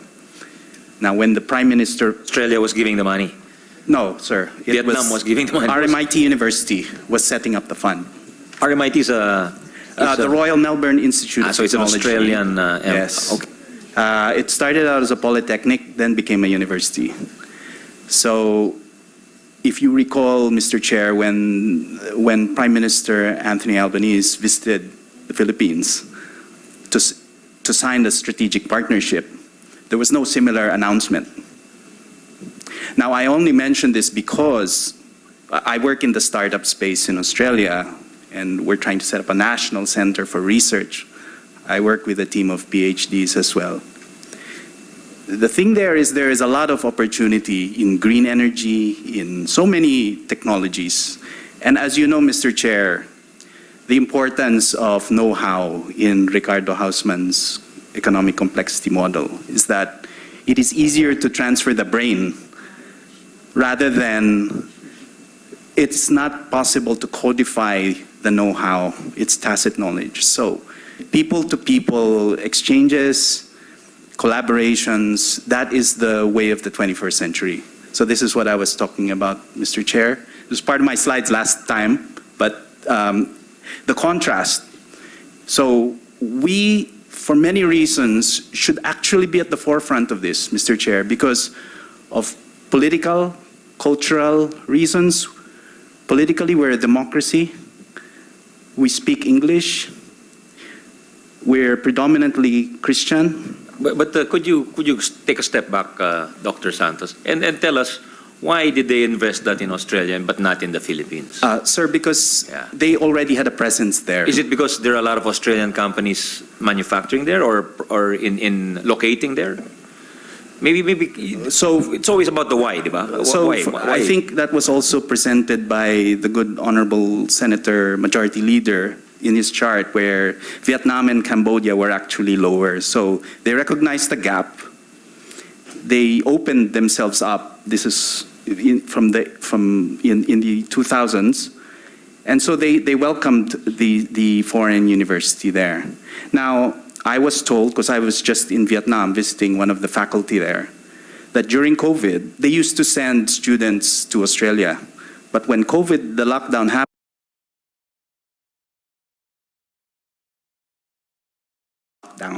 borders were closed. So now they're booming. And part of that is because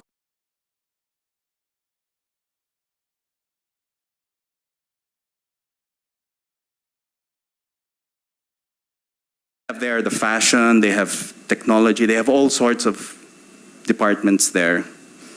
And now this is a 10 billion peso investment fund that they're setting up to set up collaboration. So this is the opportunity, I suppose, Mr. Chair, that we're missing by being closed. And sorry, is it because of ownership issue, Your Honor? Sir, of course, that's part of it, because they set up a campus there. So obviously they were allowed to percent Australian, as far as I know. no Vietnamese equity. Yes, because when Australian universities go, like in Monash, that's in Malaysia. There's no local participation there. That's right. Sorry, this is your time, Senator. Yeah, with apologies. So that's fine, Mr. Chairman. It's So, sir, that's the know-how. What's more important than the capital, than the financial, is actually the expertise. Because they'll come in, they'll partner, they'll provide mentoring, they'll provide. So many things could come out of that. We cannot predict what will happen, Mr. Chair. So we cannot say for sure that there is no market or we'll only attract the bad ones. That's what's currently happening, Mr. Chair, because of the restrictions. It's a case of adverse selection.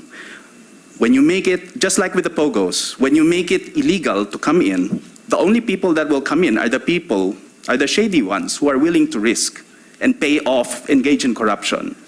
That's why it was part of my testimony last week, that when we try to provide preferential treatment to local players, in our history, that's what has happened, is that corruption ensued. And then you attract the bad ones. And so in other places where the corruption is equally rampant, the way to deal with it is to just allow for equal competition and allow for new ideas to come in, I suppose, sir. Mr. Chair, with the indulgence of Sen. Sherwin, just a quick point. Salamat po. Unfortunately, the POGOs is a really bad example to compare our discussion with, because even the legitimate POGOs who had permits from PAGCOR, hundreds, some of them thousands of human trafficking and scam hubs took shelter under them. So maybe it's not a good example. Thank you, Dr. Santos. But my next slide, it talks about the R&D desert that exists. If you could go to the next slide. This is also, who's handling the slides? If there is we lack the R&D infrastructure now. Our innovation ecosystem is really, we are probably like the last in terms of the rankings. We invest very little capital in R&D because the emphasis is in providing access to education rather than in conducting R&D. And so this is what the foreign universities can provide. I think that's already been established. So Thank you. Can we go back to Senator Win, because we're running out of time before our plenary session. Mr. Chairman, I understand from Dr. Santos and Mr. Serafica that A simple answer is yes. When we open up ownership 100% to foreign institutions, then there is great potential for foreign schools to come here to the Philippines and bring hard investments, so FDIs. And of course, in the process, you also develop your other educational components such as research and the other facets. Now, I want to ask either Dr. Santos or Mr. Serafica, what is the market size? What is the potential FDI that we are looking at? I don't know if you have that answer right now. So, for example, if the global education industry is X dollars, how much are we looking at in terms of bringing it into the Philippines? Is there any one of our resource persons can respond? No? Mr. Chair, sir, it's hard to put a dollar figure in it, but what I was trying to get at earlier was that we have tremendous goodwill currently, given the geopolitical situation, and we are not deriving as much benefit from that goodwill. I mentioned the political, cultural aspects. We should actually be more integrated than our neighbors are, but for some reason we aren't, and therefore we are not able to get the flow of investment. It is very difficult to predict, sir, what will happen, but it's hard to put numbers on it. But if we just take the example of Vietnam, once you open up, you create that possibility. If you don't, then it's not. Then the possibility is zero. That's the figure that we know of. That currently this is what exists. Can I request from both gentlemen to help the committee to come up with some figures? I am sure there's some research out there simulating or estimating how big is the global education industry, and not only for educational purposes but also for commercial purposes. No? Because we all know that some schools are engaged in commercial activities or for-profit activities. No? So, not on this hearing, but if we can help us also come up with that number, so that we can have that number in our minds that, okay, when we open, this is the potential. No? So that's like to seek the help of the two gentlemen. And we, Mr. Chairman, we'll call on Mr. Serapio and then Dr. Licuanan. We did have a initial indicator for the R&D ecosystems for different comparable countries. But again, it's a two-step process, Senator, in the sense that you welcome a very directed, selected higher education institutions with existing partners of industries that you want to come in. And by doing so, you create a credibility to these companies to come in, because they say, like, I'm partnering with MIT. I'm developing Industry 4.0 curriculum to be implemented in industry. And if I do that, I talk to the semiconductor industry in the US afterwards, saying that, hey, we train now workers under Industry 4.0 with partnership with MIT. Why don't you come here and put up a micro fab plant? Then that's when the FDI comes. So it's a two-step process. I don't think opening up for universities to come here will create a lot of foreign direct investments, honestly. But I think by being able to have directed partnerships with foreign universities that can bring in the real FDIs, the real players. One example that I was in the US last year, we were looking at Arizona Tech Voc School, community college called WestMech, and the hoops that they went to recruit TSMC, which is the Taiwan Semiconductor, for the CHIPS Act of the United States, that they were even sending high school students from Arizona to OJT in Taiwan to just demonstrate to Taiwan that if you bring the fab plant in Phoenix, we will have the workforce for you.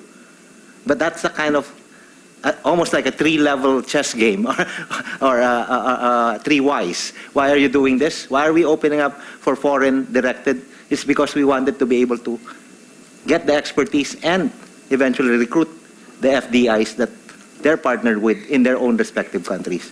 And why is that? Because it's going to create new jobs and economic activity that are... What company, sir? What company was that? That example was TSMC, Taiwan Semiconductor, which is the biggest semiconductor company. And that's the kind of courting and the way the school in Arizona mentioned, it took them 3 years to even have a full plan for how to educate the workforce just for a single company. So, but that's kind of a very advanced planning and very strategic in terms of recruitment. We need to be that strategic and directed, almost laser focused on who we want to recruit. That's all I'm saying. Thank you. But Mr. Chairman, that's the second school of thought that I mentioned earlier, that maybe it will not bring so much FDIs, foreign direct investments, but it is a tool to develop our human capital, and then later on, that human capital will contribute to our economic development. It's longer in terms of horizon, but it creates much bigger value in the long run because you have higher level skills that are being taught to our constituents. Dr. Licuana, you were raising your hands. No, I really had a question because I think that is a major assumption that if we open up, the foreign universities will come, assuming that that ownership is desirable for them.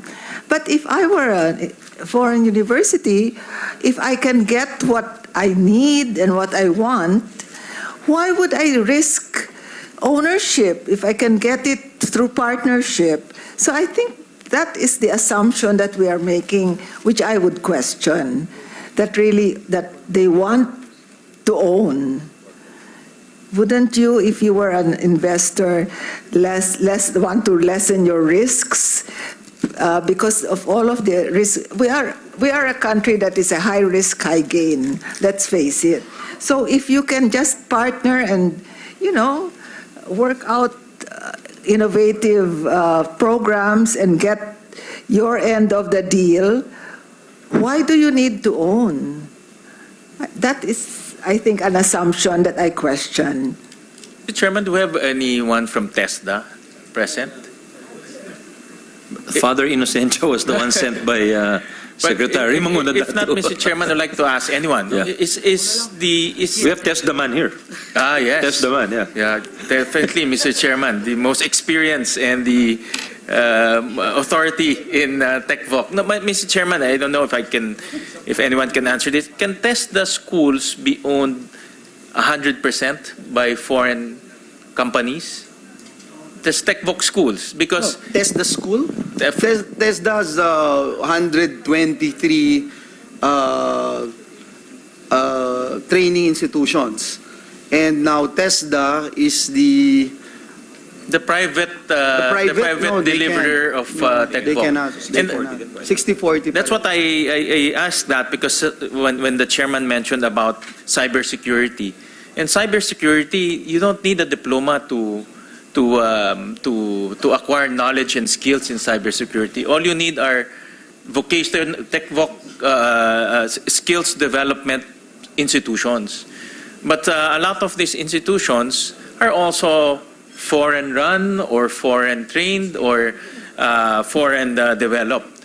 And I can see that is an opportunity for foreign private TechVoc schools to set up here fairly quickly and train our future workforce with skills that we will need for the future. No? So I wanted to ask TESDA about that issue, and maybe next time, Mr. Chairman, we can invite TESDA to share their thoughts on this topic.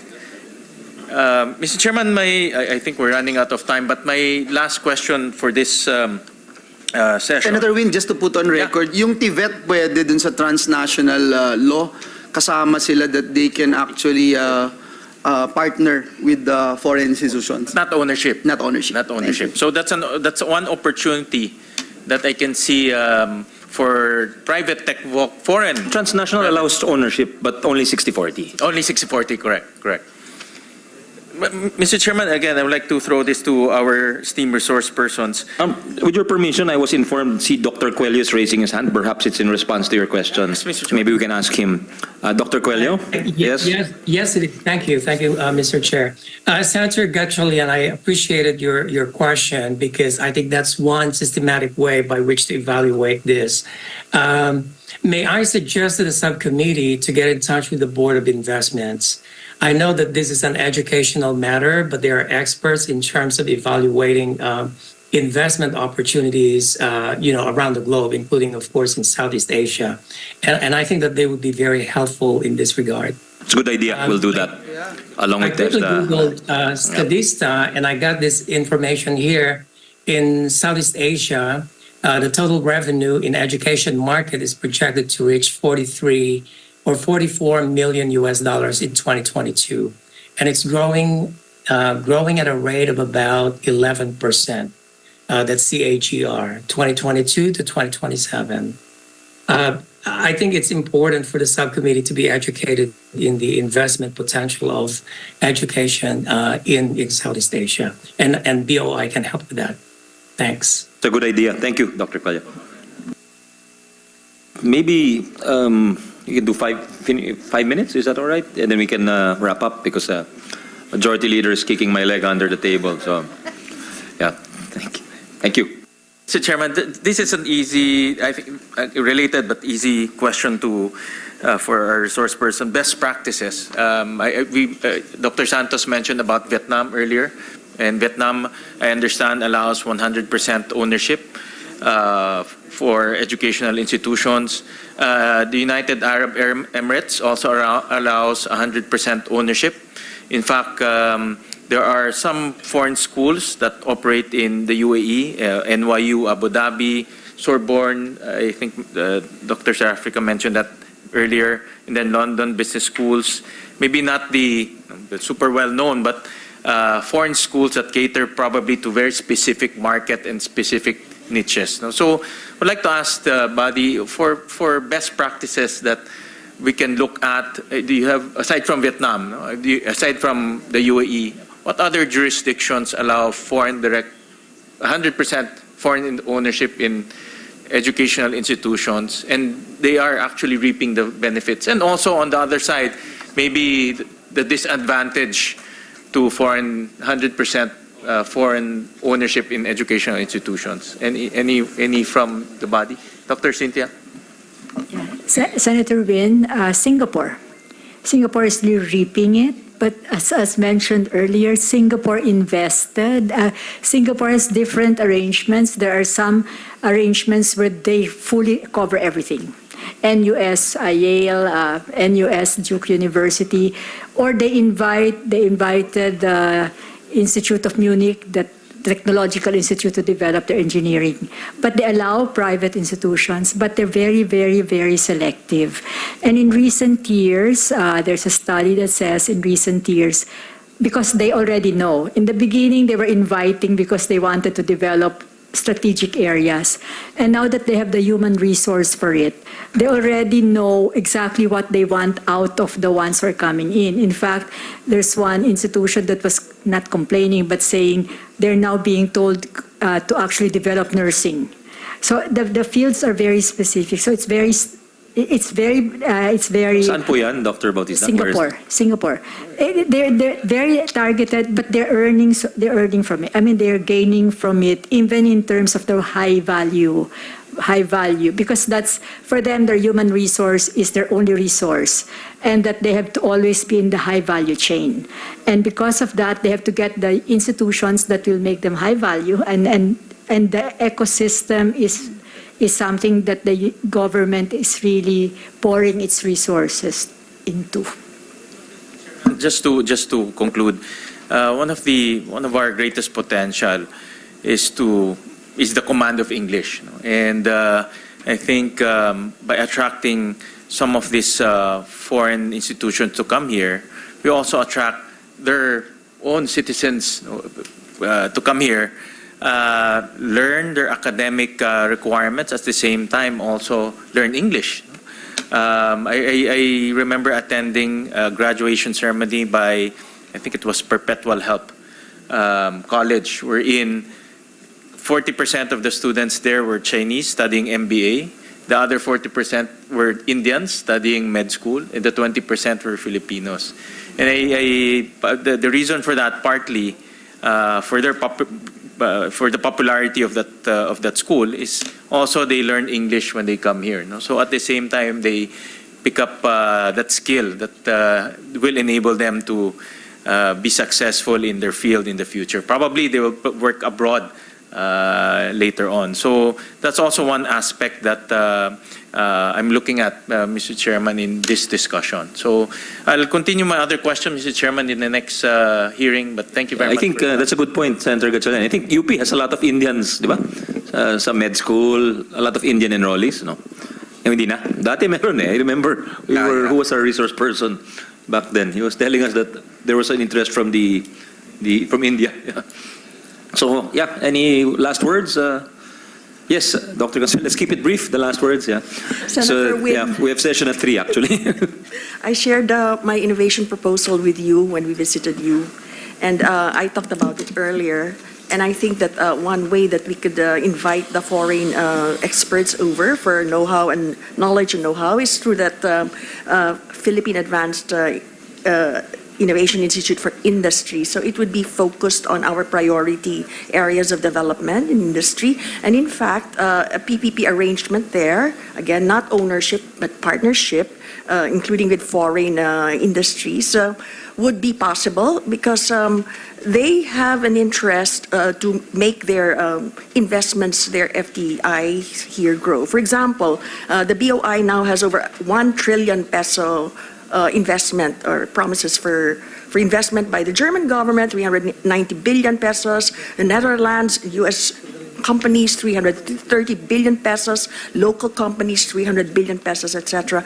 And they would be interested in getting a skilled workforce here to grow their business. So in fact, I've gotten some feedback from the DTI that there might be, in fact, foreign companies that would like to invest in that institute. And part of that would be training because they have to produce the workforce to support the growth of their investments here.